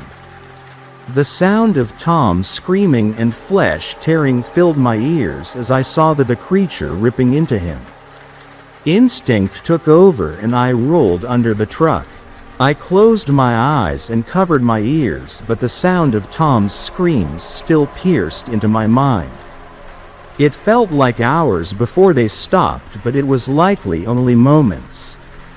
When silence finally fell, I slowly opened one eye, terrified that the monster would be inches from my face. Instead, I saw the remains of Tom. His head was laying a few feet from his body with its empty dead eyes staring at me. I strained my ears and eyes to catch any sign that that thing was still there, but I didn't see or hear anything. Part of me wanted to desperately climb out and try to get in the truck before it got me. But fear gripped my body and stopped me from moving. What if it was on the roof, or hovering just above the truck, waiting for me? I spent the entire night under that truck. Any time I mustered the courage to try and crawl out, I thought I heard the beat of massive wings or something shifting on the roof of the car. Even when the sun came up, I was too afraid. The only thing that finally encouraged me to crawl out was the screech of tires. I looked up to see a park ranger vehicle near the truck. I quickly crawled out from under and staggered towards the ranger. What happened next was a blur.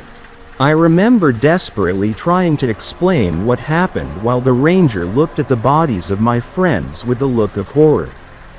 I remember waiting at the station and trying to convince them that a flying monster killed my friends. They didn't believe me. Of course, they also didn't believe I had killed my friends. According to them, no human could have done that to them. The attack was attributed to a bear that was seen in the area a few days later. Funerals were held for Tom and Josh. Most people were sympathetic and said they were happy I managed to make it out alive. Tom's fiancée didn't say a word to me. The look she gave me was enough. I attended therapy afterwards, at the request of my family, and they said I was suffering from survivor's guilt and that I made up the monster I saw out of terror. They're half right. I shouldn't have survived that night. But I didn't make up that monster. I know I didn't. I'm writing this in my car on the side of the road, back on the mountain. My gun is in the seat next to me.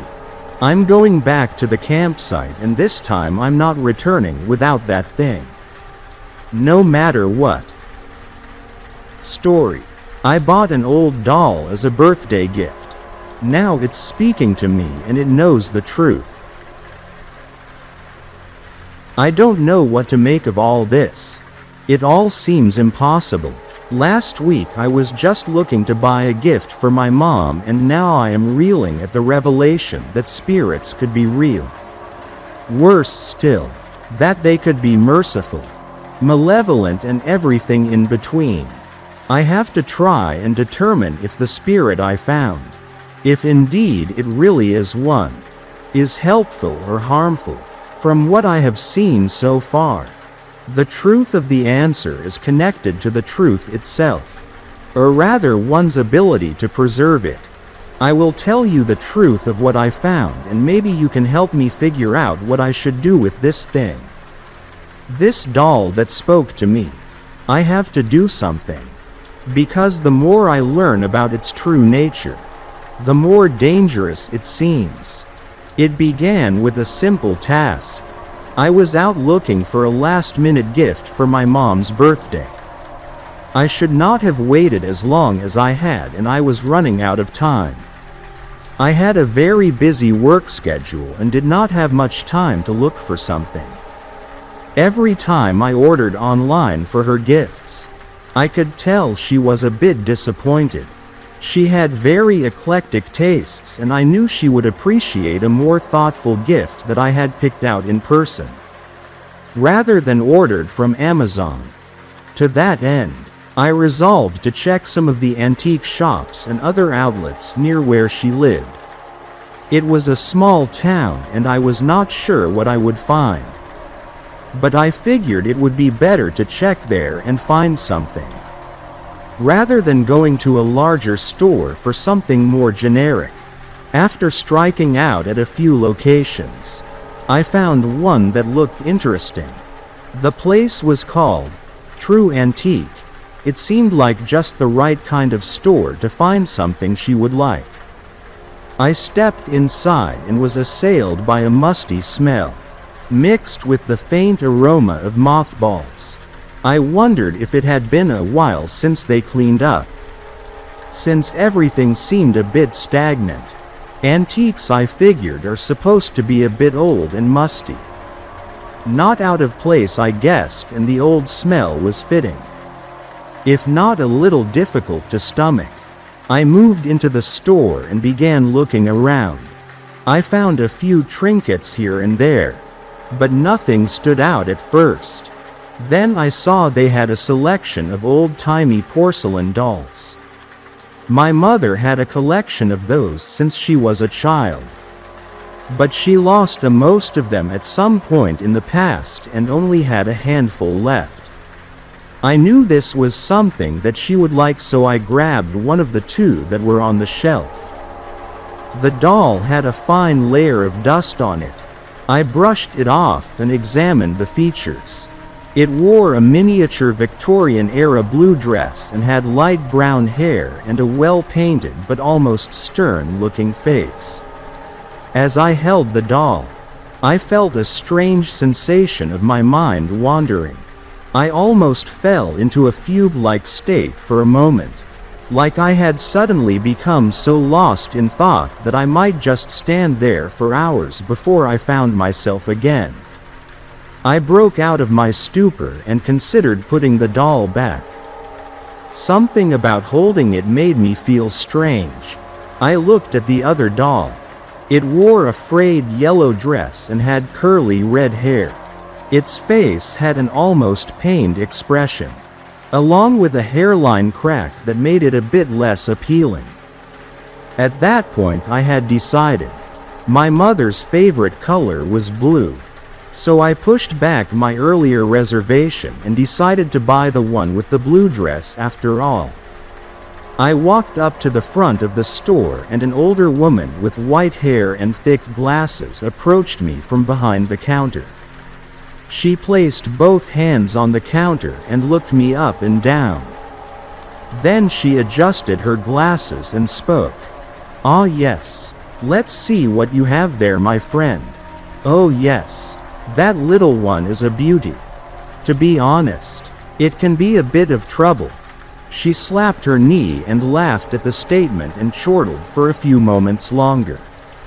I had no idea what was so funny about the word honest, or how a doll could be trouble.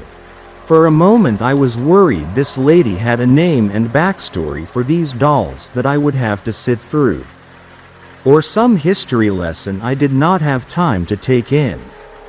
She must have seen the confused and concerned look on my face, and she composed herself and continued. "Yes, well, sorry about that. Anyway, I am sure you and Matilda will hit it off.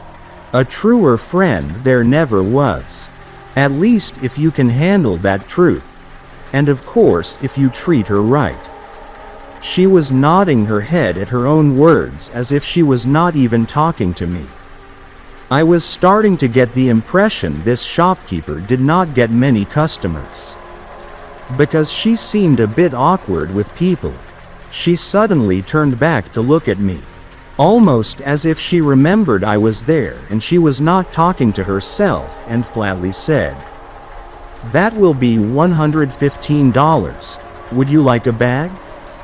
I balked at the price and was about to try and haggle when she read my intention and immediately spoke again. She is a very rare and very valuable antique, though I will admit she did cause some trouble for the last people who bought her. So just for you I will let her go for $80. That is my final offer though. I have to make ends meet after all. She smiled again. Though not at me but at the doll on the counter. The whole encounter was feeling a bit creepy. But I figured I would take the offered discount and get out of there. I agreed to the bag and the shopkeeper reverently wrapped the doll up and warned me to be careful. She is as fragile as some people's self-image and as free-spirited and open as the truth.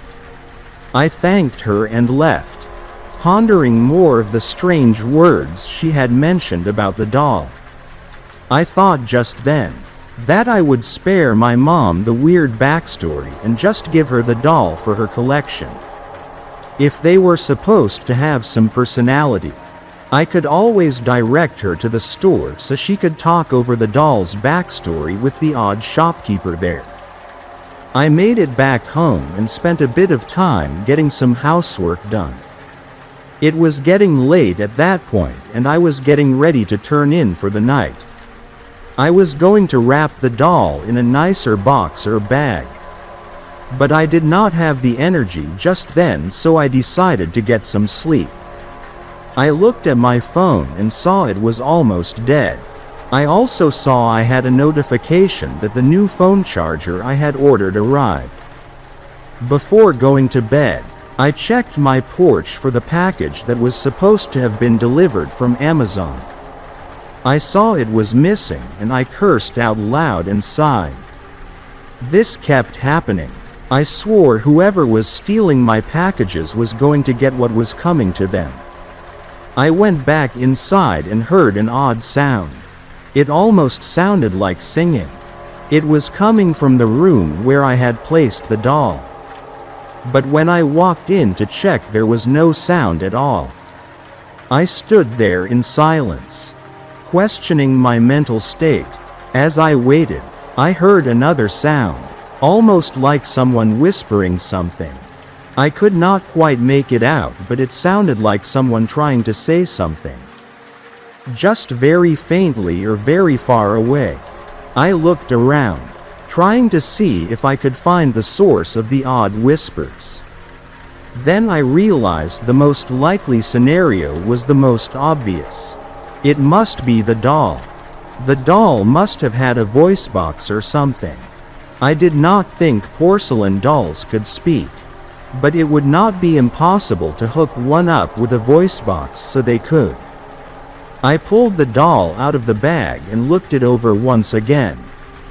I was not certain, but it almost seemed like its expression had softened and it had the hint of a smile on its face, where before it had looked moody and slightly upset. I brushed off what was likely me just not remembering how its face really looked earlier and tried to inspect the thing for a string, button or some device that could be linked to an audio box.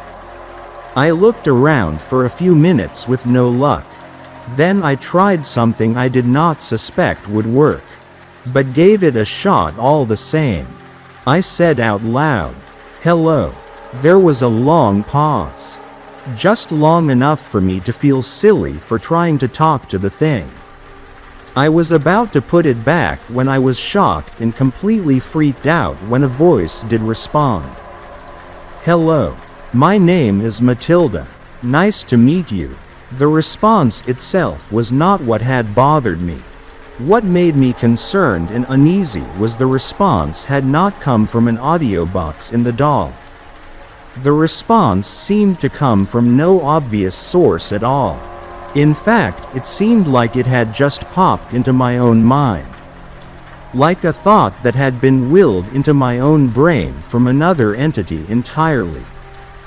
The intrusive thought, greeting, almost made me jump in surprise and drop the doll. I tried to compose myself and investigate the phenomenon further. I summoned the conviction to return the greeting to the small figure. "Hello, Matilda." There was another short pause and then, again, the response seemed to come into my mind without any real audio cue in the quiet room. "Will you be my friend?" I was stunned by the telepathic discourse I was having with a tiny doll. I considered I might be hallucinating, but I had no idea what could be causing these type of vivid and intrusive voices if I was. I also felt uneasy at the fact that the voice was in my head and yet was clearly not my own mind. I spent so long contemplating my own sanity, that suddenly I looked back at the doll and its painted face had shifted again. Now there was a look of profound sadness on it and I realized I had not answered its question. I figured I would play along and told the odd thing. Yes, of course I will be your friend." The answer was almost immediate that time and I heard the voice practically shout back into my head. "Great. That is so great. Thank you. I promise I will be a true friend to you. If you are always true to me, I can see many things. But I will not look into you. Only speak to you. Because you are my friend and I trust you." The doll had some interesting perspectives and I had to learn more while the psychic conversation was still ongoing. I was so fascinated that I resolved to keep talking. At least until I hopefully woke up from the bizarre dream I must have been having. I asked the most pertinent questions first. "I am sorry to be so direct, Matilda. But what are you? Are you a spirit, a demon, or some other thing that could inhabit the body you currently possess?" There was another long pause and I wondered if she was thinking about how to respond. I started to worry, since I had seen too many scary stories of haunted dolls. I did not believe strongly in the supernatural, but it would be just my luck to find a doll possessed by some soul-devouring demon. She had finally come up with her answer and she replied, "I am me, just Matilda. I think. I do not know what I am besides a doll. I think I have always been this way. I remember having a sister and she was a doll as well. I also remember someone else, but it is blurry. My memory about myself is not the best. I remember it is my job to see things in others, to see the truth and to help my friends." I felt a bit better at the benign response. No overtly evil behavior to fret over. I chuckled to myself at the absurdity and impossibility of the situation. I must have just found one of the more run-of-the-mill psychic porcelain dolls. The insane conversation was cut short when I heard loud music start from next door and I groaned out loud as the crazy situation was affected by a more mundane annoyance. My neighbor was at it again. Every Sunday he had people over and played music so loud and so late it kept me from getting to sleep till well after midnight. I worked an early shift Monday morning and no matter how many times I told him to try and keep it down, he just kept at it. He would pretend to listen to placate me, or just ignore me completely. I called the cops one time. It was particularly bad and he has been more hostile to me ever since then. I sighed and was not sure what I would do this time. I had to get up even earlier than normal since I had to get the flowers for my mom's birthday tomorrow. My frustration was interrupted by a soft voice gentling prodding into my annoyed mind again. "What's wrong, my friend? You seem upset." I was surprised and then remembered I had been talking to a sentient doll again. I figured I had asked my questions of her, so I may as well share my frustrations with her as well. Why not, since now she was apparently a friend? It's my neighbor. I have to get up early tomorrow, and he is always inconsiderate on Sundays with the noise. He has parties over there with extremely loud music till well after midnight. I am just tired and I need to get some sleep. Matilda replied with a request. "Would you bring me over there? Maybe I can help." I almost laughed out loud at the prospect of bringing the psychic talking doll I had bought as a gift for my mom's birthday over to my neighbor's house to tell him to keep it down so I could get some sleep. My dismissive tone was noticeable, and I swear I saw her look sad again. I decided if I was already in a crazy dream, what could it hurt to indulge the curious new friend of mine? I walked over towards my neighbor's house, still in my robe and sweatpants, holding the doll in one arm against my chest with her face pointing out, like a ventriloquist that had just rolled out of bed. Before we made it to the door, Matilda spoke into my mind again. "This is close enough. Thank you. Please wait a moment." I stood there on my neighbor's lawn, confused and still holding the doll, which was physically there, but somehow felt absent at that moment. I was embarrassed and hoped nobody would open a window just then and see me standing there looking like a lunatic. The music had stopped and I was afraid that it was because they knew someone was outside. But I heard nothing indoors at first. Then after a moment I heard shouting and there was some sort of argument going on indoors. I was about to get closer to check when I heard the familiar voice speaking into my mind again. "Your neighbor is a liar. I don't like liars. So many secrets, deceptions, lies." I looked and I saw things. He kept the relationship with another woman hidden from his girlfriend. She knows now. She is not happy. She will leave soon and he will either follow her or sulk. He will not feel like partying for the rest of the night. My friend should have some peace and quiet for the remainder of the night. I was astounded by the doll's declaration. I could not believe it. But when I inched closer to the window I heard shouts and screams of an obvious argument between my neighbor and his girlfriend. "She is just a work friend. It's not what you think. Come on, Cindy. Really? You are just gonna leave over a misunderstanding?" A loud slap was heard after his appeal and an icy response of, "Fuck you, Glenn." Then the front door swung open and I fell back and toward the side of the house to not be seen standing there listening in on the exchange. After a moment of sitting there in the grass by the window, I was unsure if I should stand up and leave, or stay a moment longer. Then I heard more coming from inside. I heard objects breaking and yells of anger, followed promptly by sobbing as my neighbor Glenn went through the entire emotional range of getting dumped. Though I admitted that it sounded like he deserved it. Then I considered my situation. I had to ask the immediate follow-up question to my companion and looked down at the doll I was still holding. Matilda's painted face now wore a wicked smile and she was clearly proud of what she had done. I had no idea just how she had done it. I asked her directly, "What was that? What did you do exactly?"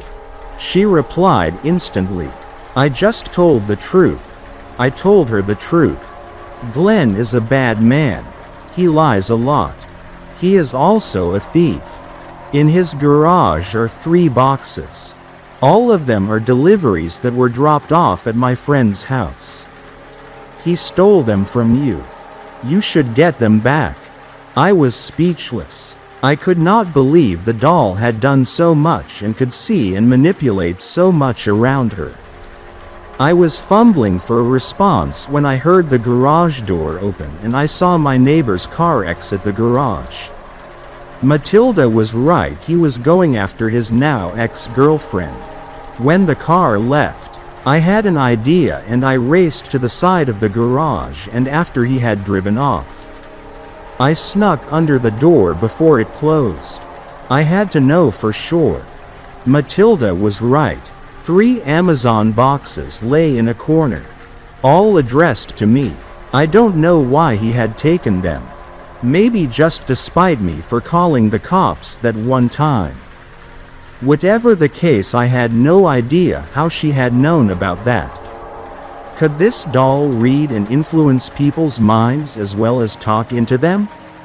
Whatever the case, I was dumbfounded and just managed to mumble a response of, "Thanks. Thank you, Matilda." I looked down at the doll and her eyes were closed and a large grin was on her face. Her voice came back into my mind with an acknowledgement of, "Anything for my friend. Also, if you would like, I could do more.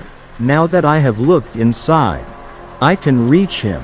Based on his current emotional state and the doubts he has about his life goals and aspirations, there is a good likelihood that I could influence him to crash his car in a fatal manner and remove him as a nuisance completely. Would that make you happy, my friend?" My jaw hung open and my heart sank as I processed what I had just heard.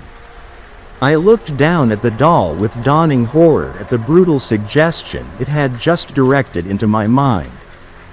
The wide smile never left its face, and I remembered the trouble that the shopkeeper had mentioned with the doll's previous owners. I had no idea what I had gotten myself into. I tried to calm my mind and not let the horror and implication of Matilda's suggestion color my response. I did not know what she was capable of just then, but I feared if I disappointed her, she would turn her power on me just then. I told her flatly, "No, that will not be necessary. I got my boxes back and it is quiet. Thank you again, Matilda. I think I need to have a drink and lay down for a bit. Hopefully I will not wake up in a room with padded walls and find out I am as crazy as this night seems to indicate." I walked back to my house and went inside, retiring for the night with my new friend. I went back inside my own house and put Matilda on the table in the dining room and started towards my bedroom. I heard the voice in the back of my head. It sounded distant. Then I heard a soft voice that seemed sad and a little embarrassed. It asked, "Did I do something wrong? You looked concerned. Are you afraid of me?" I was shocked but also not surprised by the question. I remembered I had sworn to be honest, so I had to tell her. "Yes, I am a little afraid right now. I'm sorry. I just was not expecting all the things you can apparently do. I just need a moment." There was a pause and then an acknowledgement. "Oh, all right. Well, sleep well, friend. I will speak with you tomorrow." The voice faded away and it seemed she had returned to a dormant state. She sat silently on the table I had set her on, and after a minute of waiting I heard no more attempts at communication. I walked back to my room and shut the door and sat on my bed trying to process the insanity of the day. I could not believe the situation I had found myself in. But I knew one thing. I could not give her away right now. I had no idea how she might react if I tried to give her to my mom. Worse, I did not know if it would even be safe to do so. When I was finally able to quiet my mind, I eventually fell asleep. I remember having vivid dreams of being small and sitting on a giant shelf with giant people walking around. I could hear them speak, but I could also hear them think. The din of voices increased and threatened to drive me mad, before I finally managed to shut them out by some force of will. I thought as well about her. I did not know who she was, but a word kept cropping up in my jumbled thoughts as I tossed and turned. Ruby. Who was Ruby? I woke up to my alarm blaring. I was exhausted and felt like I had hardly gotten any rest. I shot upright as I realized I had to try and find a replacement gift for my mom today. I was not going to give her Matilda, but that meant I had to find something else before I met her in the morning for breakfast. I got ready and raced to the door. I did not even know what would be open this early, but I had to find something thoughtful in less than an hour.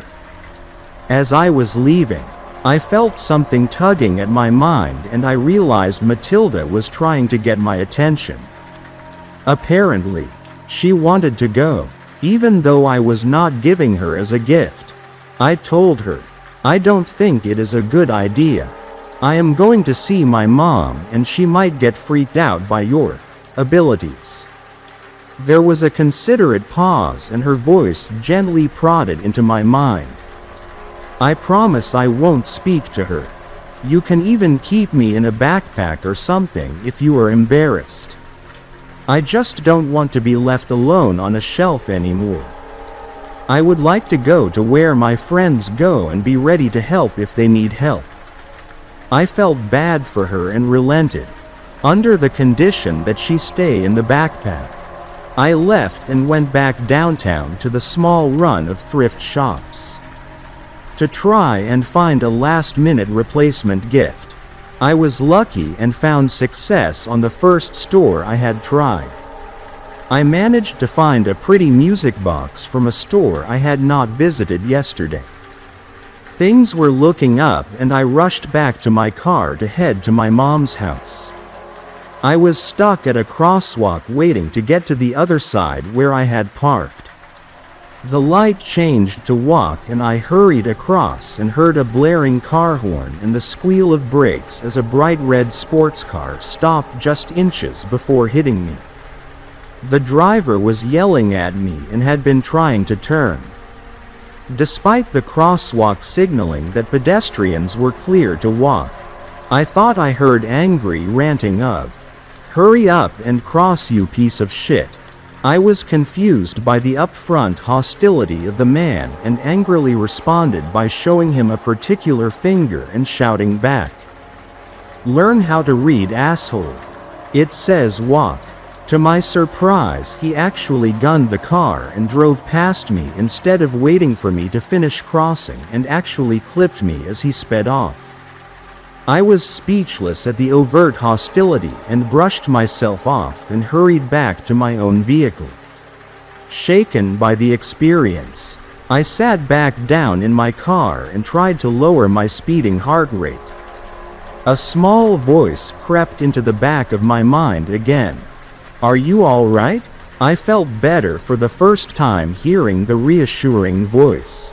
The weirdness of talking to the doll was wearing off and I replied to Matilda, "I am okay. That was just a little too close." I did not open my backpack to look, but I could imagine her face wore a concerned expression and she replied, "I am sorry that happened. Some people are just terrible. They only care about themselves. The world would be better off without those sorts of people." I felt better at her attempt to sympathize with me and I made the mistake of answering her just then. "Yeah, you're right. We would all be better off without reckless jerks like that in the world." I started my car and drove off, not even noticing that the presence around the doll was absent for a while afterwards and never realizing that Matilda was up to something. I arrived at my mom's house and she greeted me warmly and we went inside. I wished her a happy birthday and gave her the music box I had purchased as a replacement for Matilda. She seemed to really like it and I could tell I lucked out with the last-minute find. As we spoke, I asked her how she was doing and she responded with the normal. "Oh, me? Don't worry about me, I am doing just fine." I asked if she was having anyone else over today and she hesitated briefly and then said, "No, it is just you today. Having a low-key birthday this year. Don't worry about me, sweetie." I did not think anything of the answer at first. Then a familiar voice gently pushed into my mind. "Your mother is lying. She is afraid to tell you that she is still seeing someone named Michael." At first, I tried to push Matilda's voice away. I did not want her reading my mom's thoughts. Then I tensed up when I heard the name Michael. I couldn't believe she was still seeing him. Michael was the first person my mother dated after she separated with my dad. He was an airline pilot when they met, retired now, but in reality, his full-time job was a cheating scumbag. He was one of those good old boys who thought they could have a different woman in every major city. Due to the nature of the job, worse still, despite having a decent job, he was awful with money and my mom blew a ton of her own savings on him when they were together. My heart sank when I considered they might be together again. Despite her infatuation, the man was probably trying to sink his hooks into her again because he was blowing his retirement as bad as he was blowing his money when he was working. I knew that a heartbreak was in the near future if this was really happening. Yet, I had no idea how to broker the subject considering that I learned all this from the psychic doll in my backpack. My mom noticed the silence after she spoke and she was getting self-conscious about it. Maybe even suspecting I somehow knew what she was saying was a lie. She promptly offered me a cup of tea and stood up and walked out of the living room we were sitting in. I was not sure what to do, but then I realized I also had not responded to Matilda and she spoke into my mind again.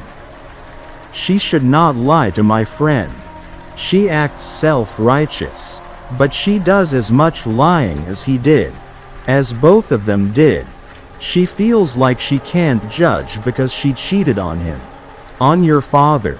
My jaw almost hit the floor and I was stunned by another, even more significant revelation about my mom, and I was feeling increasingly uncomfortable.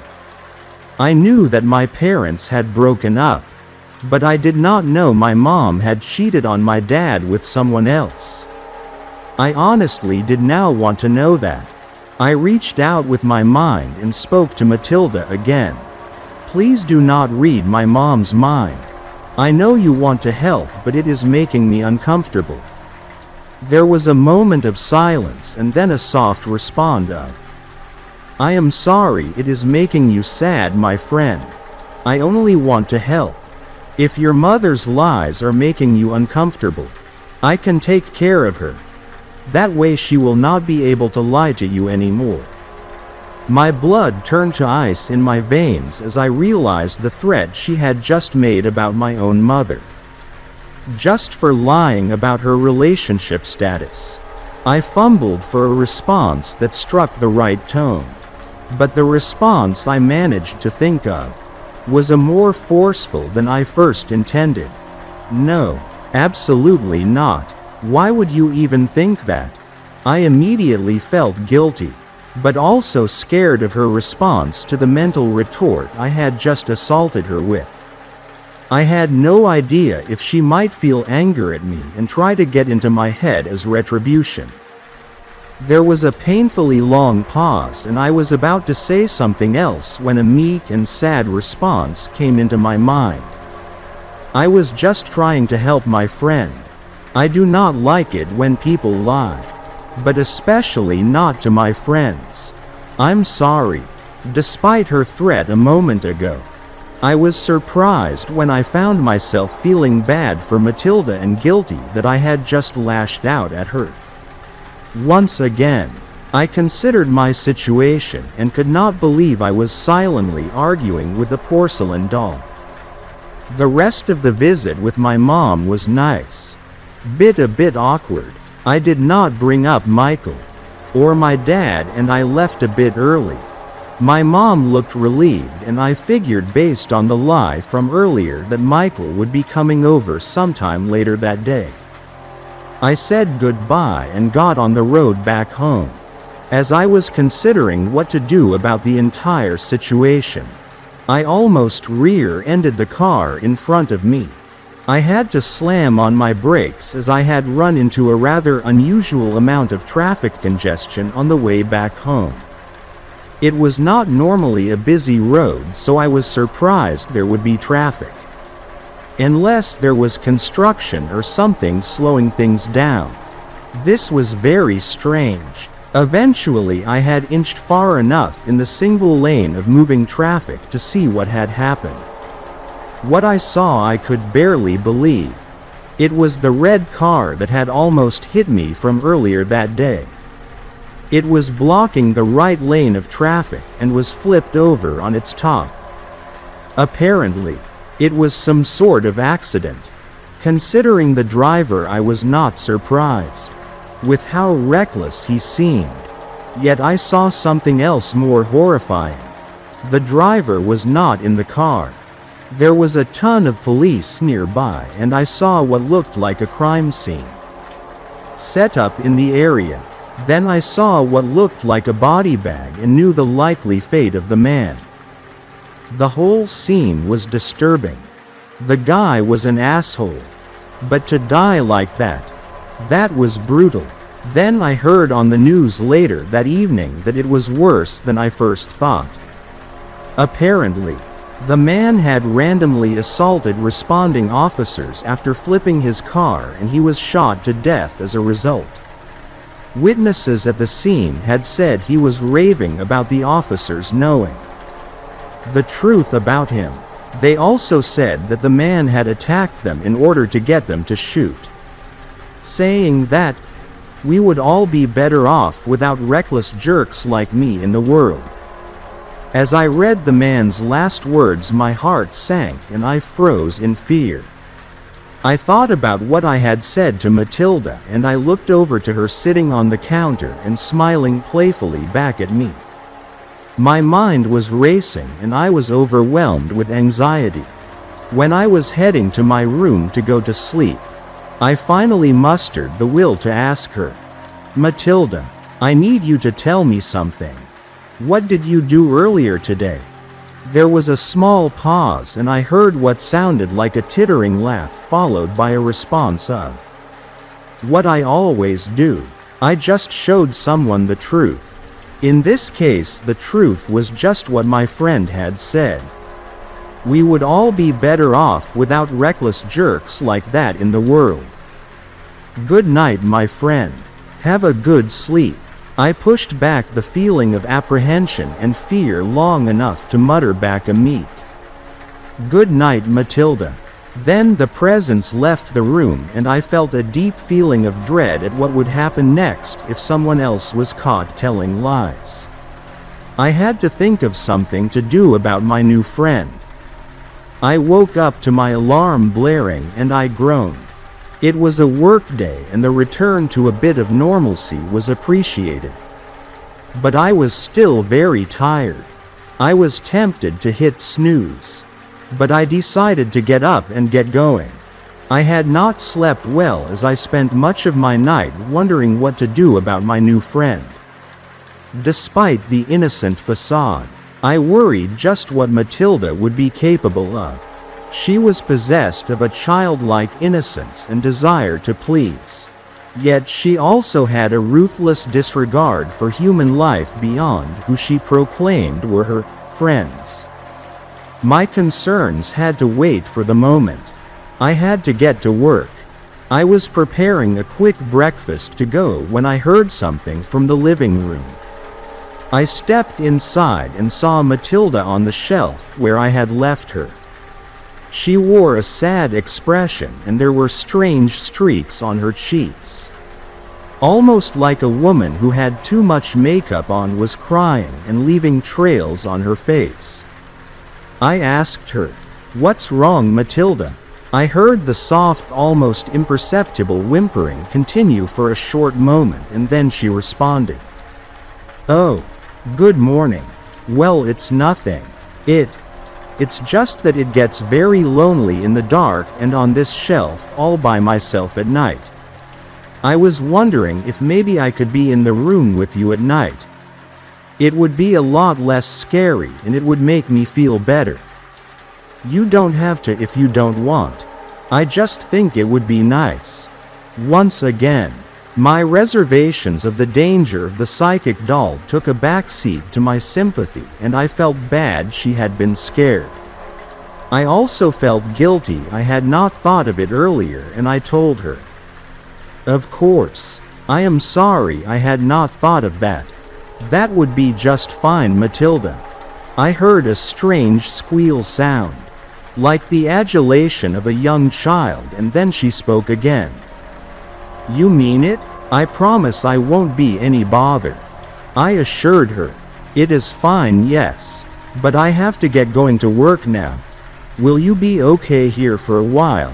At least while I am gone?" I was surprised I was asking, and I found, despite my previous concerns, that I was genuinely considering her feelings before acting. There was a sound like mumbling and then another soft appeal. "Well, if it would be all right, I thought I might tag along and maybe stay in your backpack. You could talk to me on your breaks and then I would not have to be alone here with all the voices." I was not sure about that request. I was worried what might happen if Matilda got any ideas about my coworkers telling lies, and how they should be punished accordingly. I was about to decline her request when I looked back up from my contemplation and saw her face had shifted to a design of hopeful anticipation. Her eyes were bright and shiny and her smile was wide and waiting. I relented, and rather than deny her request, I decided to let her come along. Just this once to my work. I was already forgetting that she had gotten a man killed just yesterday.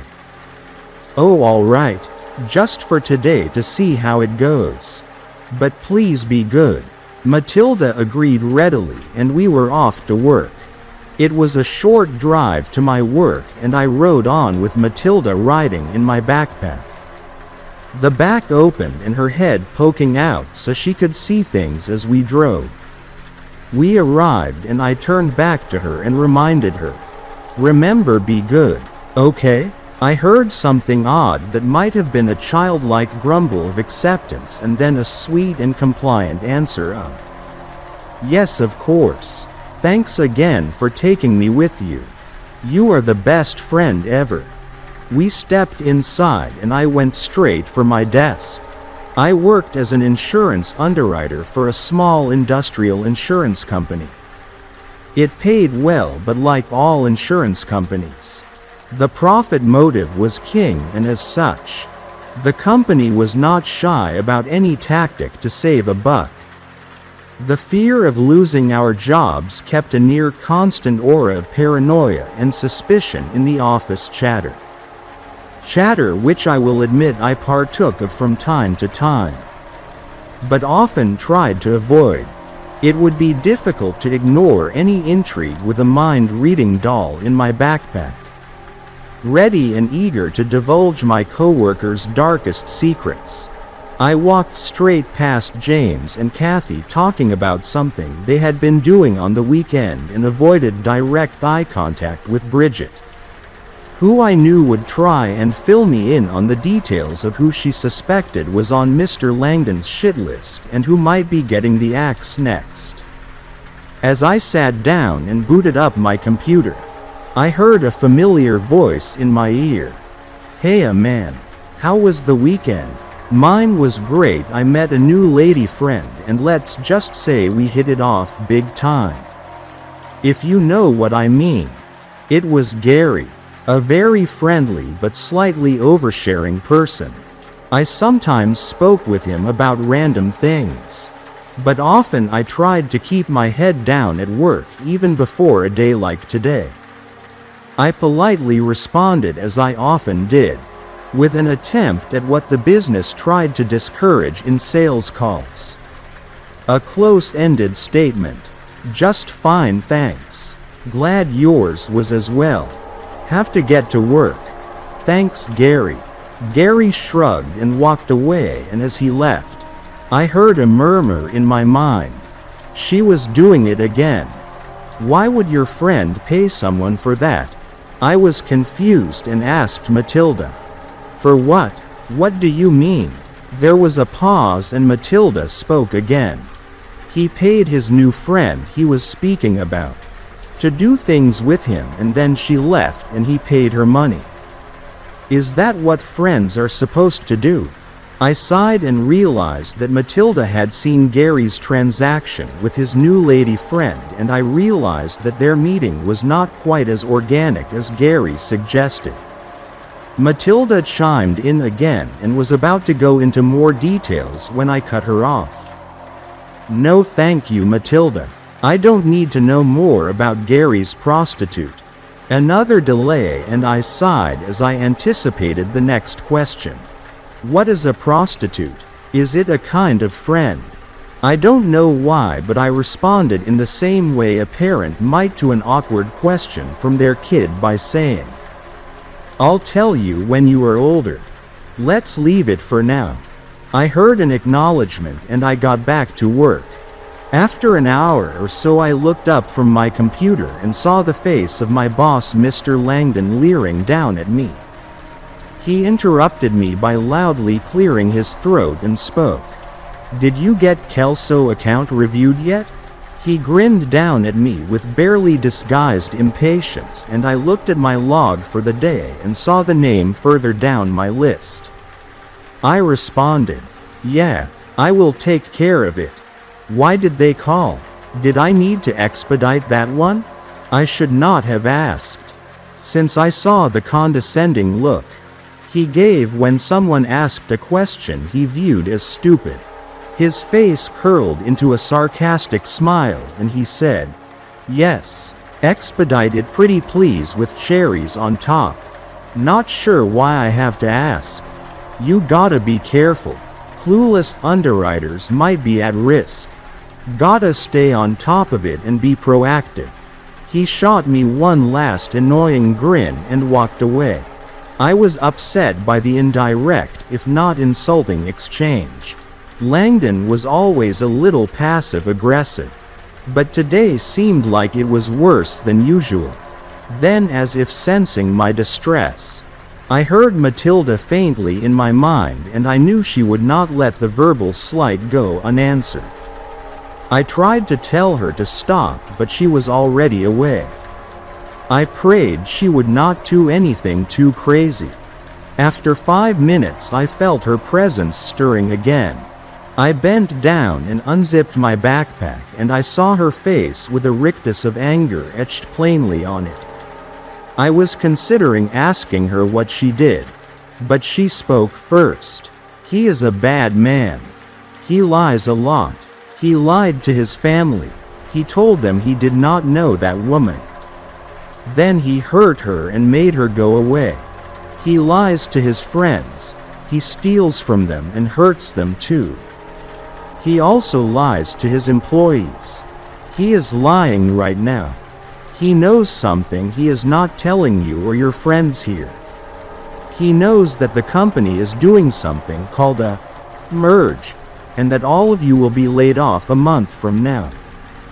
He is the only person who will be moving on to the new company. He was not going to tell anyone until it was closer to the time, and he would be forced to. My heart sank as I digested what Matilda had told me. That bastard knows we are all going to lose out jobs, and he was going to string us all along with hardly any warning. I felt myself getting angry at the revelation, and I immediately forgot what happened when Matilda knew something. Or someone that made me angry or unhappy. I had to get out of there. I was panicking at the prospect of losing my job, and I did not know what might happen if Matilda recognized that and lashed out at what was making me upset. I stood up and started walking out. I ignored my coworkers' questions at what was going on. Unfortunately, Mr. Langdon was near the door, having come back inside from an apparent phone call. He put his phone away and regarded me. "Where's the fire?" I thought I said expedite the Kelso account. Not take a coffee break only an hour into your shift. You know it's this kind of attitude that. I cut him off and got directly up in his face and told him, "Why don't you just fire me? Or were you waiting for another month to just make it easier and get rid of all of us at once?" His face turned white and he had no words to respond. The fear on his face validated the truth of what Matilda had said. He really did know, and he was not going to tell any of us. He stuttered for some response, but I brushed past him and tried to block the inevitable question that perforated my mind shortly afterwards. "Can I make the bad man go away? He seems very heartless, but I am sure there is a way I can find the truth. Find his truth that makes him feel so bad that he just goes away, forever." I found that my anger at the situation dulled the horror of Matilda's threat more so than the last few times she offered to help. I admit I almost made no effort to stop her, but I just managed a response of, "No, it is not worth it. Don't use his truth to make him go away. Thank you for the offer, Matilda. I just need to go home and start brushing up on my resume." I heard her acknowledgement and she said, "I promise I won't make him do it." I realize now, I should have been more specific. When I got home, I collapsed on my couch. I knew that at some point I would need to get my computer and start looking for a new job. I did not have a lot of time left, and I was not expecting to have to be looking so soon. Later that evening, I was almost through processing my situation and trying to do something about it. Just then I got a call from an unknown number. I was shocked when I answered, and I learned it was the police. My jaw almost hit the floor when I learned that I was being contacted for a statement and witness testimony for a crime that occurred at my work. Apparently, earlier that day there had been a homicide. The victim was of course my boss, Mr. Langdon. The suspect, currently in custody, and the reason for the call was to my shock. Gary. He had apparently gone berserk and had stabbed Mr. Langdon 32 times with a letter opener. I could barely speak, and I was encouraged to come down to the police station to give a proper account if I was not able to on the phone. They had wanted to know if any of his company workers had seen Gary acting strangely that morning, or likely any other telling details that could help explain the violent and grisly outburst. After I was done with the call, I hung up and walked to the living room. I heard a soft melody humming in my head, and I could tell Matilda was very happy. I walked up to her shelf, and she had a broad smile on her face. I asked her directly, "Why did you lie to me? Why did you kill Mr. Langdon?" Matilda did not respond at first, but the humming song had stopped. I felt an odd static in the air, and I looked back as I heard a light bulb explode in the kitchen. When I looked back, there was an odd look on her face again. It looked half triumphant and half guilty. She spoke finally and said, "But I didn't lie. I promised I wouldn't make him do it. I did not have him do it. I just showed the truth to all of your coworkers. Then after that, that man, Gary, the one with the happy prostitute friend, he is the one who did something about it. So, like I said, I didn't lie. I never lie. That man was bad. He lied. Worse, he lied to my friend. I would never lie to my friend. I just want you to be happy. I couldn't believe it. The rationalization was hideous, but technically true. I had no idea what to do about her. I realized it was finally time to get some answers about where my friend really came from. I resolved to go back to that antique store and see just what the hell Matilda was and where she came from. I woke up feeling exhausted and drained.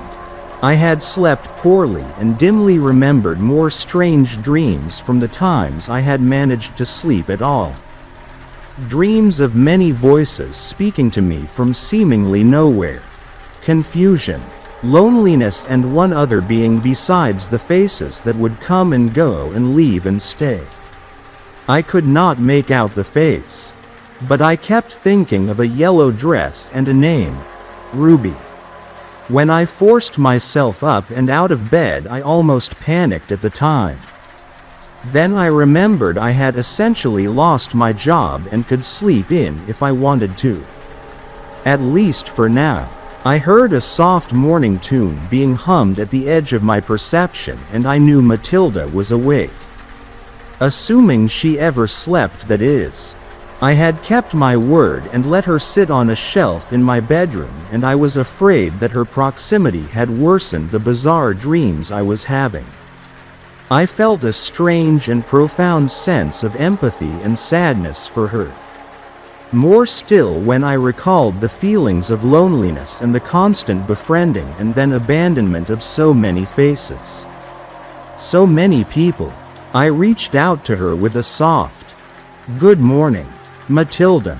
The humming stopped and the response was quick. "Good morning, my friend. I hope you are okay. You seem like you had a rough night. I think some caffeine would do you well.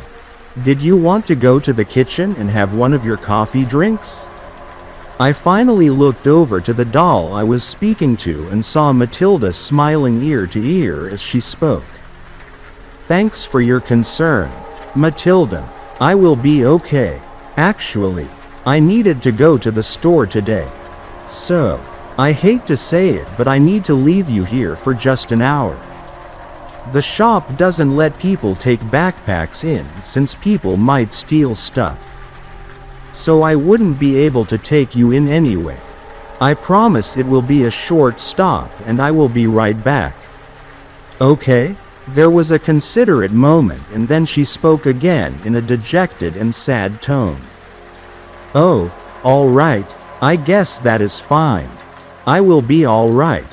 Just please don't be long. Also, would you be able to leave the TV box on? I like watching people do things and it feels less lonely." I agreed to her request and turned on some daytime TV for her and closed the door. Waving goodbye as I did. I had not technically lied. I was going to a store. Just that it was the store I had purchased her from. Truth Antique was open now and I was going there with some questions that the strange old woman who worked there might hopefully be able to answer. I arrived early, right when they were opening it seemed. I saw the familiar old woman unlocking the doors and turning on a flickering open sign. I thought it was good that no other customers seemed to be waiting to get in. I needed some of her time to get some questions answered. Whatever the true nature of Matilda was, this woman knew something about it. I rushed toward the door and stepped inside. The familiar scent of old wood and mothballs assailed me as I entered. I walked further in, expecting to see her close by, since I had just gone in right after she had unlocked the doors. Surprisingly, she was nowhere to be seen near the front. I did not know how she could have moved so quickly. But I started walking around, trying to find her. The place felt different than before. I thought I remembered it being smaller. Yet as I walked, trying to find the shopkeeper, I felt like I was getting turned around and lost in the area I had once perceived as small. The effect was made worse by a strange thumping sound I started to hear. It was distracting me from looking for the shopkeeper as it started to get louder and louder as I walked. Eventually, it sounded like someone was beating a drum incessantly. I raced along trying to find the odd noise's source. I had finally come to an area I had not been before. The noise was very loud and I figured it had to be originating here. I stood in an odd section of the store with disturbing, almost occult-like paraphernalia. An ornate little chest seemed to be pulsing with some sort of barely restrained energy, and I realized the thumping sound seemed to emanate from the box. It did not look like it was physically moving enough to make such a racket. Yet the sound pulsed in my head. It reminded me of how Matilda spoke directly into my mind, and I feared that this object was also trying to communicate something to me. I stepped closer and felt an odd sense of calm wash over me. Then almost all my apprehension about the box had vanished, and I felt the overwhelming urge to open it and speak to the spirit it contained. If Matilda was friendly, then why not? I moved closer, compelled to open the box when a voice called out loudly, "Please step away from the box, sir." I snapped back to my senses and a wave of dread washed over me as I looked at my hand just inches away from the ornate little chest. I suddenly realized it would be a terrible idea to open the box, which I had just noticed had a palpable aura of discomforting energy radiating off of it. I stepped back as instructed and pulled my gaze from the terrible chest. Looking back, I saw the shopkeeper. She addressed me again. "You are welcome to purchase the Dybbuk box here, but I will have to insist you don't open it on the premises. They are a dreadful mess to clean up if they hit an area with lots of foot traffic and people to attach to." She chuckled and looked me up and down, then a gleam of recognition appeared in her eyes and she spoke again. "Oh, you are the one that bought Matilda. That's right. How is she doing? I hope you are not here to tell me that you want to give her back. The poor thing just wants a home. But too many people just can't seem to handle the truth. Is that it? You can't handle the truth." I stepped back from the exclamation and then she burst into laughter and then continued. "Oh, I'm sorry. I did not mean to startle you. It's just a movie reference. You know, A Few Good Men? Anyway, what can I do for you today?" I brushed off my earlier concern and decided to just ask her directly. "No, I am not here to return her. But I did need to know. What is Matilda really?" There was a brief pause and the shopkeeper's expression took on a bemused look. She considered her answer for a moment and then responded, "Why, Matilda is many things. A doll, a friend, a work of art." I was annoyed by the answer. She clearly knew what I meant but was choosing to be evasive. "No, I mean, what is she besides a doll? I know she has a doll body, but I have never seen any dolls do what she can do. Is she some sort of spirit? What does she really want? You must know. You must have heard stories of what she had done in her previous homes. She seems very comfortable killing those who lie about anything and everything. Please tell me." She laughed again and responded, "Oh yes, she does really hate liars. But who doesn't? I am guessing that you found out that about her firsthand?" She chuckled again and continued, But to answer your question, what she wants, if a friend, simple as that, a true friend, one who won't lie to her, one who won't leave her like all those others did. The constant abandonment has been hard on her. I would keep her, but I have to watch the other one. I saw her shift uncomfortably and her normal bright smile vanished briefly. I considered what she said about the other one. Then I remembered another question I had. Who is Ruby? I asked, almost anticipating the answer I received. The shopkeeper looked concerned but decided to answer all the same. Ruby is Matilda's sister. You likely saw her when you bought Matilda. She is slightly more difficult than her sister. I saw her flinch and sniff the air, like she was smelling for something. She looked back to me, lowered her voice considerably and said, "Sorry, just making sure nothing is burning." Ruby has well, let's just say a fiery temper. I may as well tell you, since you deserve to know, as Matilda's friend and keeper. The two arrived together as a pair 3 years ago. I used to try and keep them together, and after selling them a few times, I had to stop since the results were problematic. I asked her, "What do you mean problematic?" She grinned again and said, "Well, to put it bluntly, they kept burning down people's houses and killing the people who were supposed to be keeping them."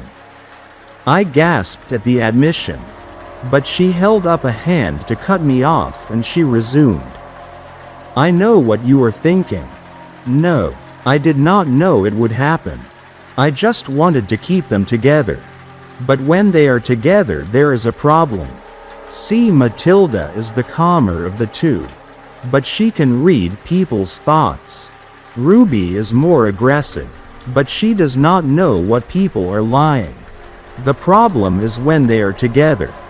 Then often the result would be Matilda telling her sister some secret that incenses her sister, and then, well, then things end up going down in flames. Figuratively and literally, I end up having to retrieve them. Or they do what they often do and find their way back here. I realized I had to separate them and try and let them be in the world apart and find new families. I thought maybe their worst aspects could be tempered by finding people that could give them what they need, while not letting them feed off of each other's worst impulses and continue killing. Yet time and again they would come back. Never just the right fit. Ruby has challenges, but I will find the right home for her one day. But for Matilda, maybe I already have. You know she is a kind soul, don't you? She might kill the liars, but she has a good heart. Just give her a chance." The shopkeeper held her hands together and looked almost pleadingly. Then she turned around and I thought I heard her mutter a colorful string of language. Oh no, I think Ruby heard her sister's name. She has been upset ever since I sold her, even though it is for the best. Ruby gets angry when Matilda is sold, and she remains. You might want to leave. If she is angry, The shopkeeper was cut off as a brilliant pyre of light and flame burst into being in the center of the store.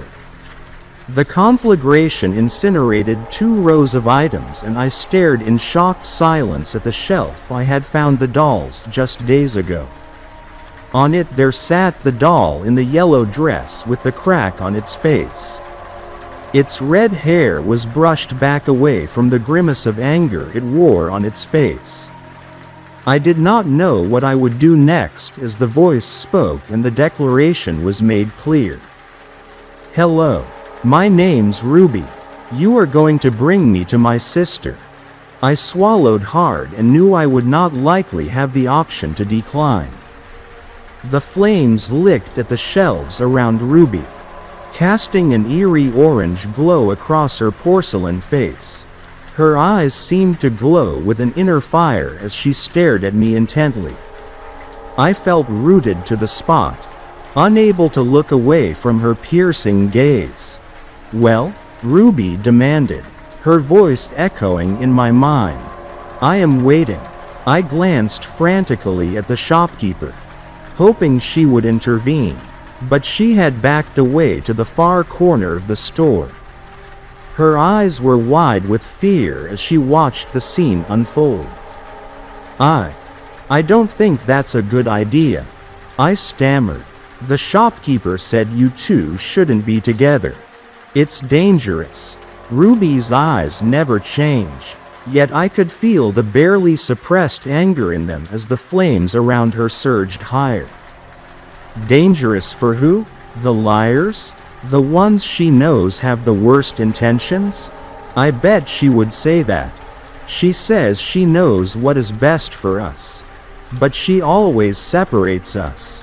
She always tells us to sit still, to not talk to people, to be patient, and someone will come along and take us.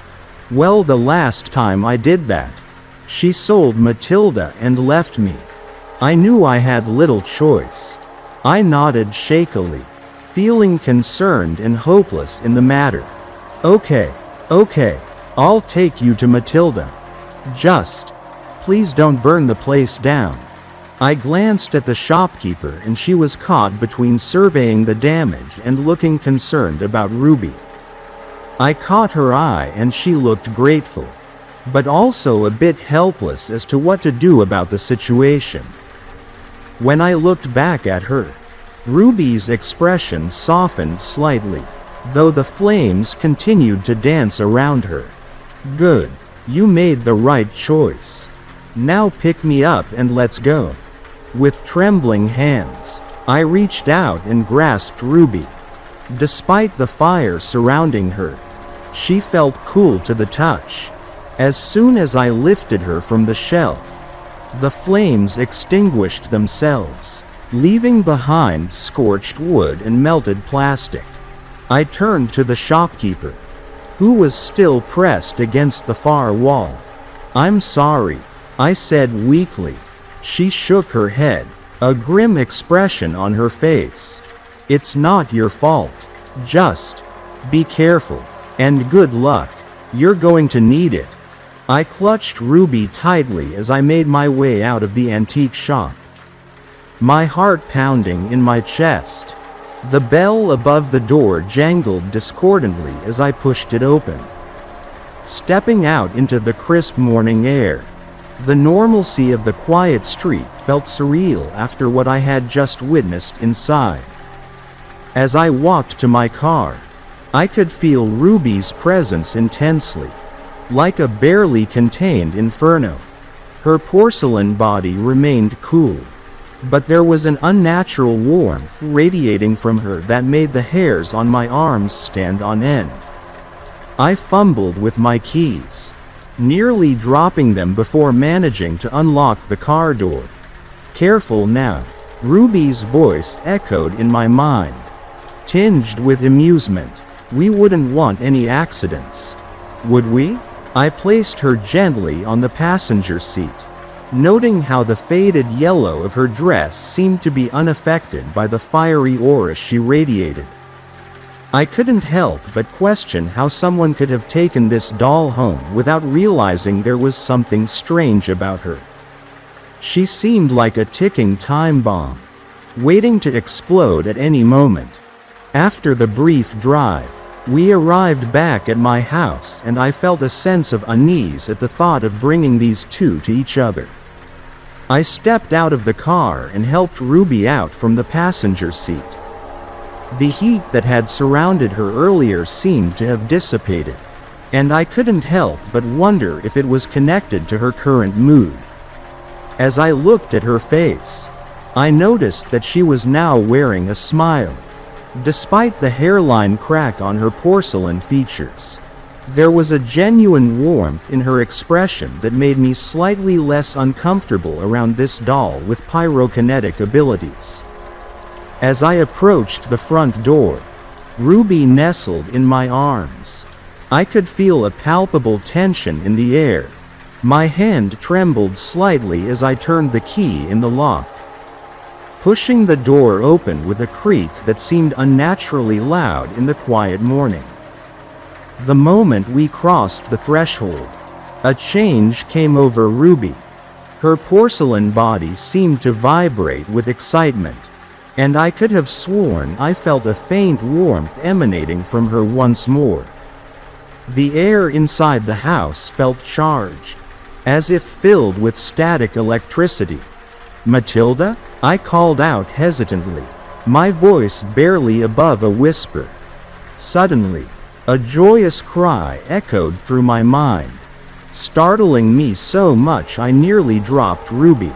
It was Matilda's voice, suffused with an emotion I had never heard from her before, pure, unbridled happiness.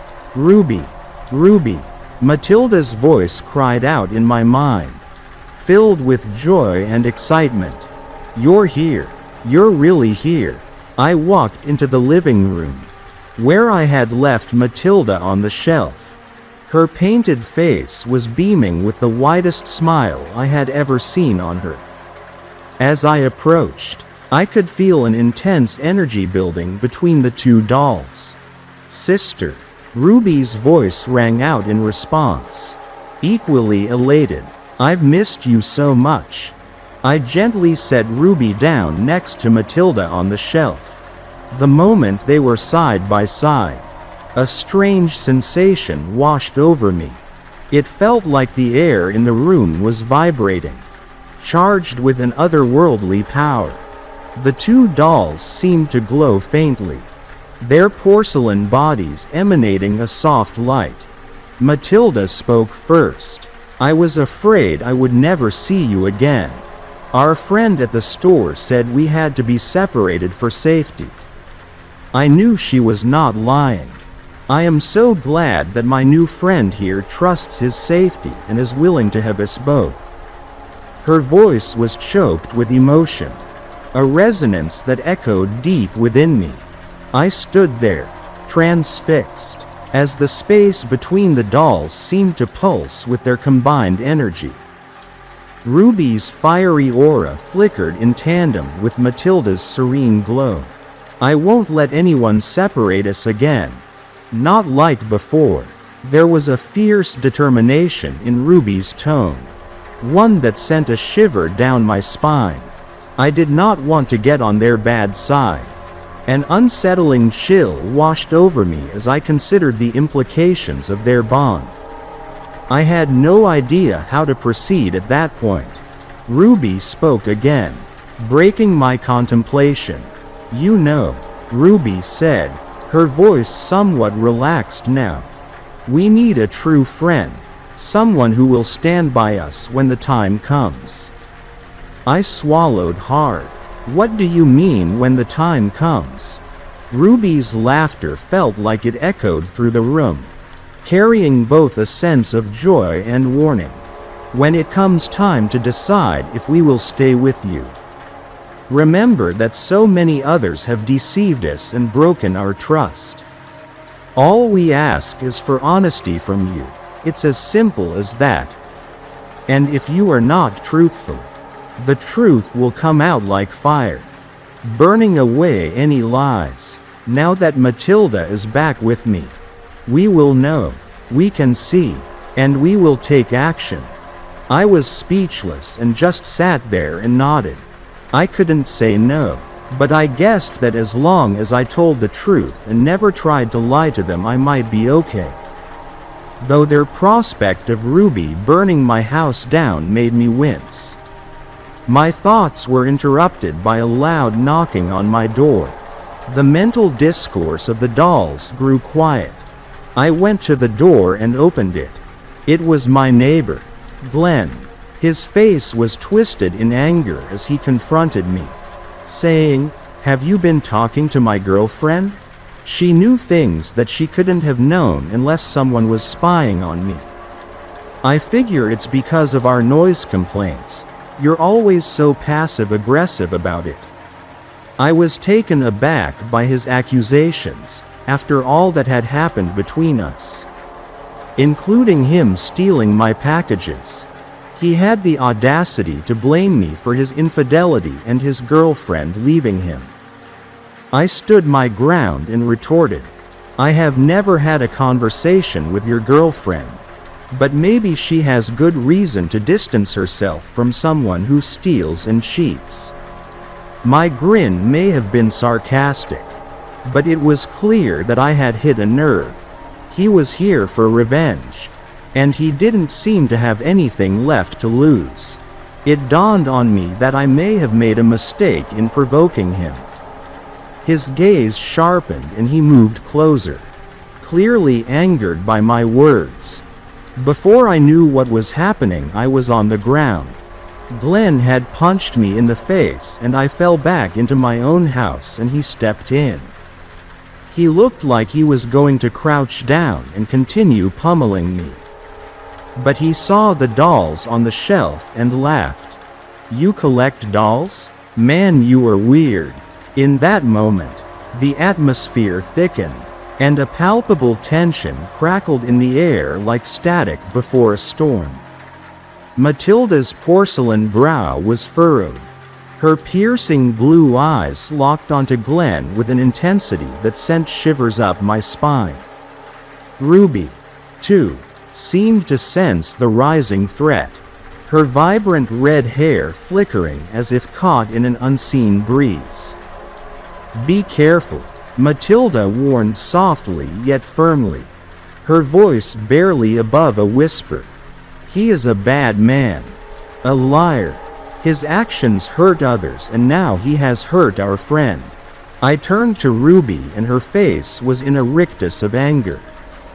Her mental declaration was instant and forceful. "You." I knew this was going to end badly. She had screamed into my mind and clearly into Glenn's as well.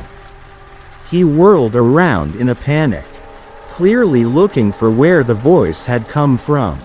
Ruby's voice echoed again and I felt the air growing hotter around us. "Liars. Bad people. Always more. No matter how many are burned, the true ugly nature of people is revealed. Let the truth burn bright. He cannot hide from what he is." I looked to Matilda and there was a stern, accepting look on her painted face.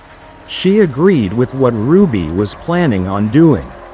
Glenn looked back at me, clearly freaked out by the sounds in his head. He was about to speak when he burst into a fireball. After frantically searching for a fire extinguisher in my kitchen, I finally located it and rushed back to the room. But it was too late. Glenn had already been turned to ash. I couldn't understand how the fire could have burned so intensely, leaving no trace of his body but also staying contained to where it began. The dolls sat still, their expressions somber and unwavering. Matilda's gentle voice echoed in my mind once again, pleading with me, "We are deeply sorry for going against your wishes. But he was a deceitful man. He caused harm to you and others. Please don't be too harsh on Ruby. If you give us a chance, perhaps we can all coexist peacefully."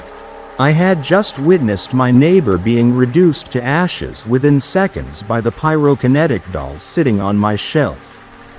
I couldn't find the words to respond to Matilda's appeal at first. I couldn't believe what I was trying to justify. But I managed to say, "It's all right. I understand. I just need some time to process everything." Her usual sweet response was, "Take all the time you need. Friend, we'll be here for you anytime you need our help." I left the room and headed to my kitchen to grab a dustpan and clean up the physical evidence of my neighbor's demise. Months have passed since that fateful encounter, and in the wake of chaos, a strange harmony had settled over our home. The police had come to question me about my missing neighbor, and I had told them the truth. I had no idea how he could have vanished without a trace. However, I omitted the details of his disappearance from my statement. I've realized that I need to find some positivity in my situation. I may still be unemployed, but I believe that with the dolls by my side, I should pursue a career where liars, grifters and corruption were rife. I want to work in a field where only the most deceitful and corrupt would suffer consequences from the relentless pursuit of truth my loyal companions wholeheartedly support. With this in mind, maybe I will need to relocate, move to somewhere where dishonesty and corruption are the business model. Yes, I think we'll try to seek new career opportunity in Washington, D.C. With Matilda and Ruby, what could go wrong? Stay safe and remember, honesty is the best policy. Story. I knew where the bodies were buried. I went to prison for the first time when I was 19 for my involvement in an armed robbery. The guns were fakes and the gang I was part of were not much better. The whole sorry incident ended with us driving into a police car. The second time I was sent to prison was for a killing I did not commit. I was 30. The 3 men I had carried out the armed robbery with were dead. One had hung himself in his cell. One had died in another botched robbery. Most of the third man had been found in a river. I could not see any future for myself that did not involve any early grave. And then I was approached in a bar by a man who I knew by reputation. He was an associate of a local big-time criminal. He bought me a drink and explained that someone needed to take the fall for an act of retribution. That person would be protected while in prison. And when they got out, there would be a tidy sum in their bank account. At that point in my life, it was a no-brainer. I asked no questions. I did as I was told. I had a very good and, presumably, very crooked legal representative, and I was convicted of manslaughter and sent to a medium security prison. It was no holiday camp. But I did my time and kept myself to myself. The prison had a small garden and I was able to spend a few hours every week working there.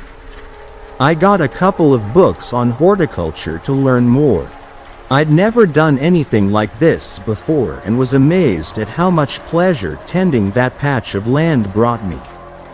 When I was released at the end of my sentence, for the first few days I missed being hunched over planting and digging and weeding.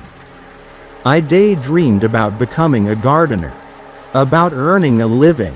Honestly, I should have known better.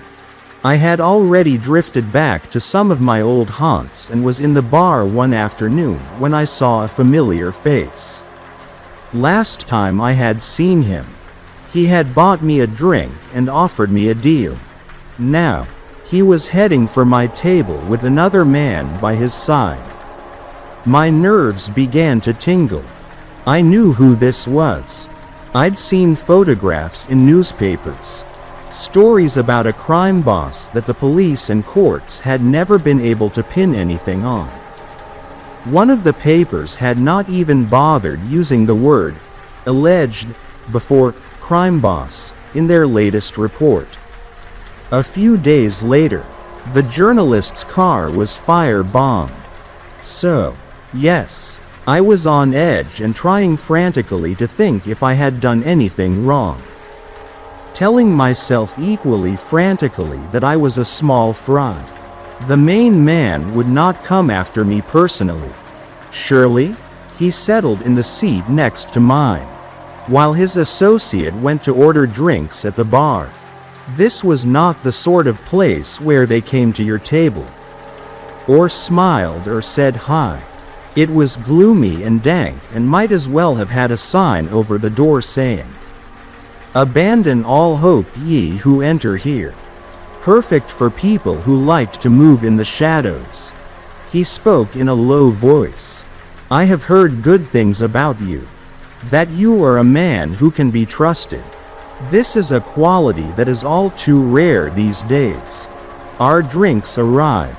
I did not dare pick mine up because my hand would shake too much. He took a sip of his before going on. I have acquired a property with land, and I need someone to look after it. Someone like you. Someone with green fingers. Then he smiled. A bead of sweat trickled down my face. I knew I had just been offered a new job, but beyond that my head was spinning. He shook my hand and left. His associate remained. Do you have much stuff? He asked. Clothes, books, an electric or old-fashioned toothbrush. I was living in a halfway house and cleaned my teeth using my fingers. I shook my head. Good, he said. Then let's make you disappear. I followed him outside to a waiting car. I sat in the back and peered out of a grease-stained window as the city slipped by. I had few good memories of the place and too many reminders of bad things. And was not sad when we left the outskirts and started heading out into the open countryside. The road began to rise and twist, and soon I was looking out over bleak hills that bled out into a low, cloud-shrouded horizon. There were a few skinny trees at first. Then they petered out, and there was nothing apart from brown, spiky grass and a few patches of purple heather, like fresh bruises on the face of the earth. After driving for about an hour, we reached a fork in the road. To our left I could make out metallic chimneys, 3 fat structures just visible over the hilltop. And, as my eyes focused, I could see roofs. The associate must have seen me looking at them and broke the silence that had accompanied our journey so far. That is a ghost. It is not shown on any available maps. As best we can tell, it is a research facility for either the government or the military. Either way, they don't encourage visitors and keep themselves to themselves. We couldn't wish for better neighbors. I did not reply. A fresh bunch of questions about what exactly I had agreed to were troubling me. But I knew to keep them to myself. I had shaken hands with the boss. There was no going back. The car took the road to the right that led away from the cluster of buildings, and silence settled back into place. Another 15 minutes or so later, a small stone cottage came into view. It stood alone. The car pulled up close by, and the associate said, "Welcome to your new home. No questions. Just do." I reminded myself and stepped out of the car. The air was still, and as I looked around I could see no other signs of life. Not even a single bird. Just the associate and me. He had popped the trunk and was lifting out grocery bags packed to the brim. He put them in a pile on the ground and said, "There's enough here for you live off for a while." Then he started to get back in the car, and realizing that he was going to abandon me here, my resolve broke. "Wait," I said, "what am I meant to do here?" He grinned. "I'll be back with the first delivery. It'll all become clear then." He closed to the door, started the engine. "I'll leave you to get settled in," he shouted, then drove off, leaving me. I sighed, picked up the bags and headed for the cottage. I reached the front door before I realized he had not left me a key. It had started to fall dark, and it already felt bitterly cold. Hoping that I would not be stranded outside, I pushed the door. It swung open with a creak that would not have been out of place in a black and white B-movie, and, relieved, I went inside. I walked around, checking out my new home, and swearing. I swore a lot. When I saw the cracked wooden bed frame and the filthy mattress propped against the wall next to it. When I opened the door of a small room which revealed a toilet bowl that stank like it was a portal to hell. I decided I would rather crap out in the open and closed the door. There was only one more space for me to curse. A kitchen cum dining room cum indoor ghetto. I shook my head, went to fetch the supplies through, and dumped them on the floor. I spent that first night in the cottage wishing I was back in prison, then dragged my aching body outside at first light to relieve my aching bladder. Dawn did not make my situation look any better. The brown grass and occasional heather looked even bleaker in the morning light, and after I did my zipper up there were no other noises. I went back into the kitchen and ate dry cereal from a box. It was the highlight of the day that followed until I heard the car. I rushed outside and watched as it pulled up and the associate and a man I had never seen before got out. I remembered what the associate had said about a first delivery and wondered what could bring clarity to my dire situation. The trunk opened and the new man lifted something out. It was something heavy wrapped in a blanket, and he let it fall to the ground before dragging it over by one end. The associate stood watching until it was next to my feet, then he strolled over and pulled back the blanket. A dead man stared up at us. There was a bullet wound in his forehead, and the smell rising from him made me gag. I'd seen a lot of bad things in my time, but I had never seen a corpse before. The well of human sympathy did not run deep in the associate, and he sounded matter of fact as he finally began to set me straight about my situation. Disposing of bodies in fires and the foundations of building sites is all very well, but we've had some fallout recently when the remains have been found. So the boss had the brainwave to buy this place. No one is going to stumble across a body here. Not when it's been buried. I noticed the other man had brought a shovel from the car and was holding it out to me.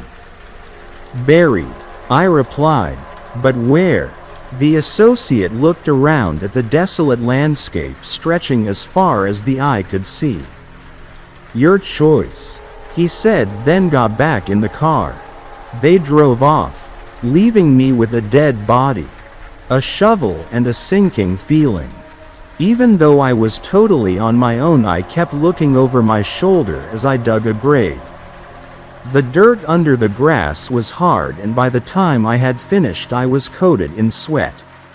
I used the blade of the shovel to roll the body into the ground, then covered it as quickly as I could. I had no idea what he had done to deserve this fate. And I knew I never would. The best I could hope for was to not end up like him. I went back inside and my prayers were answered when I found a pint of whiskey among the groceries. My second night in the cottage was a blank. The next morning, I was sitting on the doorstep gulping in fresh air, trying not to dry heave, when I spotted the car heading towards me. There was no sign of the associate this time. The man did not speak as he took the body in the sheet out of the trunk and hauled it across the ground. A few minutes later he was gone. Over the 5 years that followed, I lost count of the number of deliveries I buried. I never became numb to the horror of what I was doing. But I quickly approached the task in a practical way. I dug the graves closer and closer together as I realized it would be better to have as small a patch of disturbed ground as I could. There had never been a single passer-by, but I knew complacency could be the end of me. So, to cover the burial area, I created a garden. I got the things I needed for this in the same way I got the rest of my supplies. Whenever there was a new delivery, I told the man what I wanted, and 9 times out of 10, it arrived with the next dead body.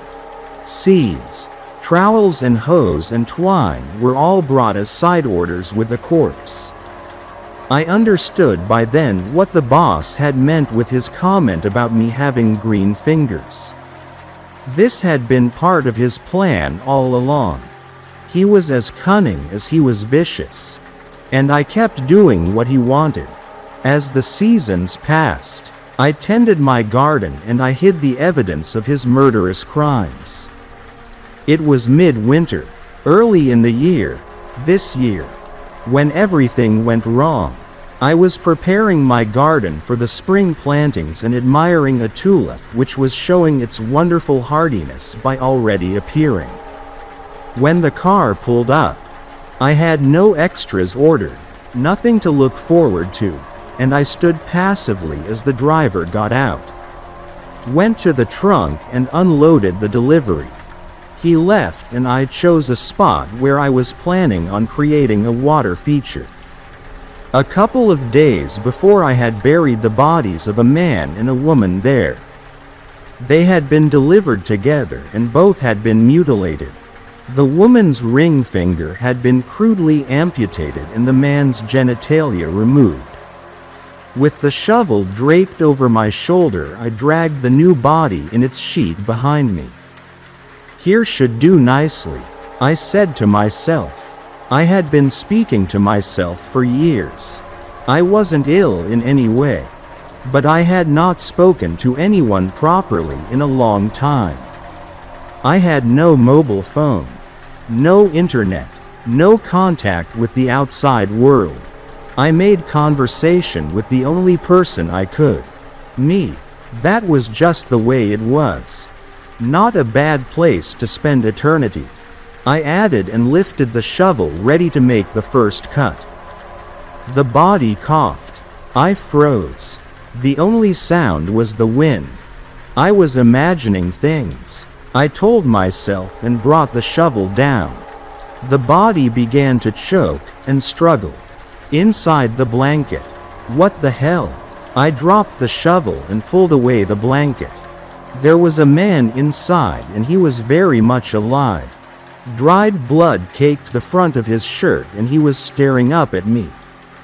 He gulped and then a fresh wave of racking coughs convulsed his entire frame. I stood there open-mouthed. Whoever had carried out this murder had clearly not seen things through to the end. And now I had a major problem on my hands. If the associate had been there, no doubt he would have told me to finish the job. The man had no fight in him and a shovel was as good a blunt instrument as any other. I could not, though. I will never, be a killer. Thankfully, nature seemed to be stepping in. The man was beginning to choke, his skin darkening as he was being starved of oxygen. I should go inside, I thought, put the kettle on, and by the time I got back he would be dead meat. Problem solved. I could bury him and then decide which seeds I wanted next. But no, I couldn't walk away. Stupid, stupid, stupid, I said to myself as I knelt down and turned the man on his side. That was all it took. And he started to take desperate, ragged breaths. I waited till his skin looked a healthier washed-out white, then said, "Let's get you inside." He was a skinny so-and-so, and a few minutes later we were in the cottage. I propped him up on a chair in the kitchen. All the while he looked at me through eyes screwed up with pain. I sat opposite him and asked, "What happened to you?" His lips curled into a sneer and he replied, "I am an entrepreneur. I saw a gap in the market and I supplied it." I sighed. I meant, were you shot or stabbed? I did not ask for your life story. He looked down at his chest. A knife, he managed to say, then coughed again. This time he brought blood up. You're in a bad way. I said, "Thank you, Florence Bloody Nightingale." He spat the words out like each one tasted more bitter than the last. He needed a doctor, preferably an entire ER's worth, but I had no way of taking him to hospital or calling for help. The only hope was that he could hang on until the next delivery, and hope they accepted returns. He coughed once more and started to convulse.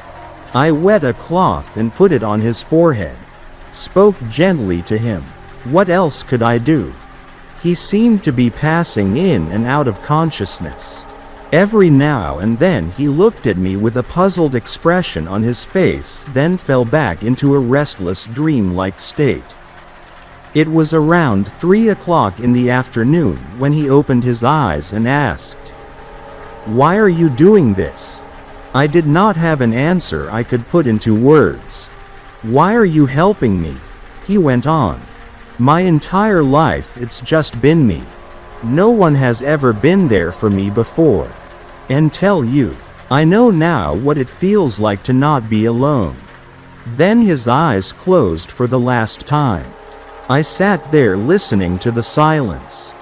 Then I went outside. I needed fresh air, to try and clear my head, and that was when I saw the smoke. A filthy plume was rising into the sky. It was miles away, and must have been coming from the research facility. There was nowhere else it could be.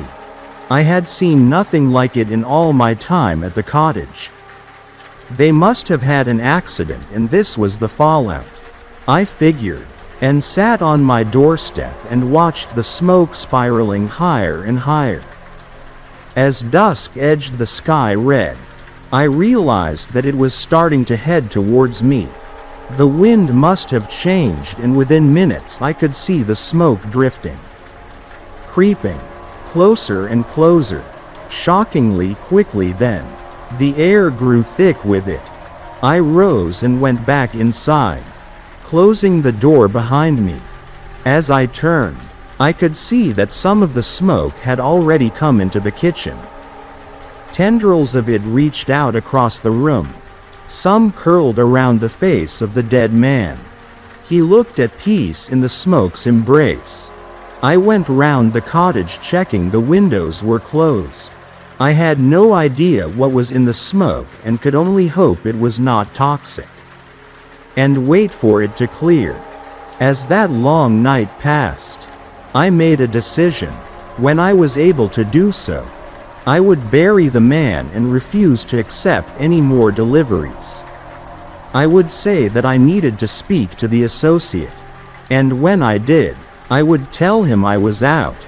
I would give my word that I would never tell anyone where the bodies were buried and hope that I would be allowed to leave and live. I felt sick with worry as it slowly grew light outside. Through the window, I could see the smoke still lingered, but I did not want to wait any longer. One last grave, I told myself, unless they made me dig my own. I went outside to retrieve the shovel, swore under my breath. There were people in the garden.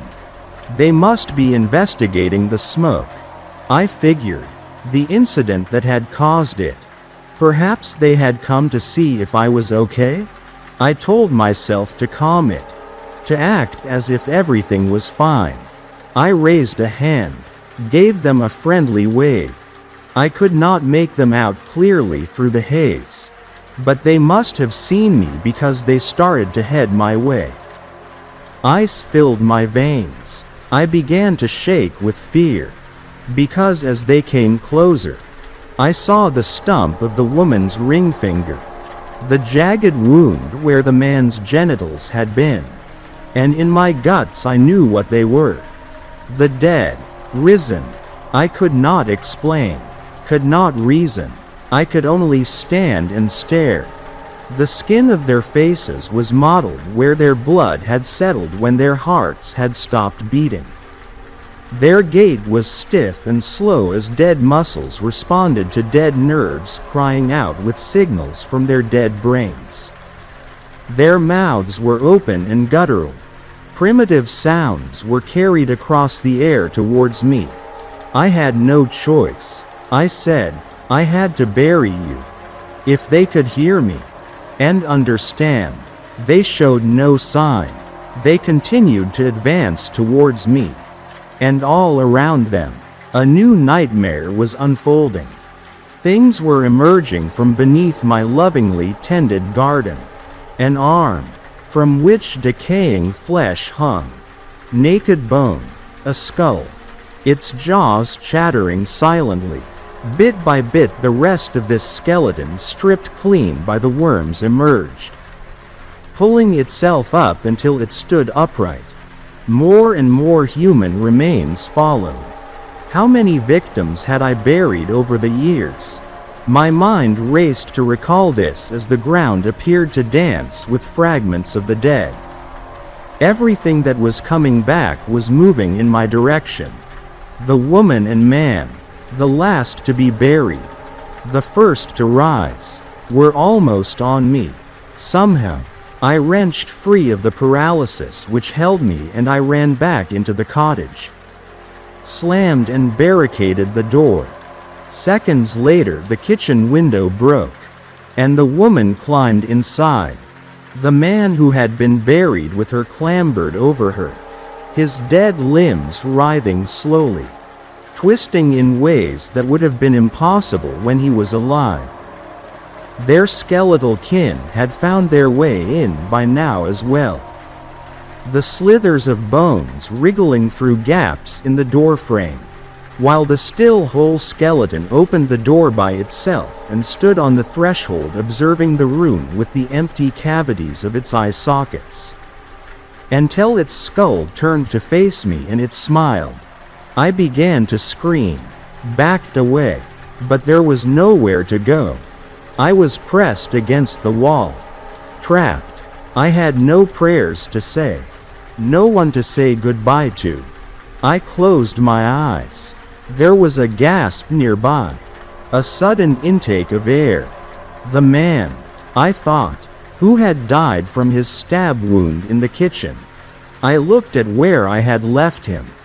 Tears stung my eyes when I saw that he too had returned. His back was arched and he was clawing at the air. The other dead were paying him no heed.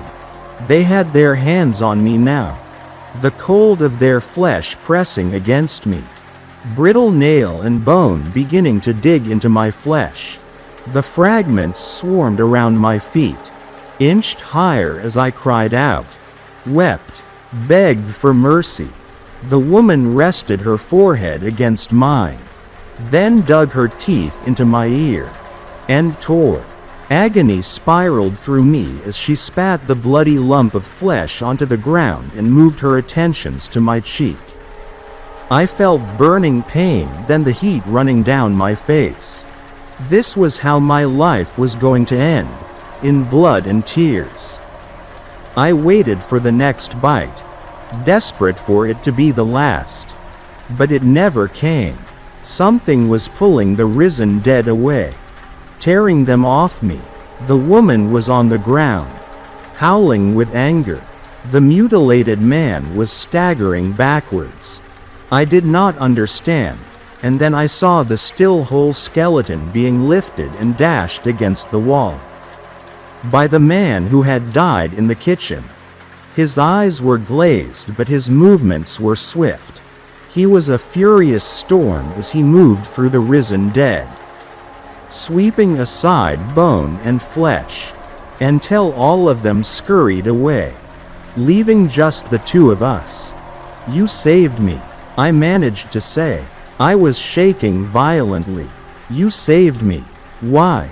He tilted his head to one side, and for a moment I thought I saw his eyes clear.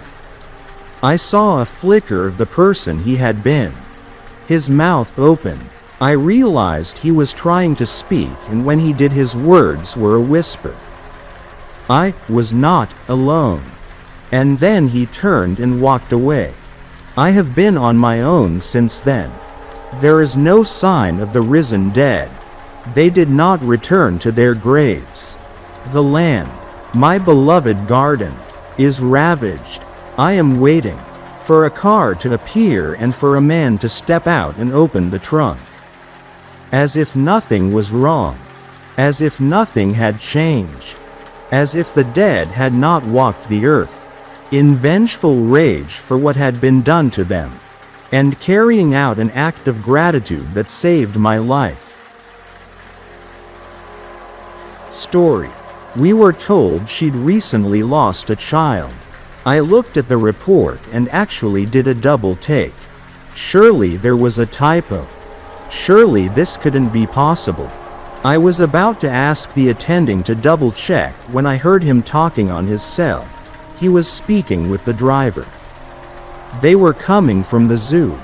Okay, maybe it wasn't a typo. When people surpass a certain weight and size, they no longer fit on our most heavy-duty, no pun intended, scales and devices. To take her weight, they used a scale used to weigh bears and such. That's where I was stuck. She was over 550 kilograms. I've had heavy patients before. 200 kilograms? No problem. I probably see them once every other month. Maybe more. 300 kilograms? I've seen a few. Maybe half a dozen over the years. 400 kilograms? Twice in 10 years. This was the heaviest. I try to remain unbiased when it comes to my patients. I've been a nurse for a decade now, and the last thing I need to do is to judge someone before I ever see them. Well, I was trying not to judge here. I continued reading through the report and checking this woman's vitals that were taken by the EMTs that responded to the call. It was bad. I'm not going to go into specifics, but she was not doing well. And her extreme weight made things almost unmanageable. I continued down through the report and got to the part where my heart sank. Claims she recently lost a child. This can be any number of things, but in this case I saw that the child was listed as her 2-year-old daughter. I have a 2-year-old as well, and I can't imagine losing my daughter. I tried to see if there was any additional information on how her daughter had died. Cancer, illness, some form of birth defect, and could find nothing else. Well, she'd be here for a while judging by her condition, so I figured I'd find out more then. She arrived and we had to use the most reinforced hospital bed to wheel her up. She completely filled it and some of her was hanging off either side and the front. It was amazing how absolutely large she was. She spread out so much while laying down that she almost rolled off of herself if the bed shifted too quickly. It took 4 people to push the bed.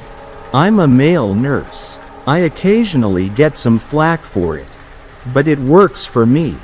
And it's how I met my wife. I was the only guy pushing. And it felt like I was helping several people push a broken down mid-size sedan off the road. It was hard, and we had a little ways to go before we got to her room. Mentally, I could tell she wasn't all there. She had a living will. But it basically said that we were to do everything in our power to keep her alive. Many people in especially bad shape will ask to not be saved in a life-threatening situation. I'd seen a man with diabetes who'd lost both legs and part of an arm to the disease sign a DNR at 36 and die less than an hour later. This lady was wailing about pain in her back and below her arm. I, and several others, were thinking heart attack at first. But upon hooking her up to the EKG, we found her heart to be in relatively good shape. It wasn't anything I'd want pumping blood in my body, but it was certainly in better shape than I'd expected. She then started sobbing about her baby girl. I couldn't help but feel saddened here. I didn't see a date for the child's death, so it could have been very recent. We finally managed to get her under sedation, albeit using an amount that would have caused anyone else to stop breathing, and began to treat her for an infection. She was brought in for a sore on her leg that had turned gangrenous and looked as bad as it was. She'd probably lose the leg, but that wasn't my call to make. Her husband had been out of town for 5 weeks, according to the one next of kin. Our patient's younger brother, we'd briefly spoken with. That was all we could get out of him. He didn't know much about his older sister, the large lady in question, and hadn't much been involved in her life after she left home. She was only 32, which made this even harder to watch. The surgeon came back and began to clean out the infection while I provided what assistance I could. Everything had gone normally up to this point.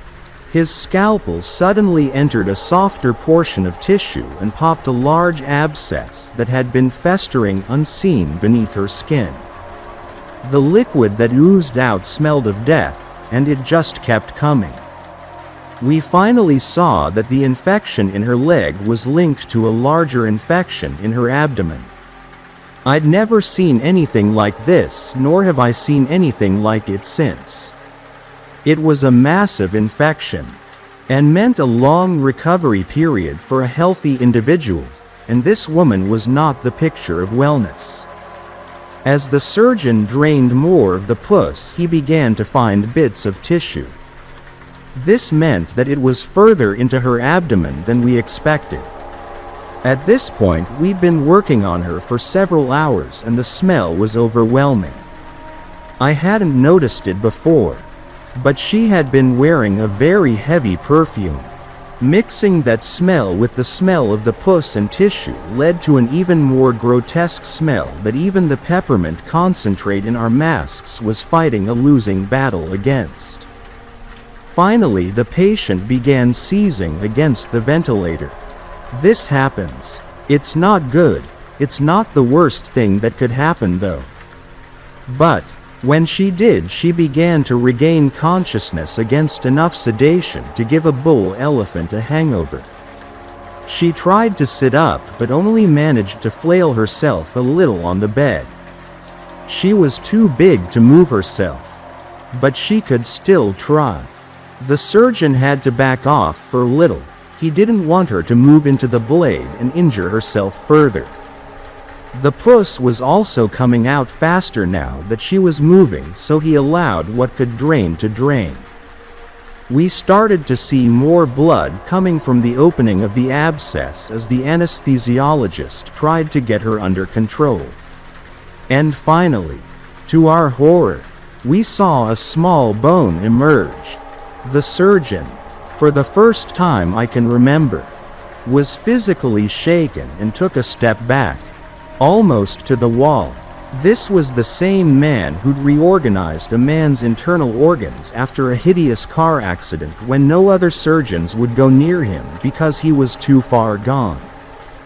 This was the man who'd patched up IED victims in Iraq and Afghanistan prior to coming to the hospital. To see him shaken, I began to worry. Our patient finally calmed down and went back under, and the doctor took a tentative step towards the opening. He left the bone on the ground and began to prod further and further into the wound, opening her up more with each movement. More blood and tissue began to flow, but thankfully no bone this time. Had she fractured a rib? It didn't look like a rib. Could it have been a piece of broken bone? Several things began to happen all at once. The patient's husband called in and demanded to speak with the surgeon. Apparently, he'd only just heard that his wife was going into the hospital and had already been traveling home due to the loss of his child. He would be in soon. Suddenly, someone said something about the child. The father was looking for his daughter and wanted to know who had the young girl. I replied saying that the report had indicated she just lost her child. I took this to mean she had died somehow. No one could figure out how. And no one was going to tell the father this information without knowing more. How could he possibly have been left out of the loop on that? The patient decided that this lull in the action would be the perfect time to once again seize against the ventilator. How she continued to do this with all of the various drugs in her system is beyond me to this day. But she suddenly sat up. Again, I'm at a loss. And lifted one of her massive folds up in the air. Well, she tried to lift it. Her fold had apparently caused a sore or a series of sores that had healed by attaching themselves to other open sores. The sores basically created a pocket and eventually sealed that up as well. The surgeon was still trying to attack the infection when he suddenly came to something hard. I could see his scalpel fail to penetrate what looked like flesh. And he backed up again. This time pale as a sheet. He then saw what was happening and actually threw up. He ran from the room. I looked closer and saw that he had found another bone. One that shouldn't be there. The patient loudly began to wail. The anesthesiologist was about to give up as nothing he could do would keep her down without killing her when the patient suddenly stopped wailing and said very silently, "I found her." Everybody basically stood there for a few seconds in dumbfounded silence until a man suddenly burst into the operating room and screamed at the woman, "Where's Maggie? What did you do with her?" He was then promptly apprehended by our security guards as he'd knocked out a nurse to get into the OR in the first place. He began babbling about the last time he'd spoken with his wife and daughter at the same time nearly 5 weeks ago. Right after he'd left for business, we realized this was her husband. My brain began to piece things together before I could really comprehend the situation unfolding around me. And, at first I refused to accept it. The smell in the room began to get worse as the patient continued to pry her fold open and forced more and more liquid out the opening the surgeon had created. Finally, she looked as though she couldn't do it anymore when I heard the most gut-wrenching, sickening sound. The unmistakable tearing of human flesh. I had to leave the room. It was too much for me. I stepped out where the doctor was and he looked shell-shocked. He had the 1,000-yard stare. And was leaning against a wall coughing and periodically vomiting into the trash can beneath him. I was pretty sure I knew what was happening, but I wanted to hear it from him as well. Some sort of awful confirmation. He simply waved me off and shook his head as he leaned further into the trash can and threw up whatever was left in his stomach. I found the husband handcuffed to a chair, which was secured to the floor, waiting nearby. It was generally where convicts sat if their immediate family was having a high-risk procedure, or where unruly patients, guests sat while we waited for better accommodations for them. He was sobbing. He looked at me and recognized me as one of the people from the OR. She was still breastfeeding her. I know 2 is kinda old for that. But our daughter had digestive problems and couldn't handle too much food, not like her mama. I'd set everything up for her to take care of the baby. I made pulleys, arranged for people to check on her, and set up a phone so I could see them both with my own eyes. After just a few days, my wife started turning away the help because she said she didn't need it. The calls stopped coming as frequently, and it was only my wife. I knew something was wrong. But it was always after our daughter's bedtime, so I didn't know what. She just loved to climb on and around mommy. She loved to climb. She'd gotten stuck before.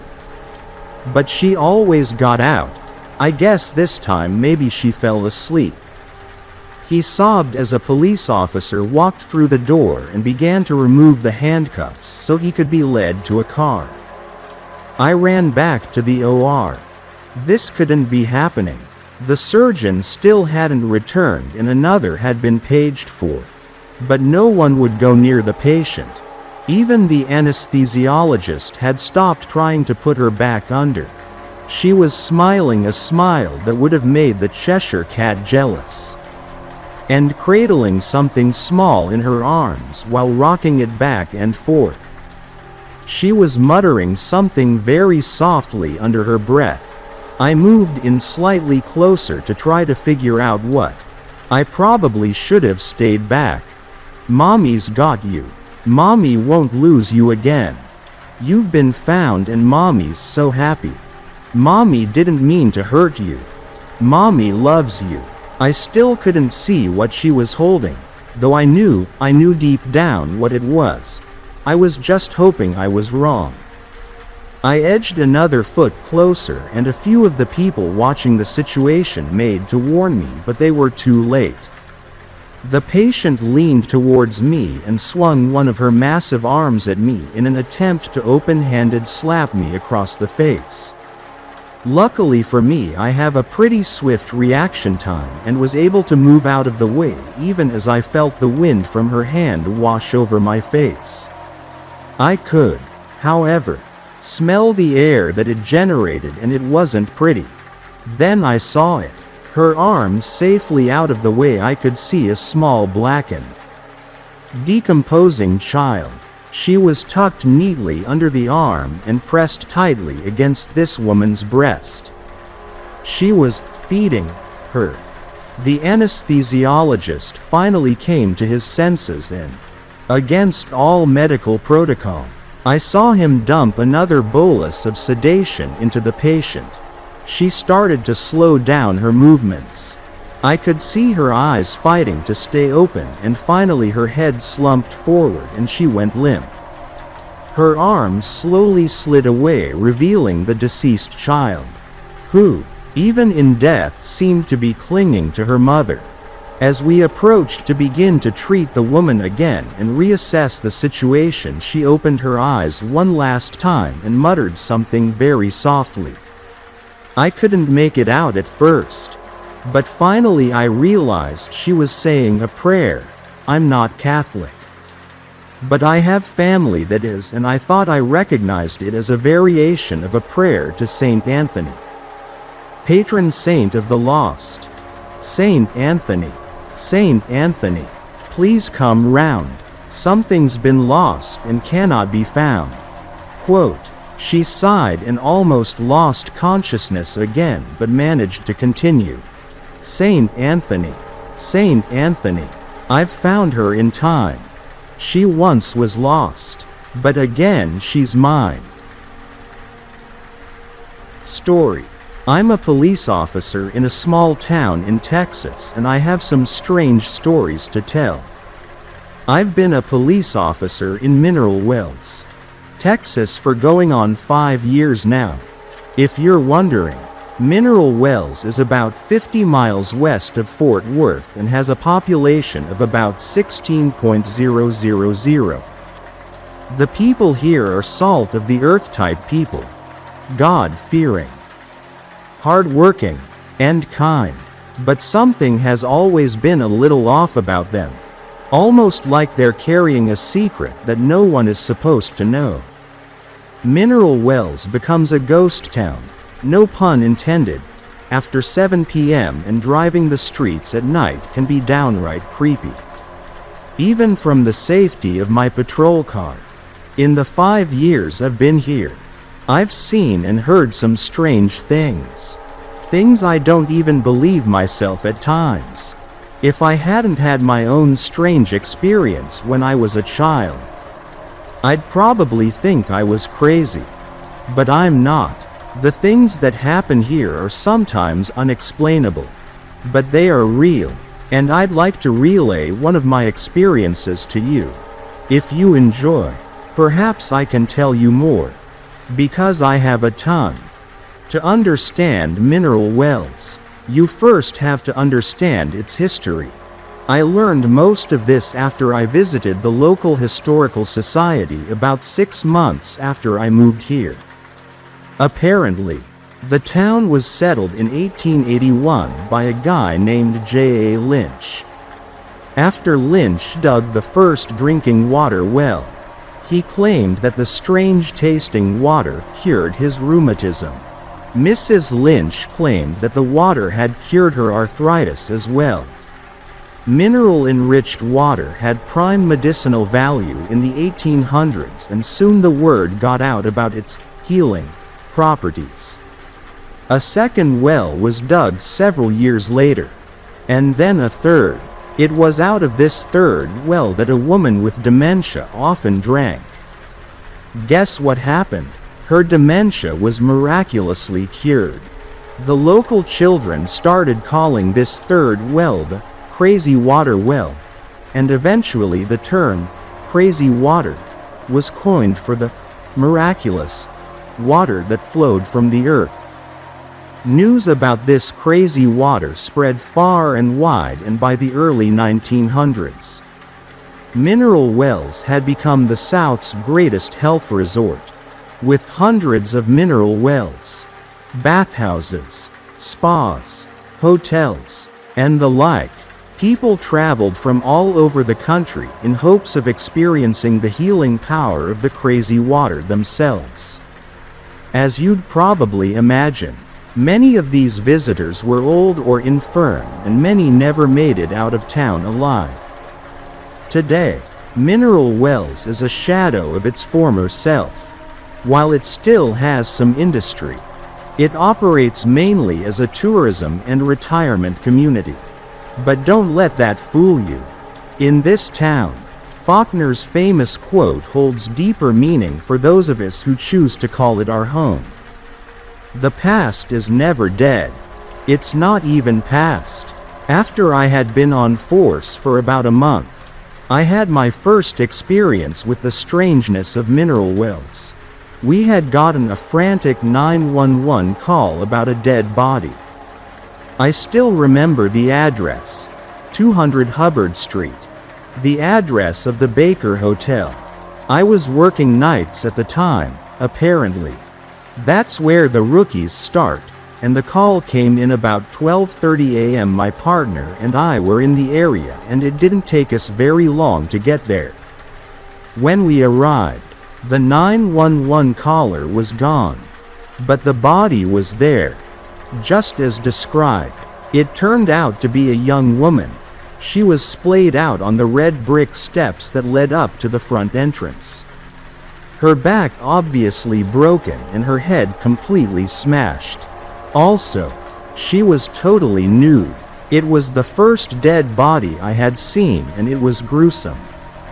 You didn't have to be an expert to determine she had fallen from a great height. I remember looking up to see if there were any balconies that she could have fallen from. There weren't, but there were plenty of windows, and since this was an old hotel, they didn't have the safety features that modern-day hotel windows have. In fact, many of the windows were open. I later learned the Baker Hotel had been shut down in the 70s. But no one would ever admit as to why. We secured the scene and called in the investigative unit. The girl turned out to be 29-year-old Pamela Allen. She had been a resident of Mineral Wells all her life and worked as a manager at a local cafe. On the night in question, Pamela had been with some girlfriends at a bar that was near the hotel. One of the girls who had been with her told the investigators that they had all been hanging out on the 7th floor of the hotel drinking after the bars closed when they suddenly realized that Pamela was nowhere to be found. They began looking for her and found her clothes in a pile in one of the rooms, next to an open window. That's when they realized that she had fallen and called 911. There were only 2 bits of information they could offer. The first was that Pamela had been overheard saying she needed to go meet Virginia. but none of them knew any friend of hers by that name. The second was that there were rumors in town that she had been having an affair with the owner of the cafe she worked at. But none of them admitted to ever seeing her with him. When I heard all this, it seriously disturbed me. By all accounts, Pamela was a well-adjusted young woman and had no reason to kill herself. Why did she do it? And why did she take all of her clothes off before jumping? After the full investigation, I didn't hear much about the case again. The investigators thought the circumstances were odd. But odd things happened in mineral wells and they had more pressing cases. The case was closed. It wasn't until about 5 months later, as I was poring over manuscripts at the Historical Society's archives, that I came across a passage that made the hair stand up on my neck. Here's what it said. One story involving the Baker Hotel revolves around a woman known as Virginia Brown, a resident at the hotel, who was the alleged mistress of T.B. Baker, the owner and builder of the hotel. According to legend, Virginia was upset over the affair and drunkenly plunged to her death after jumping from the 13th floor. Many visitors to the hotel before its closing in 1972 have reported seeing a bloody woman, sometimes wearing a red dress and sometimes nude, roaming the halls after midnight. This freaked me out, and I was about to nope right on out of there. But before I did, I realized there was a reference to another document. It turned out to be the hotel's ledger from the mid-1900s. I searched for Virginia Brown's name and found it. She had been a resident at that time, and there was a notation under the room heading, Room 714. It was then I knew there was something extremely strange going on in Mineral Wells, Texas. But what exactly? Incidentally, I would later find that the Baker Hotel is still relatively famous nationally. And I think one of those ghost story TV shows even did an episode on it. If you'd like to hear about more of my experiences in Mineral Wells, check out part 2 coming soon. God knows I need someone to hear them. One day, about 4 months after the incident at Baker Hotel, my partner and I were called to a disturbance at the Veterans Affairs building on SE 6th Avenue. Sometimes we would switch shifts with the day patrol, and this was one of those days. When we arrived, there was a crowd of people outside, most of whom looked visibly shaken. As we approached the door, I understood why. The sounds coming from inside were downright terrifying. Deep, guttural moans and screams emanated through the air. The sounds were so unnatural that we could not make an initial determination whether the person making them was male or female. If I'm being honest, at the time I was unsure about whether they were even human. We entered into the foyer with pistols drawn and quickly cleared it and the surrounding rooms. All of the employees had made it outside, which was good. I immediately noticed the air inside had a strangely cold, damp quality to it, unheard of for summer in Texas, even with the air on.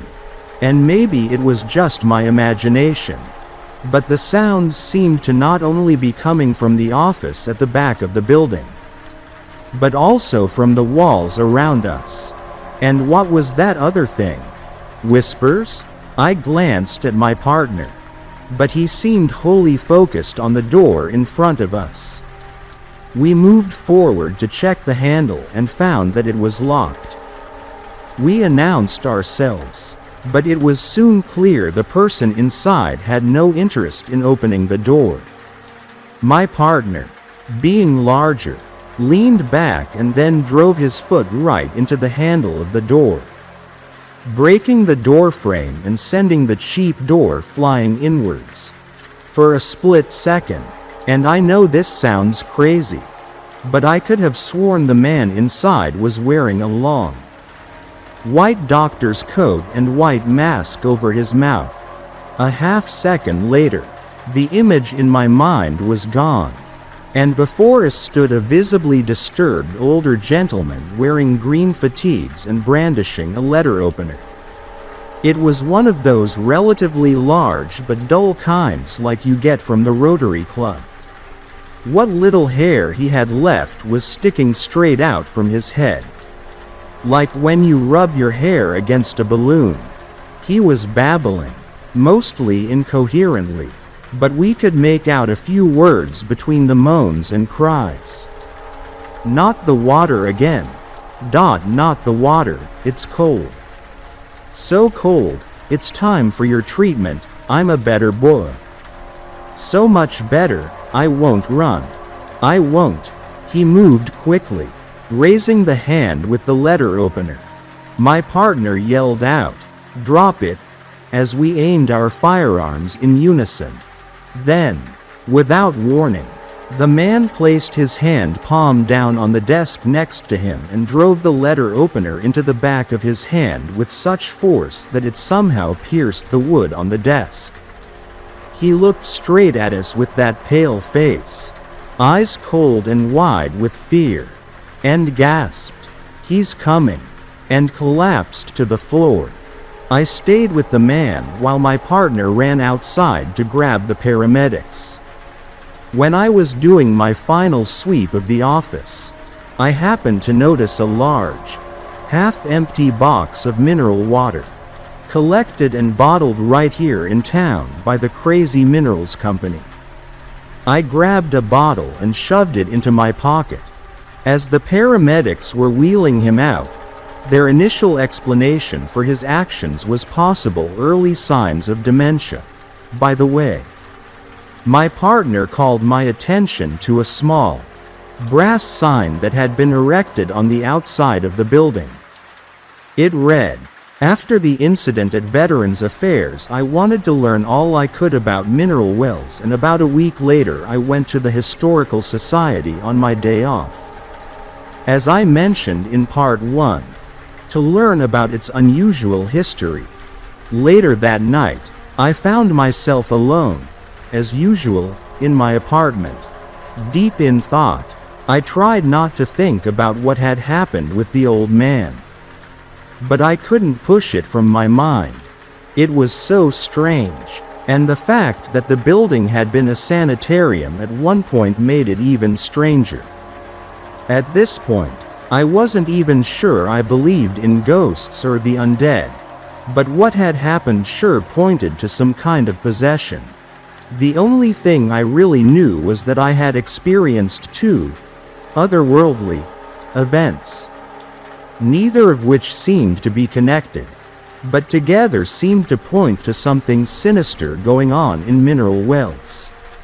What was causing these terrible things to happen, and what connection did they have, if any, to the history of the town? And what did the crazy water have to do with it? I considered leaving mineral wells briefly, but then scrapped that idea. I was going to stay and do what I was hired to do, which was to protect and serve the citizens of the great state of Texas. And possibly, if I was lucky, start figuring out the grand secret that seemed to be lurking just beneath the surface.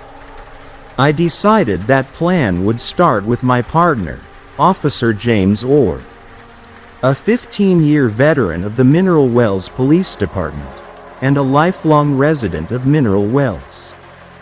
The next night, while on patrol, I brought up the subject of the man at Veterans Affairs to James. "Crazy old man, huh?" he said. "He almost got himself shot. Did you notice anything strange about him?" I asked pensively. At this point I wasn't planning on admitting what I had thought I had seen and heard, fearing he would think I was a lunatic. Other than the fact that he stabbed himself with a dull letter opener? Not really.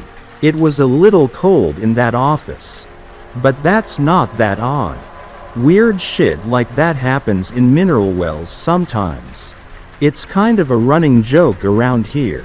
You know, I'm sure you've heard of the crazy water. He laughed as he said it. So I was pretty sure he didn't buy into it being anything out of the ordinary. You drink that stuff? I asked. I certainly didn't and wasn't planning to anytime soon. Sure, everyone here drinks it. It has an odd taste. But you get used to it. My grandmother's family moved here in the 1920s.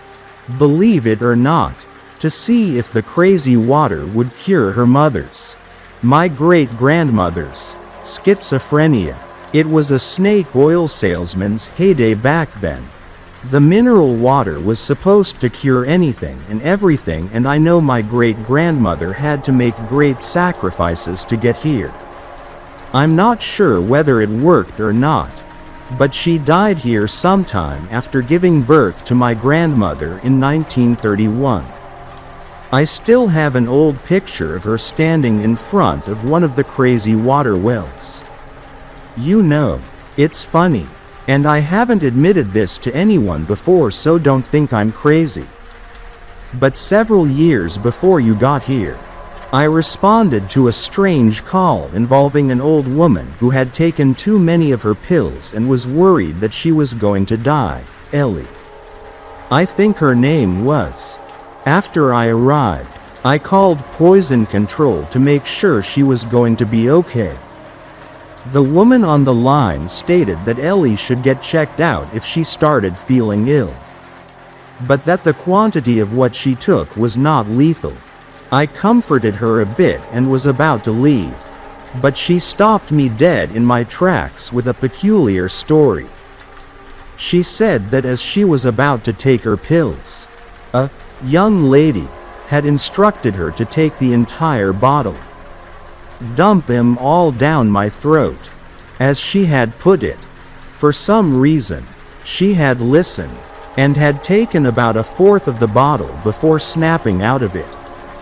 Confused, I asked her who the young lady was. She said, matter-of-factly, the lady that watches me through the window. Odd, right? So, naturally, I asked her which window it was, and she said it was the one in her bedroom. Now, this lady was probably in her 80s, and most likely demented, but I still wanted to check and make sure no one was in the house. I walked back to the bedroom and opened the door, and for a split second, I thought I saw a face in the window across from the bedroom door. The next moment, it was gone. I searched the room, the closet, and the bathroom, but no one was there, aside from a slightly strange smell, which I attributed to the age of the house and its contents. Nothing was amiss. I checked outside, no one to be found. The place was empty except for the owner, and there was no sign that anyone had been inside the home. The craziest thing? The face I saw. I swear. I will go to the grave with this memory. It was the exact same face I've seen 1,000 times. Standing in front of that damn mineral well. It was my great-grandmother's. After James confided in me about his experience with his great-grandmother's ghost, we didn't really talk about things like again for a while, even though he believed he may have experienced something and had most likely seen other odd things in his time as a police officer. He still didn't really believe in the paranormal, although he wanted to. Almost like there was a veil in front of his eyes which prevented him from seeing what was really happening in mineral wells. I, on the other hand, had abandoned all hope of talking myself out of believing in this stuff. I was fully invested. I had my next run in about a year later.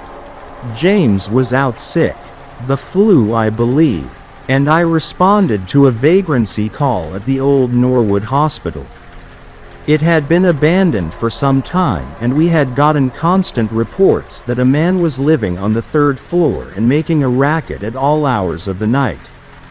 Initially, the MWPD had sort of looked the other way, the reason for which I was not privy to. But this time I was told to go over there immediately and get him out of there if possible. I arrived just after 10 p.m. and parked my squad car across the street. The Norwood Hospital had been built sometime around 1904, I believe, when Dr. Norwood and his wife had moved to Mineral Wells. It was used as a private hospital, as far as I know, and Dr. Norwood apparently even had some tie to T.B. Baker. But I couldn't recall what it was.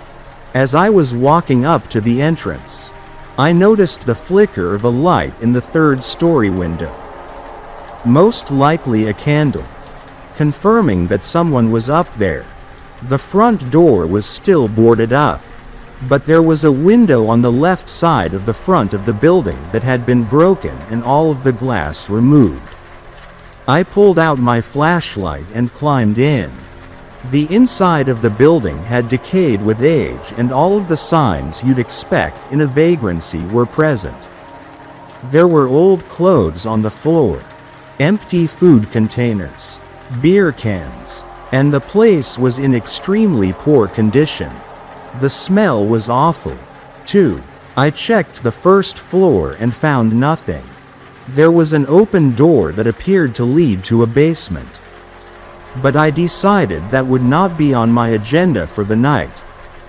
The second floor was much like the first, except there was also a room that looked like it may have been a nursery or a child's playroom, littered with old stuffed toys, a rocking horse, and several rotting bunk beds. Just as you'd expect, it creeped me out royally. When I got to the stairs that led to the third floor, I heard something rustling up in the darkness above me. I'm not going to lie, I was not real happy about having to go up there, but the top brass had made it clear that I needed to take care of this tonight. "It's the police," I announced to the black void. "If you're up there, I need you to come down." I sat in silence for a minute, listening. Nothing but the wind outside. I began to slowly ascend the stairs with my flashlight as my guide and my hand on my hip. I swung my flashlight across the room and saw a figure, huddled in the corner under several blankets, covering his face. I began to walk towards him cautiously. I smelled the man before I really saw him, but once I did, I realized the smell was more desirable. He appeared to be in his 50s, but I had the feeling he was much younger. His fingers were gnarled and his face bore the mask of addiction and depression. When he began to mumble, I noticed his teeth were black and crumbling. "Mariana, is that you? Something indecipherable, take me? Now?" Quote, "Sir, I need you to show me your hands. What are you doing up here?" I said. This time, he spoke more loudly. "The children, they won't leave me alone. The poor children, they are missing pieces. Are you here to take me? The children are always playing. They are never quiet. They went to meet the doctor, the water didn't help. They always tell me, I never sleep. Are you here to take me?" There had obviously been no children in this building for quite some time, but maybe his encounter with them had been of a different sort. I stood the man up and searched his person, finding $2 in one pocket and a burnt-up piece of tin foil in the other. I checked his fingers, and sure enough he had the telltale signs of long-term methamphetamine use.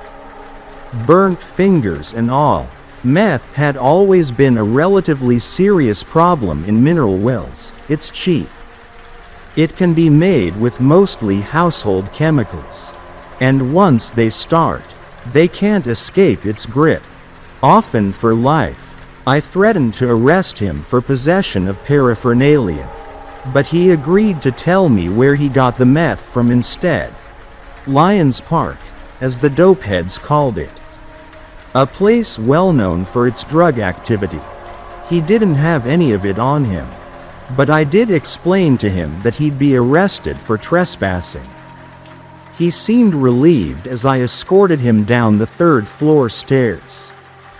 Back on the second floor, I noticed something I hadn't before, scrawled in some dark substance on the wall at the bottom of the stairs. The man, Victor was his name. It would turn out, noticed it too and just started quietly sobbing to himself. We exited as quickly as possible. As I drove off toward the station, I recalled that I had seen a light in the third-floor window when I had first arrived. However, there hadn't been any candles, lit or otherwise, when I had gotten up there. I glanced in my rear-view window at the old hospital receding in the background, expecting to see only darkness, but instead, the telltale spark of a candle flickered back, the wind in the trees carrying the faint laughter of children. Several days later I paid my first visit to Mary Scott. Ms. Scott was known in the community as being a reputable source on mineral wells lore as well as for her discretion. She had taught at one of the local schools in the 70s and 80s and had retired to her small but well-kept estate on the south side of town. Outside the city limits, James had actually set us up. She had taught him in kindergarten and then again in middle school. The Norwood incident had pushed me into full investigation mode and I needed some answers. I believed this was as good a start as any.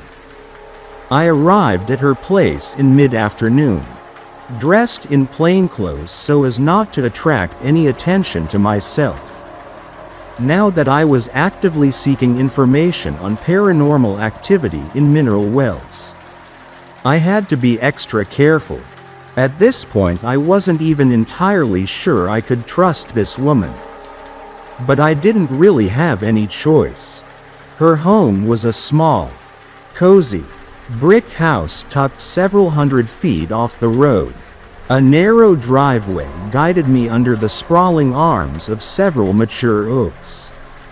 There was a small pond off to the side with a weathered dock and several dogs panting about. I knocked on the door and was quickly greeted by a woman who appeared to be in her 60s. Considerably shorter than me and just beginning to gray around her temples. With kind eyes and knowing smile. A teacher, for sure, and someone who seemed to be wise beyond her years. She invited me in, and with a, "Thank you, ma'am," I graciously accepted. After some small talk about James and my move to mineral wells, we sat down in the living room with our iced teas and got down to business. "What can I help you with, dear?" she asked. "Ms. Scott, Mary, sorry, I'm not exactly sure how to put this, but I'm just going to come out and say it. I've experienced some things in mineral wells that I can't quite explain rationally." I said with hesitation. "Go on," she said, knowingly. "Well, there's something odd about mineral wells. I've encountered spirits, or people possessed by spirits, multiple times since I started work here. The problem is, no one else sees them. Does that sound crazy? Tell me something." She started. "Do you drink the mineral water? The crazy water, as they call it?" "No, I don't," I said. "I have a bottle at my apartment, but it's currently unopened." "Good. Keep it that way," she said, sipping her tea. "Most of what I know comes second and third hand from stories passed down through the generations and the rest from countless hours studying old deeds, contracts, journal entries, and any other documents I could get my hands on. You're right, something is rotten in mineral wells. Mineral hells, as I call it. And it all started with that cursed mineral water old man Lynch summoned from the ground. All those years ago. By all accounts, he was a sociopath and a scoundrel. I don't drink it either anymore, and from what I have gathered, that's what allows people like us to actually see what's actually going on. Most of the locals have lived on it all their lives. It's made them blind to the true face of this godforsaken town. It also may make them more susceptible to suggestion, even possession, by the other side. Suddenly, several things made sense at once. Pamela was born in mineral wells and lived here her entire life, and I would venture a guess that Ellie and the man at the VA had too. It also made sense now why James wasn't able to come to grips with the things he had seen. What's wrong with the water? I asked. That's a good question. I believe Mr. Lynch tapped into more than he bargained for when he dug that first mineral well. It sparked a chain of events that has somehow caused the dead to remain in mineral wells long after they have passed. The water itself does have extremely high levels of lithium, but I suspect there is something more to it that causes folks to turn a blind eye to the influence the spirits have on our world. There are others, though, like us, that know the truth. Mary, there is so much more that I want to know. I started, now getting excited. Do you know anything about Dr. Norwood? I have a feeling he is somehow involved in all of this. Not much, only whispers here and there. A name kept coming up. Mary Ann, I believe. Mariana? I asked, remembering the name hellishly scrawled on the hospital wall. Yes, that's it, Mariana, she went on. She was Dr. Norwood's head nurse for much of the time the hospital was open. I believe he was an osteopath by trade, but there were rumors that something else was going on there. What exactly, I'm not sure. Many years ago I heard the records are said to be hidden somewhere in the building.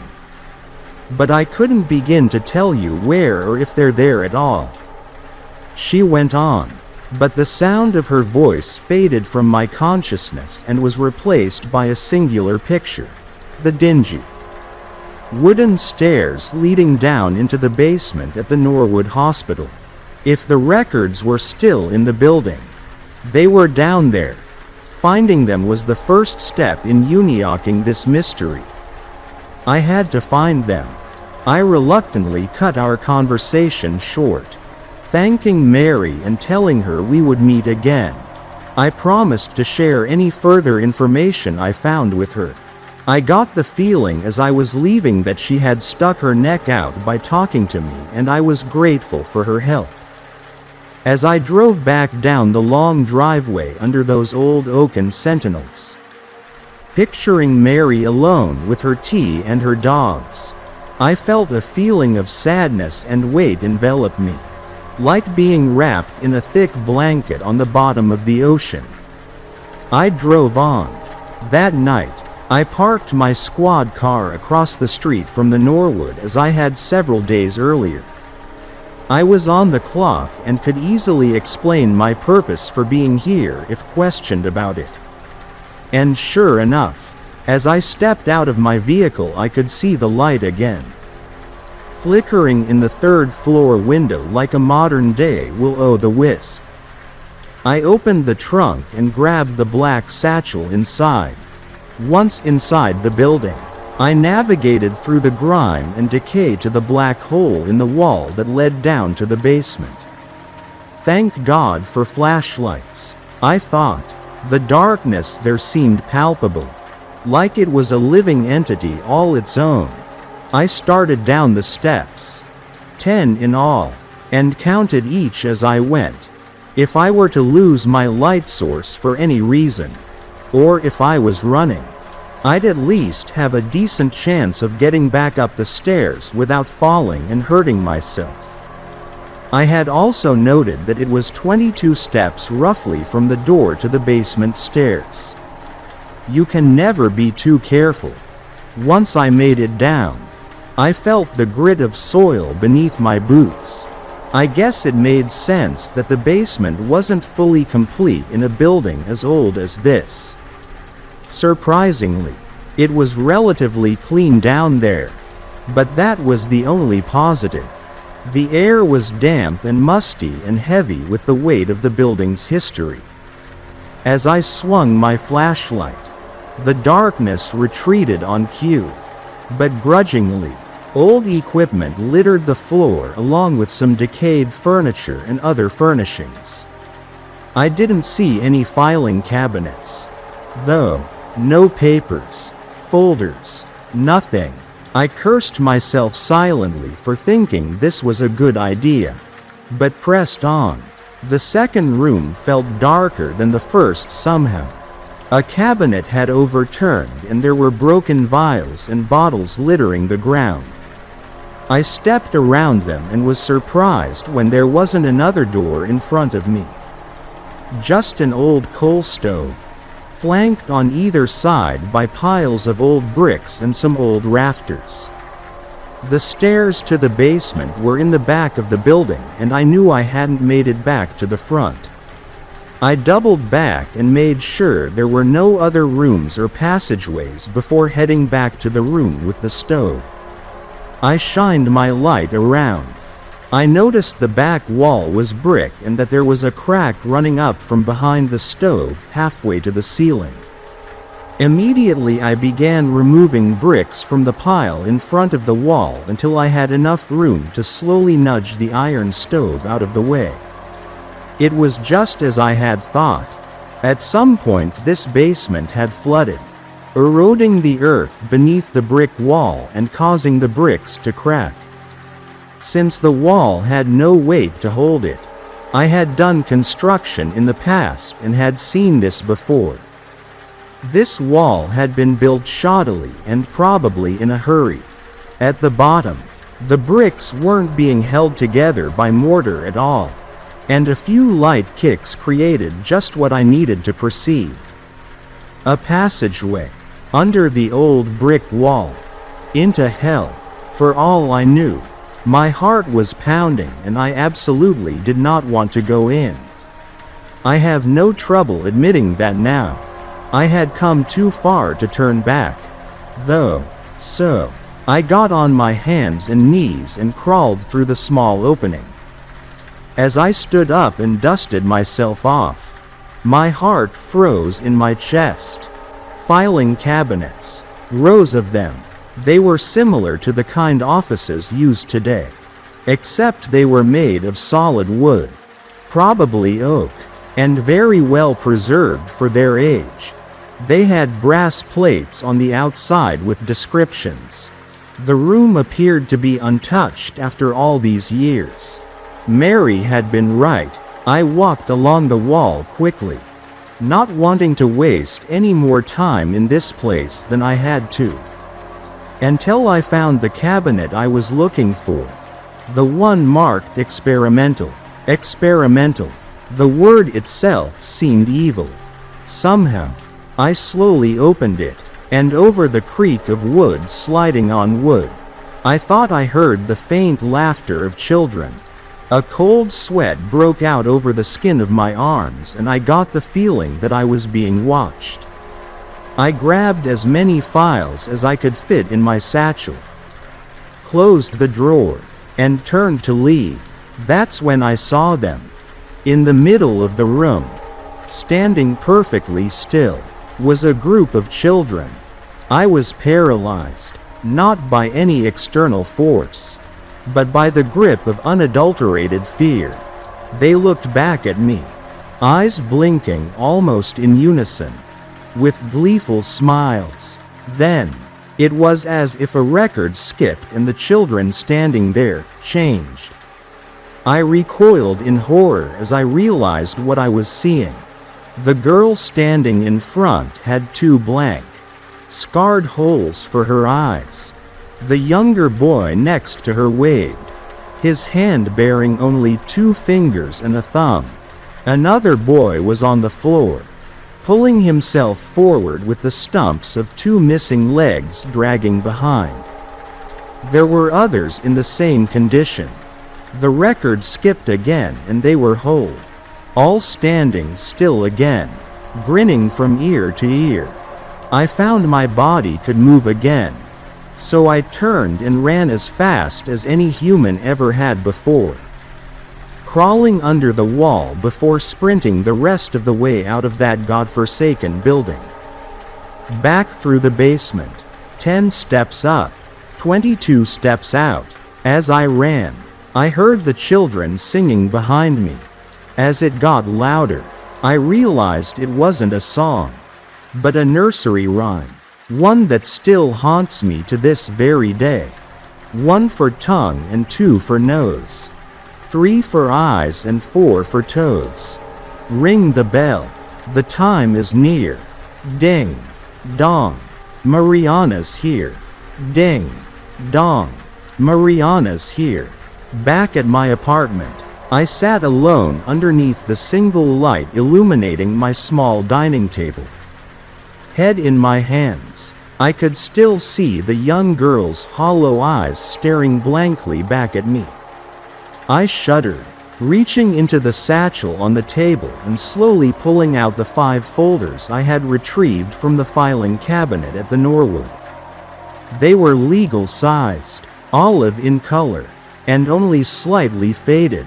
They looked no different from any other folder you might come across at your office. What they signified, however, was something much more sinister and damning. I reached for one, but couldn't bring myself to open it. I stared at them for a while before putting them back in the satchel and closing the flap. I was exhausted and terrified, and I had had enough, at least for the night. In the morning, I still couldn't bring myself to look at them. Something had happened to me the night before, the nature of which is hard to explain. But I'll try. I felt dull, not as in uninteresting, but as if the bright and polished parts of me had been scratched off or rubbed away, leaving only raw and faded parts behind. Is that what depression feels like? I think it's easy to pretend you know how you would react if you ever came face to face with a true ghost or spirit. I think what we see in movies and on television desensitizes us to how it would really feel if we experienced it ourselves. That type of terror is not something the mind can manage on its own. I'll tell you that. The body takes over. Instinct, perhaps. Something primal woven into our DNA. It leaves you changed. Left me changed. Anyway, it was probably almost a week before I mustered the courage to find out what was inside those folders. The first file appeared to be the file for a 7-year-old boy from South Carolina admitted for the treatment of his leukemia, referred to only as Charlie. I flipped through the pages until I found one with a surgical notes heading entitled Replantation of Severed Limb of Minor Child. It went on to describe in detail a surgical procedure with the purpose of reattaching the subject's severed hand. The words were technical in nature and I didn't understand some of them. Preparation of the stump included the shortening of both bones, radius ulna, by 1 centimeter. Repair of the radial artery, ulnar nerve, and median nerve was attempted along with 2 veins, one on the volar aspect and one on the dorsum. I skipped over to the next page and found at the bottom under surgical outcome, failure to reattach hand. Beside it, in a woman's flowing script, something was scribbled, mother sent to MS. I shuddered at the thought of a 7-year-old losing a hand. But how had Charlie been admitted for leukemia and ended up having his hand severed? Also, who was MS? Possibly Mariana? I flipped back 2 pages and found what I was looking for. Preparation notes. Clinician's third attempt at attaching a child's severed appendage. Subject, Charlie, was mildly sedated with heroin hydrochloride and given a local anesthetic at the right wrist. Fully conscious, M. Assisted with cleaver. Severing the hand cleanly. Mother watched from the observation room. I sat in shock as the realization crept in. I didn't want to believe it. I quickly scanned through the other files, but found similar accounts of gruesome reattachment surgeries, which confirmed what I already suspected. Mariana was cutting up children and then Dr. Norwood was attempting to put them back together again. The girl with the missing eyes. The nursery rhyme. The room upstairs. Even what Victor had said. It all made perfect sense now. Dr. Norwood seemed to be practicing his surgery skills on unsuspecting children who had been admitted for unrelated diseases or ailments. What I didn't understand was how he was getting away with it. Surely the parents didn't stand by and watch their children get cut into pieces by his psychotic nurse. There was more to this. I knew, and I wouldn't find it in these files. I shoved them away in disgust. Afterwards, the depression set in deeper and more fully. I still had a job to do, however, and that was protect the citizens of Mineral Wells, Texas. I tried to go about my usual work handling traffic accidents and other small crimes. The typical happenings of a small Texas town. At one point I think I was hoping that I would forget what had happened and could return to just being a police officer. Maybe then I would feel normal, whole again. But, as you obviously know by now, Mineral Wells had other plans for me. I heard one day about a young child from a prominent family in town who had suffered an accident while trying to operate a riding lawnmower, obviously without his parents' permission. The blade had mangled his left arm, all the way up to the elbow, and it ended up having to be amputated. It was reported as a terrible tragedy. I must have been the only one that noticed. Based on my close review of the picture the local newspaper ran of the model of mower the child had been injured by. That the child's legs couldn't even have reached the pedal. There was also the curious case of Brad Delaney, City Council President and member of the First United Methodist Church, who one night took the .45 he had hidden under the mattress and killed his wife in cold blood while she slept. One shot, right to the temple. Brad confessed, saying it must have been him that shot her, seeing as how it was his gun and no one else had been in the house. But he didn't remember doing it.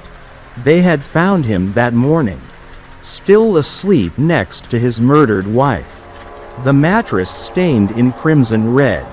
One evening I responded to a report of an awful smell coming from a student's room at Weatherford College's Mineral Wells branch. The student had not been seen in several days, and based on the smell coming from the room, the administration did not want to enter the room themselves, fearing at best a dead body and at worst foul play. The college was located on the old site of Fort Wolters, which had been a military installation during World War II. I had run across Fort Wolters in the historical archives and knew a little about it. At one point during the war, it had been the largest infantry replacement training center in the United States, and several famous World War II soldiers had been trained there. I had run across several accounts of a solider, apparently afraid of being sent off to war, who committed suicide in the barracks and could still be heard pacing the halls on the anniversary of his death. When I arrived, Security led me to the student's room. As reported, the smell was foul and appeared to be that of a decomposing body. The security guard unlocked the door and slowly pushed it open. That's when I saw him. In the middle of the room, hanging from a fan by a bedsheet, was the student. His face was bruised and swollen and his eyes were bulging from his head. Wide and red, a female student had passed by the room and screamed out, causing the security guard to frantically remove her from the vicinity, leaving me alone with the corpse. I looked around the room to find any signs of a struggle, but nothing else was amiss. That's when I called the investigative unit to take over. I found out several days later about something odd one of the investigative officers had found and couldn't explain. The entire room had been cleaned, with no books, papers, or clothes out of place, except for a single, folded piece of paper, found under the desk. The officers had thought it would be a suicide note, but the words written inside didn't make any sense to them. They did to me. I cannot go to war. I'm sorry, Mother. Several weeks later, while at a coffee shop that I frequent, only bottled water. No coffee for me. I noticed a man several tables over staring at me. When I looked his way, he sort of flinched and acted like he had been looking somewhere else. I made a mental note of his appearance, 60-ish years old, dark-haired, and wearing some kind of uniform. He was holding a cup of coffee and I could see that his hands were dirty and gnarled from manual labor. Not exactly the type of person who typically frequents a coffee shop. When I got up to leave, I could feel him watching me. Over the next several weeks, I saw the same man 3 more times, always far enough away to maintain his cover, but close enough to see what I was doing. I was pretty sure he was following me by that point, but honestly had no clue as to why. He seemed harmless enough, so I wasn't frightened, just curious. I got the feeling he was sizing me up, if that makes any sense. One day, I awoke to a note tucked into the side of my door. I opened it and read the hastily scribbled words, written on the back of a receipt from a local garage. Coffee shop, 3 p.m. I'll admit, I was a little nervous this person knew where I lived, although it shouldn't have been hard to follow me here. The coffee shop was a safe, public place, so I didn't see any reason why I shouldn't go. I had never pictured myself as the type of person that would respond dutifully to the instructions written in shady notes stuffed into my doorframe. But the times, they were a-changing, and depression or not, it was time to get back to my investigation. I arrived at 3 to find my new friend seated in his usual spot. He saw me come in. A moment later, he was out of his seat and walking down the hallway at the back of the shop. I followed him, exiting out of the bad door the employees used for taking out the trash. He was standing there, lighting a cigarette, looking generally nervous and disheveled. Want to tell me why you've been following me, Stan? I started, probably sounding a bit more stern than I actually felt. I found that people tended to follow instructions better if you spoke to them by name. And the patch on his uniform had provided that information. I just had to be sure. Mary told me you two had talked, but I wanted to make sure you were okay for myself. He replied nervously. Mary Scott. I thought. He must be one of the others she had been talking about. Those that knew the truth about mineral wells. And what did you find out by following me into a coffee shop? I asked.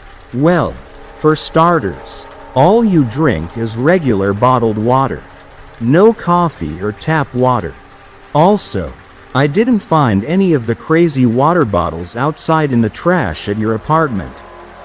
A. Creepy. B. Touché. I thought, this guy was smarter than he looked. So what am I doing here? I said. He threw down his cigarette. Mary said you knew what was going on in mineral wells. Said you may be trying to do something about it. I wasn't sure I trusted him at this point, and he could see it on my face. Oh, don't worry. I don't drink it either. I've never touched the stuff. My father made sure I understood that. Who was your father? He was an orderly at the old Millings sanitarium. That damned place. I know of it, I said coldly. I thought you should know what he told me about that place. He paused for a minute, then went on. He said it was the scariest place he ever stepped foot in. He helped with patients, administered medicine, and cleaned the rooms, so he was familiar with the goings-on. He told me about the different types of treatments they would perform on the patients there. Electroshock therapy, experimental surgeries, psychological experiments, sleep deprivation studies, even waterboarding. The screams were the worst part. He said, I know, they aren't exactly the type of bedtime stories you should tell your children. But I don't think he could help himself. He couldn't sleep for most of his adult life, and my mother died when I was young. The place was hellish, he said, but they always had an influx of new patients, regardless of how bad it was. Did he say anything about where all the patients came from? He pieced it together. When news got out about the mineral water, people came from far and wide to be treated. Bathhouses and spas were some of the main attractions for those with less serious ailments of the body. But Millings promised a cure for every dementia and psychological issue under the sun. So the people poured in. Most never left. Business was good. Oh, to be a worm in the peach tree. Worm in the peach tree? I repeated. I hadn't had that turn of phrase before. Oh, it was just something my dad used to say. It basically means someone is taking advantage of a situation. There were also backroom deals with some of the other businesses in town. He went on. I think the Baker management would refer people to Millings, as most of the out-of-towners ended up there first. I also know that Dr. Norwood would sometimes send patients their way. My dad was always the most curious about those patients. He said, because they always seemed to be pretty healthy people. At least when they first got there. They always screamed the loudest. It suddenly got cold and dark where we were standing. I looked up to see the thunderheads rolling in. We'd have some weather tonight. I changed the subject. How do you know Mary? And what is her part in all of this? He looked like he was about to respond, then thought better of it. You'll have to ask her about that one. The bitter, biting rain that began to fall cut off any further conversation between us. Blank. Underscore. Blank. Early the next day, after my shift the previous night, I pulled out the files again. I had a hunch about something Stan had said. Plus, the middle of a thunderstorm is always the perfect time to read about sadistic shit. I found Charlie's file and flipped to the page I was looking for. I found the hastily scribbled words again. Mother sent to MS. It wasn't a person. It was a place. Millings Sanitarium. Dr. Norwood had been sending the perfectly healthy parents of the children he was experimenting on to be experimented on themselves. I looked back through the children's files and my other hunch was confirmed. All of the children were from out of town: South Carolina, Georgia, Virginia, Rhode Island, and Tennessee. I finally got it. Imagine this. It's the early 1900s. There's no television, social media, or cell phones. People keep in touch through letters. For Christ's sake, your child is terminally ill with cancer or some other illness. Or perhaps it's you that's sick, and you've lost all hope. Until you hear about Mineral Wells, Texas, home of the crazy water that heals all that ails you. You'll try anything. You pack up your bags and make the long journey to Texas. Once you're there, you'll try anything, and you're never heard from again. For it to work, the families would need to be from anywhere but Texas. Check. You'd need a network of conspirators to make sure all loose ends were tied up. Check. Dr. Norwood got the children and Millings got the parents or anyone else from the baker who was dealing with a psychological infirmity.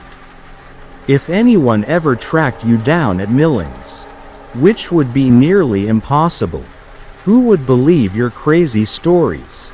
By that time you'd be so drugged, emotionally scarred, or both, no one would dream of interrupting your treatment. Could law enforcement have been involved as well? The scope of it blew my mind. Think of all of the suffering and death. Think of those poor children. All because of some foul-smelling water. The hope-filled human spirit. And a group of doctors more sadistic than any you could ever imagine. Worms in the peach tree. I stayed in bed for the next 3 days. I had to call in sick to work, which was fine because I very rarely miss my shifts. But I wouldn't have cared either way. I was even deeper within the dullness now. Like there was several inches of something between myself and the world. I could barely breathe through it. When I would get up for food or to use the restroom, I felt more like a marionnettist pulling the corresponding string for each body part than like myself. I wondered why I was the one paying for all of the suffering that I had discovered. On the 4th day, I willed myself out of bed. I got dressed, put my gear on, and headed out the door. I had somewhere to be. The 20-minute drive to Weatherford, TX definitely improved my mood a bit. The stark scenery, flat land and trees, is calming sometimes. The Mineral Wells Public Library was closed indefinitely for repairs. Some issue with the contractors who were supposed to fix the roof. So the annual Mineral Wells Day presentation had been moved to Weatherford's Public Library. Our precinct likes its officers to participate in community events as much as possible, and this year it was my turn to attend.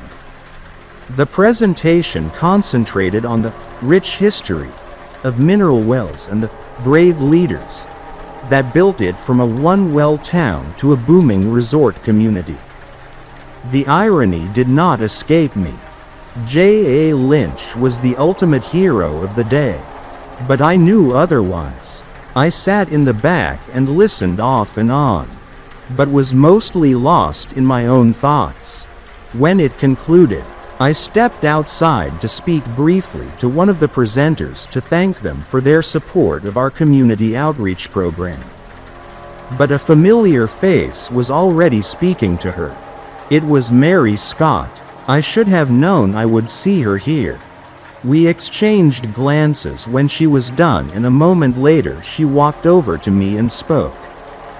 "You look like hell, dear," she said, matter-of-factly. Oh, the honesty of Southern women. She could obviously tell something was wrong. "Appreciate that," I joked. A little levity never hurt anyone. "Mary, I found the files in the basement at the hospital. Dr. Norwood and his nurse were performing experiments on young children and sending the parents over to Milling's sanitarium to get rid of the witnesses. Mary looked at me intently. "I know," she said. "A dagger shoved into my gut wouldn't have done any more damage than her words had. So I had risked my life and sanity in that basement for, what? Some sick game she was playing?" She looked around to see if anyone was listening, then motioned for me to follow her around the corner of the building. I had a mind to walk off, but followed against my better judgment. Only half of me hoped you'd find them. The other half, well, I'm sorry I didn't tell you. I had my reasons. There are, she paused, trying to find the right word, consequences for talking about the events of Mineral Wells past. From the living and the dead. Remember how I said I no longer drank the mineral water? Well, I did for many years of my life. Which makes me vulnerable. She stopped and pulled up the sleeve on the shirt she was wearing. I saw 2 long, lengthwise cuts that went from her wrist almost to her elbow. Almost healed. They were just deep enough to bleed and scar, but not deep enough to hit any major veins. I did them myself, 2 days after our conversation, but I don't remember doing it. A warning, I suppose. From whom? I said, feeling the guilt rising inside me. I had gone from being angry at her to feeling sorry for her that quickly. My emotions were very unstable as of late. She hesitated briefly like Stan had, then continued. Did those files mention Dr. Norwood's nurse? Mariana, I answered. She was my grandmother. The realization hit me like a bombshell. No wonder she didn't want to tell me. It also explained how she knew about the files and everything else. She went on. She came to Mineral Wells in 1910 seeking treatment for her mental disorder. I'm not sure exactly what it was, but my mother said she heard voices. Mariana was only 24 then. I guess Dr. Norwood thought he could use her. She had my mother at least 6 years later. She paused again. I'm sorry, Mary. You don't have to tell me all this. It's too dangerous. My voice cracked. Yes, I do. It's time the truth came out. Growing up, you always think your parents are perfect. After you get a little older, you start to notice things about them. My mother was missing several fingers on her right and left hands. They had operated on her when she was a child. I found out later. She had other scars, too. She was starting to cry. By her own mother? I asked, incredulous. Yes, which is how I know the same could happen to me. I saw my grandmother in my dreams the night I got these scars. I heard the bell, which meant it was time for one of the children to go with Mariana.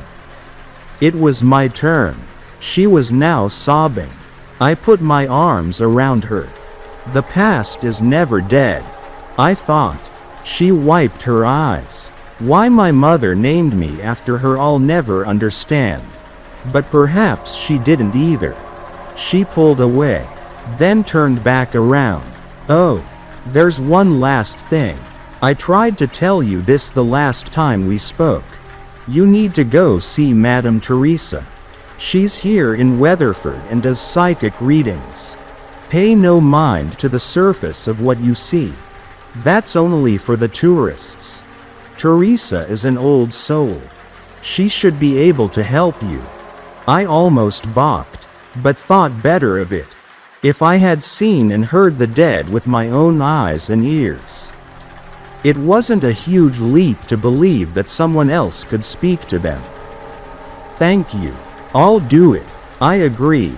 I hope she can help you the rest of the way. I have given you all I can. She looked like she meant it.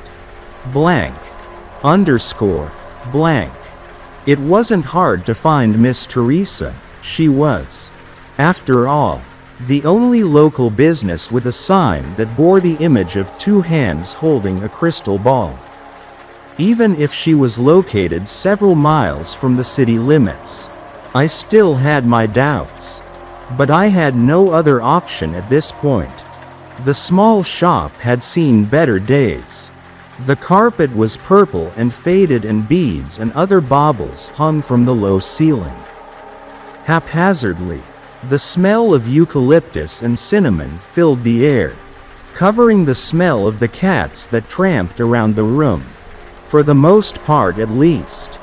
The sign inside said by appointment only.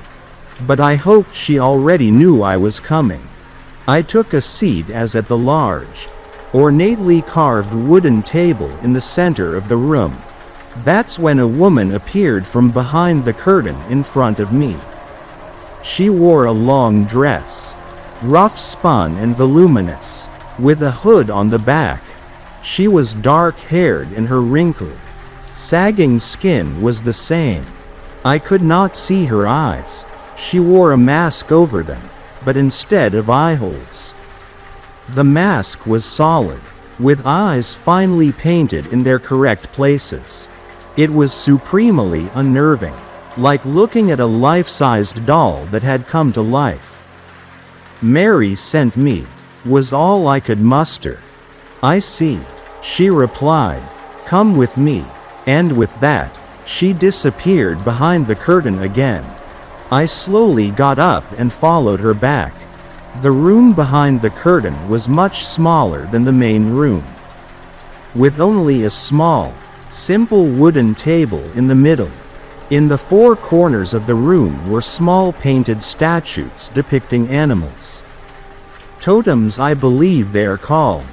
A goose, a mountain lion, a hummingbird, and a gopher. I recognized the eyes. They were the same that had been painted on Teresa's mask. She was already seated at the table, so I sat down across from her. I noticed her hands were as wrinkled and weathered as I had ever seen, but gentle. Somehow, I tried to focus on them. Looking at her face scared me. Frankly, I sensed that she could feel my discomfort. We didn't have to speak about Mary or my purpose here. It was clear she understood. "Can you speak to the dead?" I managed to squeak out. I have spoken to them." "Dead, you say? There is no death. There is only a change of worlds. That is what my people believe." Her voice rolled slowly and rhythmically, like a train rolling over its tracks. "Why are they in mineral wells? And why are they tormenting the living? When man leaves this world, he passes into the spirit realm. Spirits are always around us. But the dead are not powerless. They can be incited to violence, just as man can. Mineral wells and the water it is named after are cursed. But the exact source of this curse is hidden to me. I do have my guesses, though. In Pueblo mythology, there is a spirit known as Pishuni. I believe it is similar to the spirit depicted in the Christian Bible who appears as a snake in the Garden of Eden. Pishuni is known as an interloper. His purpose is to create strife. It was he who tempted the first humans and disrupted their harmony with nature. I believe whomever first coaxed the mineral-rich water from the depths of the earth may have been visited by Pishuni. A deal may have been struck. The water would bring great wealth, but there would be a price. When the first men used the water to deceive those who honestly sought it, the price was exacted. The water was cursed, and all those who died in mineral wells while seeking the water would remain to exact their own vengeance against the ancestors of those who brought about their deaths. If it wasn't Pishuni, it may have been some other earth demon. In the end, it is of no consequence. It was ultimately man's lust for power and unsatiable greed that cursed mineral wells. Quote, I replayed all of the strange events I had encountered during my time in mineral wells in my mind. Virginia Brown, James's great-grandmother, Mariana, the man at the VA, and even the children, all had come to mineral wells seeking treatment for something. There were others that I was unsure of, like the spirits involved in the Fort Wolters suicide, Brad Delaney's murder of his wife, and the lawn mower accident. But I had a hunch those spirits had done the same. If I wasn't truly numb before, I was now. My eyes seemed to roll in my head. I'm not sure if I passed out, but all of a sudden Teresa's hands were on mine. There is a dark cloud over you. You must be careful, she said cryptically. I looked around the room, trying to concentrate on something, and my eyes locked on the gopher totem. Although she couldn't see me, she knew. The totems, yes, they are for protection. My people believe that spirit animals can guard man from evil. They guard this room, one for water, one for mountain, one for air, and one for earth. The gopher guards the ground. Hopefully, he will guard you too. But, your eyes, I started, not thinking clearly. I can see better without them. I slowly regained my composure and stood up shakily. Teresa put her arms around me and guided me into the main room. As I was about to leave, she spoke again. There is something else. I hesitate to say this to you in your condition, but I must. You have a friend in grave danger. I was already out the door, stumbling to my squad car. Blank. Underscore. Blank. I arrived at Mary's house about 15 minutes later. It was evening and the sun was creeping behind the horizon, painting the sky with multicolored hues of lavender and red. I didn't notice any of her dogs running about as I pulled up with my lights on and sirens blasting, neglecting to turn them off as I exited the vehicle. I drew my weapon instinctively, even though it had little chance of protecting me or Mary from an evil spirit. I slowly crept toward the door and found it unlocked. I was barely seeing clearly at this point, but found my way inside. My boots squished on the floor of the living room. I looked down to find the carpet soaked with so much blood that it had created a standing puddle, one that I was forced to walk through rather than around. This went against every bit of my training, but I was not thinking clearly at the time. The dullness had almost overcome me. It was then I noticed there were body parts floating in the sea of red. A tongue, a foot, an eye. I retched once, then again. In a daze, I followed the trail of blood through the living room and into the kitchen. It was worse there. The entire floor was red and there were more body parts. Pieces of flesh and bone may be more accurate. It was hard to make out anything among the gore. The smell of death permeated the air. Or was that only my fear? Through my tears I found my way through the kitchen and around the small island in the center. It was there I found Mary, or what was left of her, slumped against the far cabinets. Her face wasn't hers anymore. It seemed to me like some professionally done movie prop. Her nose had been sliced cleanly off and there were 2 bloody holes where her eyes had been. I wished I had Teresa's mask to cover them up. Maybe then she could see again like Teresa. The truth finally sank in. This was all my fault. I had dragged Mary into this and she had lost her life helping me. I had killed her. My knees collapsed and I sank into the grime. My hand landed on something cold and slippery that appeared to have fallen from Mary's hand. A large kitchen cleaver. They found me, covered in gore and vomit, right where I had collapsed. The neighbors had gotten tired of the constantly blaring sirens and called the police. James was there, along with several other officers. Jesus Christ, man, it's a bloodbath in here. What happened? He asked incredulously. It was too late. I tried to stop it. I whispered as he pulled me up onto my feet. Who did this? It was. But I couldn't put the words together. What could I say? Is any of this your blood?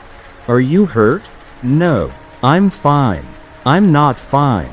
I thought. In minutes, the whole team was there, rolling out the yellow tape, photographing everything, and collecting evidence. In a small town like Mineral Wells, you won't see everyone in hazmat suits dusting things for fingerprints and setting up lasers that show the trajectory of bullets and such. The investigators do mostly everything, and they do it really well most of the time. Although I would have hated to be the guy that had to collect all of those body parts. My clothes, shoes, and the rest of the gear I was wearing were collected in clear plastic bags. I was photographed from head to toe and blood swabs were taken. Because I was an officer, I was allowed to go home and shower before heading up to the precinct to give my statement. I know that any other civilian would have been arrested on the spot. I arrived at the precinct showered and clean-shaven, my black satchel on my shoulder. I was taken back to the room where we interview criminals, asked to sit, and offered a cup of coffee. I politely declined. We have a little camcorder that is set up in the corner that was switched on after the tedious process of deleting some old interviews. I was nervous at that point. Shouldn't I be meeting with a superior to simply give my statement? Instead, I was read my Miranda rights. I decided to decline my right to have an attorney present while I was questioned. I had nothing to hide. Looking back now, I realize that was my first mistake. But considering the almost catatonic emotional state I had been in for some time, logic and reason had deserted me, and the fire inside me, the one inside all of us that urges us to fight at all costs, had been all but extinguished. I told my story from beginning to end. The possessions, the experiments, and even what Teresa said. All of it. It had to come out. I showed them the files as proof. I pleaded with my fellow officers to stop drinking the water and to start looking into the strange occurrences in Mineral Wells. I begged them to help me shut down the company bottling and shipping this cursed water across the country. They played along, maybe just to keep me talking. But the looks I got when I explained Mary had mutilated herself, well, let's just say they weren't friendly. I'm sure you can imagine how it went. Why were you at her home that night?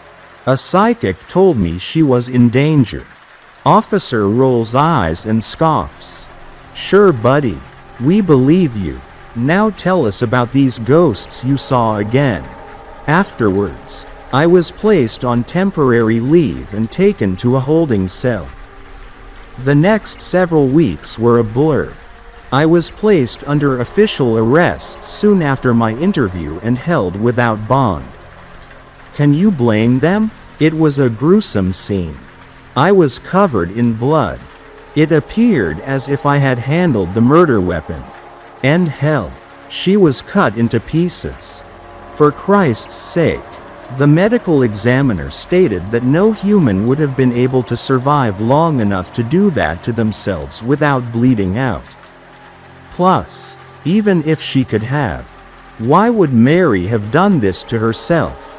It made no sense. I learned later that my arrest was never reported. But I wasn't surprised. Can you imagine how local cop arrested for mutilation of retired teacher would have gone over in the local paper? The MWPD would have had to deal with a shit storm the likes of which they had never experienced before. Controversies like that don't go away very easily, if ever, in small towns like Mineral Wells. Luckily, the grand jury was meeting that month, so I didn't have long to wait. My case was fast-tracked and quickly presented. To no one's surprise, the grand jury returned a true bill. I was indicted for murder under Texas Penal Code 19.02. It can carry up to life in prison.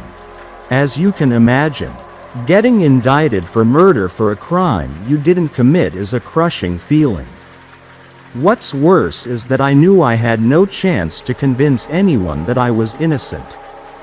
The MWPD had the files, which didn't really prove anything anyway. But I knew they would never see the light of day again. Even if Stan and Teresa could have come forward with some other credible evidence, there is no way they would be believed. The veil would prevent it. So I sat alone in my cell, mostly crying, often sleeping, receding deeper into the dullness, pretending this was all a dream. I slept in restless fits, racked by night terrors. Blank. Blank. At this point, my friends, I have to make a confession. This will be my first of 2 confessions and is in fact the only thing I am guilty of. I have deceived you. I am no longer a police officer in Texas as the title of this post suggests. Although you may have guessed that already, I apologize for this, sincerely, if I had told you my current and true situation up front. It's likely you wouldn't have listened to my story. I needed you to believe me. One of the foundations of the criminal justice system in this country is that to be found guilty of an offense, you have to have had a rational understanding of what you were doing at the time. After a hearing, motioned for by my attorney, the court found that I was in fact not competent to stand trial for what I had done. He presented evidence of erratic behavior from the time I had arrived in Mineral Wells up through the night of the murder. Some of it was true. Some of it wasn't. I'm almost positive my attorney personally thought I was guilty and mentally sound. But he successfully painted the picture of a stressed-out cop who had simply snapped. This was perfect for the district attorney's office and the MWPD. There would be no public trial. No one would find out about the psychopathic officer who cut an innocent woman into pieces. Texas, like other states, provides for a different type of punishment for people who fall into this category. Which brings me to my second confession. I am currently confined in a secure mental facility serving a 40-year term of commitment for a crime I did not commit. I only have access to my phone every couple of days and at certain times. Which is why I've had to break up these posts into multiple parts. You may be surprised I have access to it at all, but you shouldn't be. Inmates smuggling cell phones into prison is an enormous problem in today's justice system. The problem is, the guards are all in on it. They make a little money by helping the inmate or looking the other way and of course deny everything if the inmate is caught. It hadn't taken much money to bribe my orderly into letting me use mine on occasion. I had plenty saved, considering I was single, had no social life, and never ate or drank out. I was able to contact Stan through his garage and have him deliver the money for me. He got a small cut. 2. Human greed, right? I'm also sorry that this may not have ended how you hoped. I think Hollywood movies have conditioned us to believe conflicts always resolve tidily.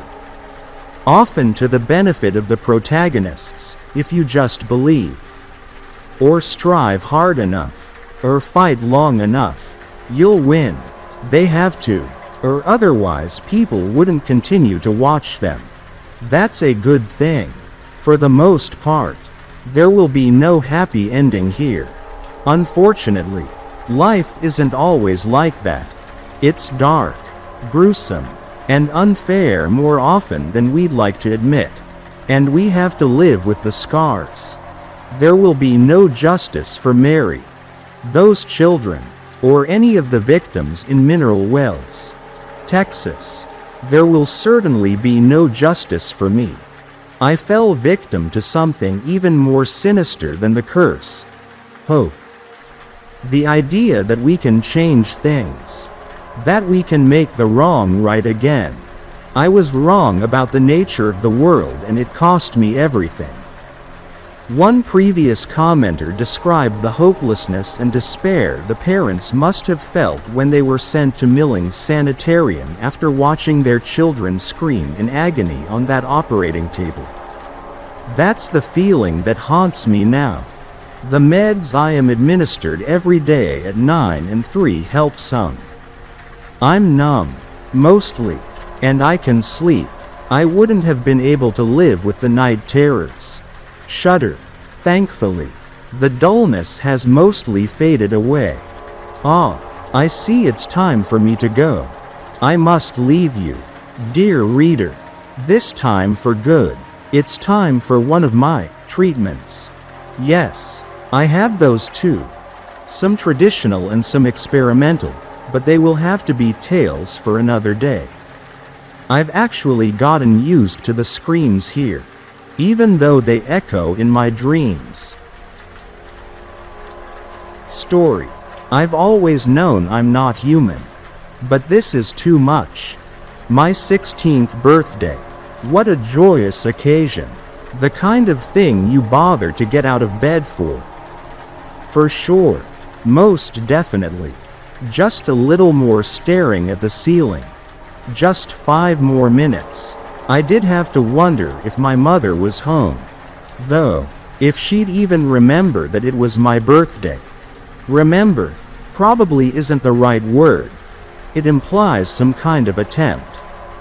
Still, I knew it would be better to look alert just in case she was around. Better to make the effort to get out of bed. I groaned as I forced myself to roll onto my side. A long, low sound that just slipped out. Great. Was I getting old, too? On top of everything else. I was going to creak at 16? I committed. Anyway, continuing to my feet, letting out a series of noises that were probably more my mood than my flesh. So much to celebrate. I barely had yesterday's jeans in my hand before I thought better of it. Padding across the room to rifle through my far too large wardrobe.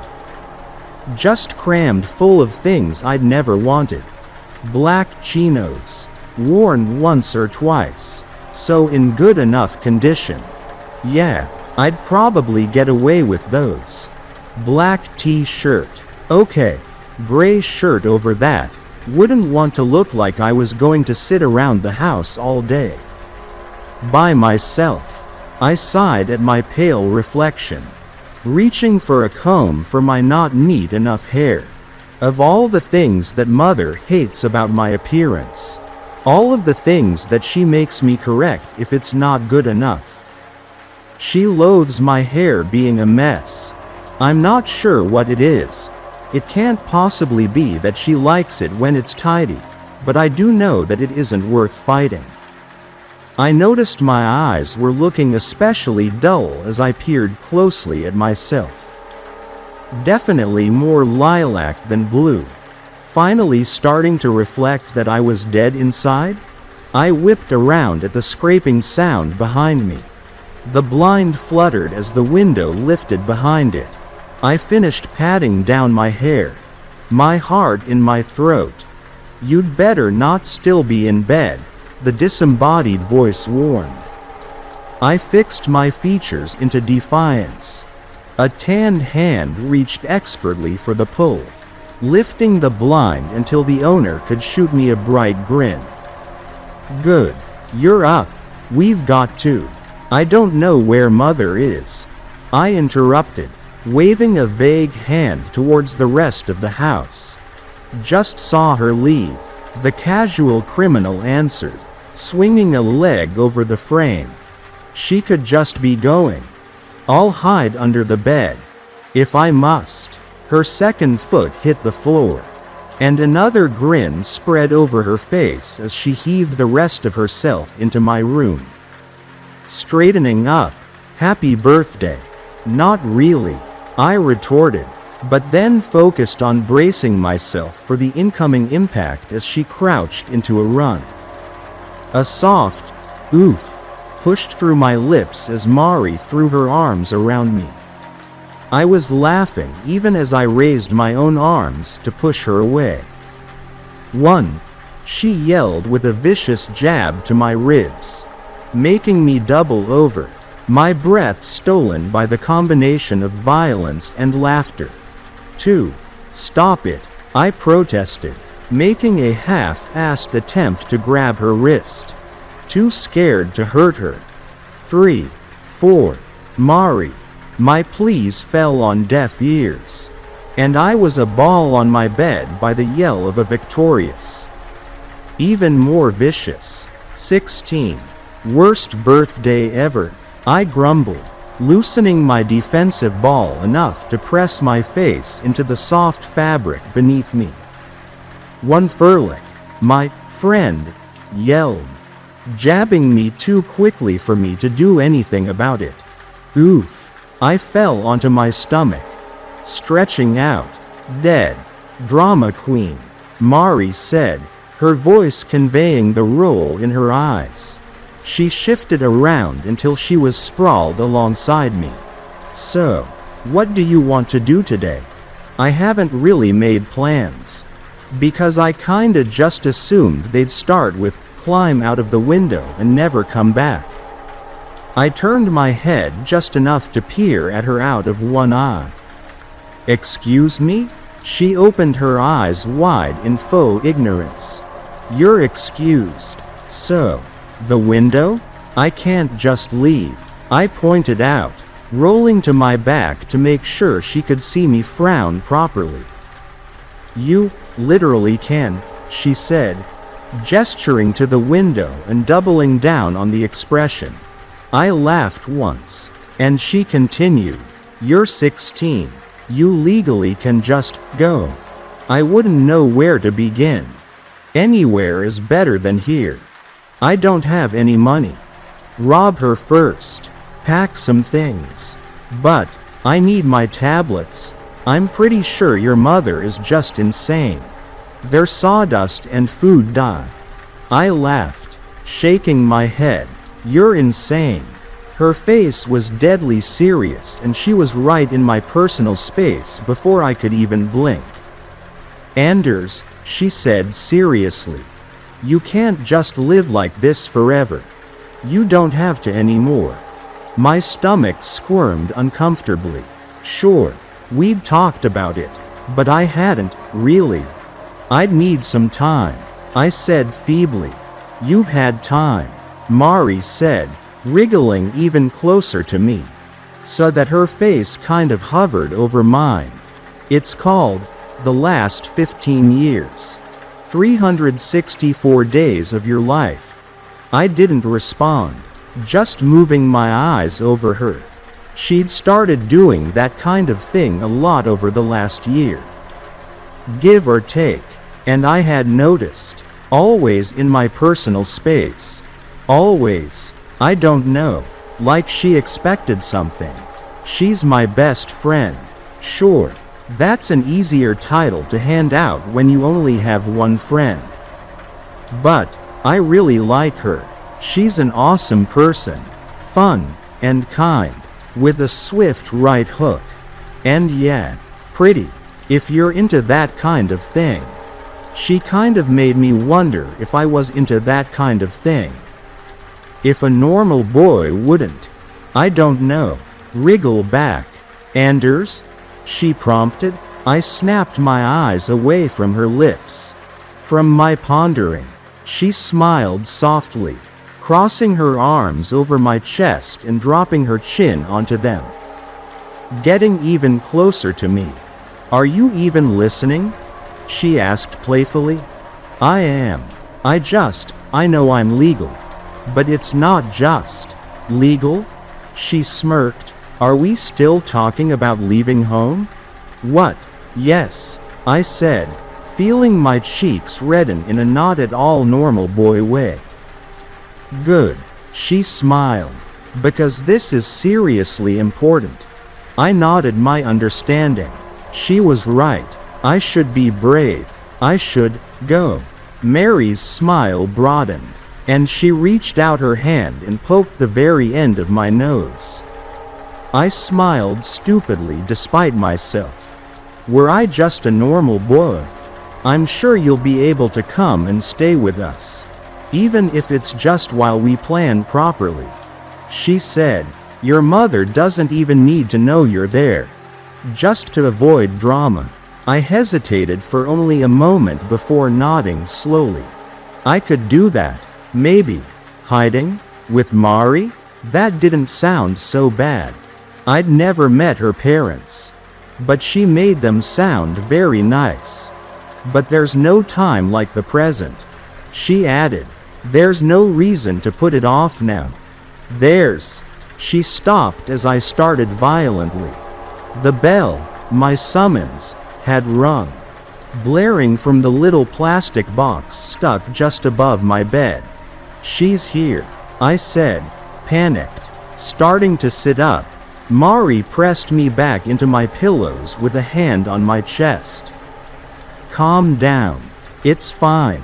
I'll leave. Just promise me, I'll be back later. Tomorrow. Whenever. I'll watch to make sure she's gone. Just promise me that you'll go then? The bell chimed once more. I clenched my fists, fighting the urge to push my friend away from me, and nodded urgently. I would agree, and she would leave. Maybe I'd even be downstairs in time to avoid the cane. Her eyebrows knitted together tightly. Onder. I promise. I half yelled. You just have to go. Mari erupted into a grin, broad and bright and oblivious to how quickly she had to leave. Awesome. She smiled, starting to push herself away. I was starting to sit, too, when she swooped back in, hand on my chest. Still, 16. We'll have to mark the occasion another way. I saw her move closer, knew what it looked like, yet her lips were still on mine before I truly believed she was going to do it. I'd never felt anything like it.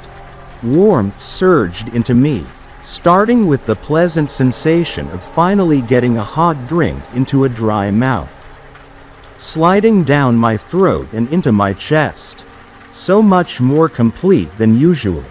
So much more fulfilling, spreading until it seemed to fill me, cover me, like sinking into a hot bath, like finally being shielded from the cold, and then it was nothing short of vision-blackening euphoria. Over and inside of me all at once. The feeling surged through me, so much more than heat. My pulse spiked, my blood coursing. Stars in my fucking eyes. I wasn't sure if I'd actually closed them, but I sure as shit couldn't see. It was. My body sang. It was so much more than, an orgasm. But I guess it did kind of feel that way. Pleasurable, tingly, satisfying. But not just in my. It was everywhere. It was the dizzying hit of that pleasure. But it was in my whole body. In my whole being. Even my fucking brain hummed. The bell chimed again.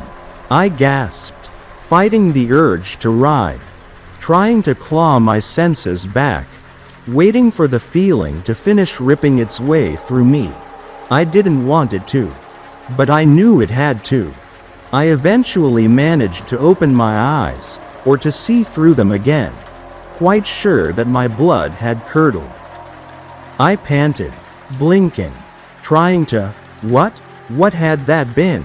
I was pretty sure a kiss wasn't supposed to be that good. Mari was face down on my chest.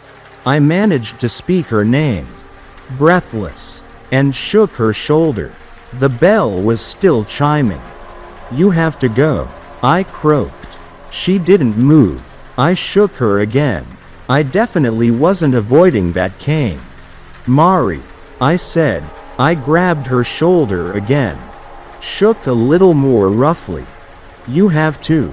My voice hitched, made its escape as a strangled whistle as my friend finally moved. Shifted, rolled away from me, lifeless. I jolted to my knees, rolling her properly onto her back, the residue of good feelings fleeing as my stomach turned to lead. "Mari?" Another shake, another silence. "Mari?" I moved my hand to her neck, tried to feel for a pulse, opened her mouth and checked her tongue when I couldn't find one. I put my ear on her chest, shook her again, took her face in my hands as vague, insistent, haywire flashes of inspiration ran through my mind, as I tried to, failed to, refused to believe what had happened. "Mari?" The bell chimed again. I hurried to my door, throwing it open. It didn't matter. None of that mattered. "Mum! Mum!" I roared, my voice broken. I rushed back to my bed, dropping to my knees beside it, taking Mary's hand in my own and just pawing pathetically at her. Lifting an eyelid, tilting back her chin, crying, still, I think, calling for my mother. The door bounced against the wall as hurried footsteps came to an abrupt stop in the frame. I turned my tear-streaked face to my mother, meeting her wide with shock eyes. "Mum," I sobbed, "please, help." Her eyes moved slowly over the two of us. "Oh, Leander," she said breathily. Her face split slowly into a smirk. Her eyes shone as they grew wider. "What have you done?" It was almost 2 months after my 21st birthday. I was still crawling through the lowest of lows, still recovering from another anniversary, another year. It had been a day spent entirely in my room, the house entirely empty. I hadn't even been entertaining myself, hadn't bothered to read a book or anything. I'd sat on my floor, my back to my bed, the same bed, because she'd never let me swap it, staring at my window. If only Mariana had just left. It seemed to get harder every year. I still didn't know what had happened, what I'd done to her. I knew I'd definitely done something to her. I've always known I'm not quite human. I think Mother has always taken some pleasure from making sure I know it. If I'm honest, I know what that sounds like. Not human, as told to you by a crazy parent, who all but keeps you locked up in the house, who wants you to want to stay away from other people. I know, but I know it's true. Know that nothing about me is normal. Know that I'm what happened to Mariana. That she died because I kissed her. That my kiss killed her.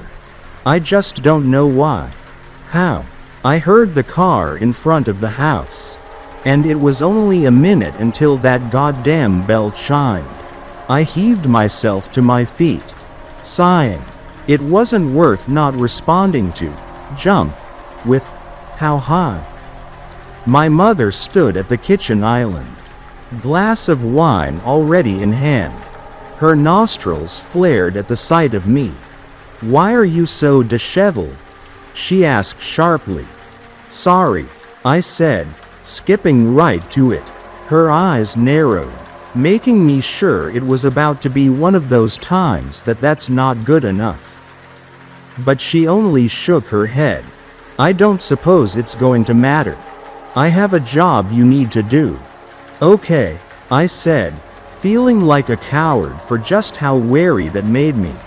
She took a deep pull from her glass, and then set it down in front of her before clicking her way around the island towards me.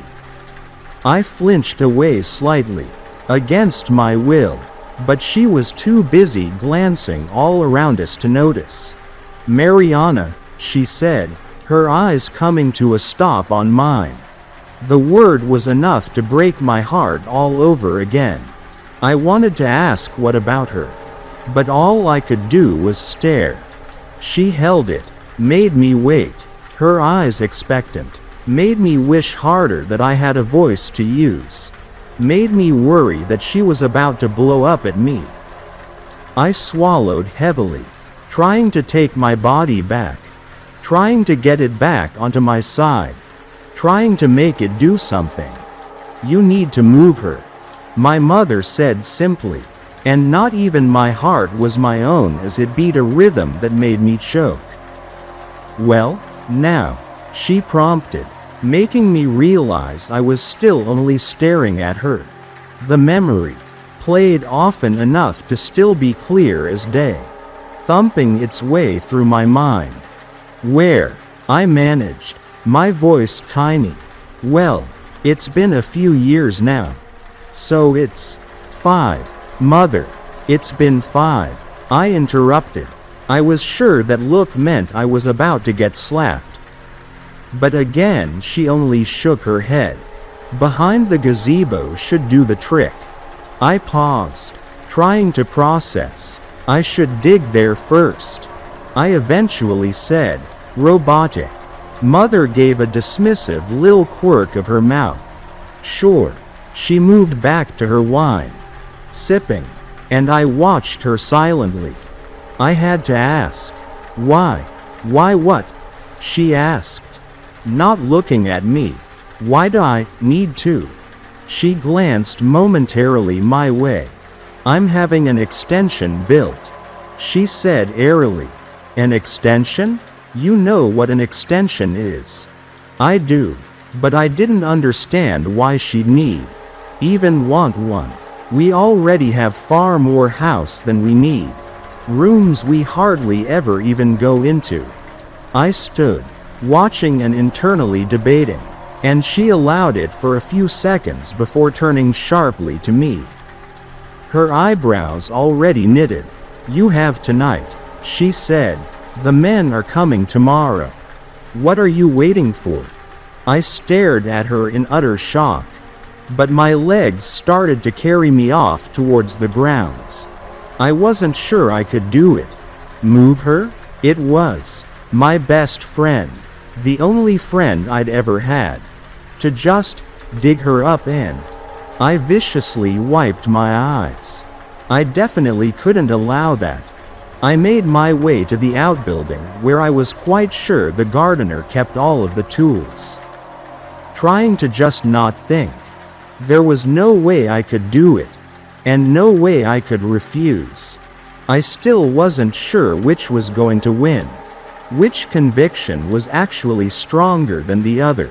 Even as I searched for a shovel, I got as far as clasping one and heading out to the gazebo. That was going to be the easy bit. At least, just digging a hole. I just had to not think about what it was for. I don't know how long it took me. How long it took for my body to start to ache. How long it took for it to stop. For me to just push through it. Until I was almost numb.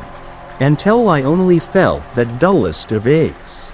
That promise of pain the next day. I couldn't bring myself to look into the hole once it was finished. I was pretty sure it was going to do. I couldn't let myself think properly about what it was for. Couldn't weigh it up and wonder if she'd. I broke away. heading back towards the house. We'd been having work done when it had happened. 2. Had half of a lawn dug up for Mother to put in a new irrigation system. Well, for someone to put one in for her. I'd buried Mariana underneath the overturned soil. It hadn't looked any different once I'd finished. The workmen had continued to work over her without even the slightest idea that something was wrong. I'd watched from a distance, wondering if any of it was real. I must have stared at the spot for 15 minutes before I even attempted to break the soil with my shovel. The exact spot. I still knew the exact spot. I didn't bother trying to keep my eyes from leaking as I dug. I couldn't not think about what I was about to find. What was she going to be like? Would the cloth I'd wrapped around her even be intact? 5 years. How much happened in 5 years? It felt like it should be raining. Maybe I just read too many books. I dug until I could see something in the soil. A mound. A lump. Cloth. I sank to my knees even though I didn't want to. My hands moving to my mouth. I couldn't do it. I couldn't do it. I'm so sorry, Mariana. I had no idea. No idea. My shoulders abruptly stopped shaking as blue light fell over the house in front of me. I turned, squinting into the dark. There was a police car on the driveway, where it wrapped around to meet the garage beside the garden. 2 figures were stepping out of it. I stared in horror, looking between them and the hole in front of me. Was it too late? It had to be too late. Hands on your head, a voice called. The owner only a silhouette as he approached me. My eyes unable to truly see anything except the blue light framing him. Stay right where you are, the figure beside him said, a note of panic in his voice that wasn't there in the first. I looked hurriedly between the two of them. The car, the hole, it couldn't be happening. The first man approached me, his hand outstretched.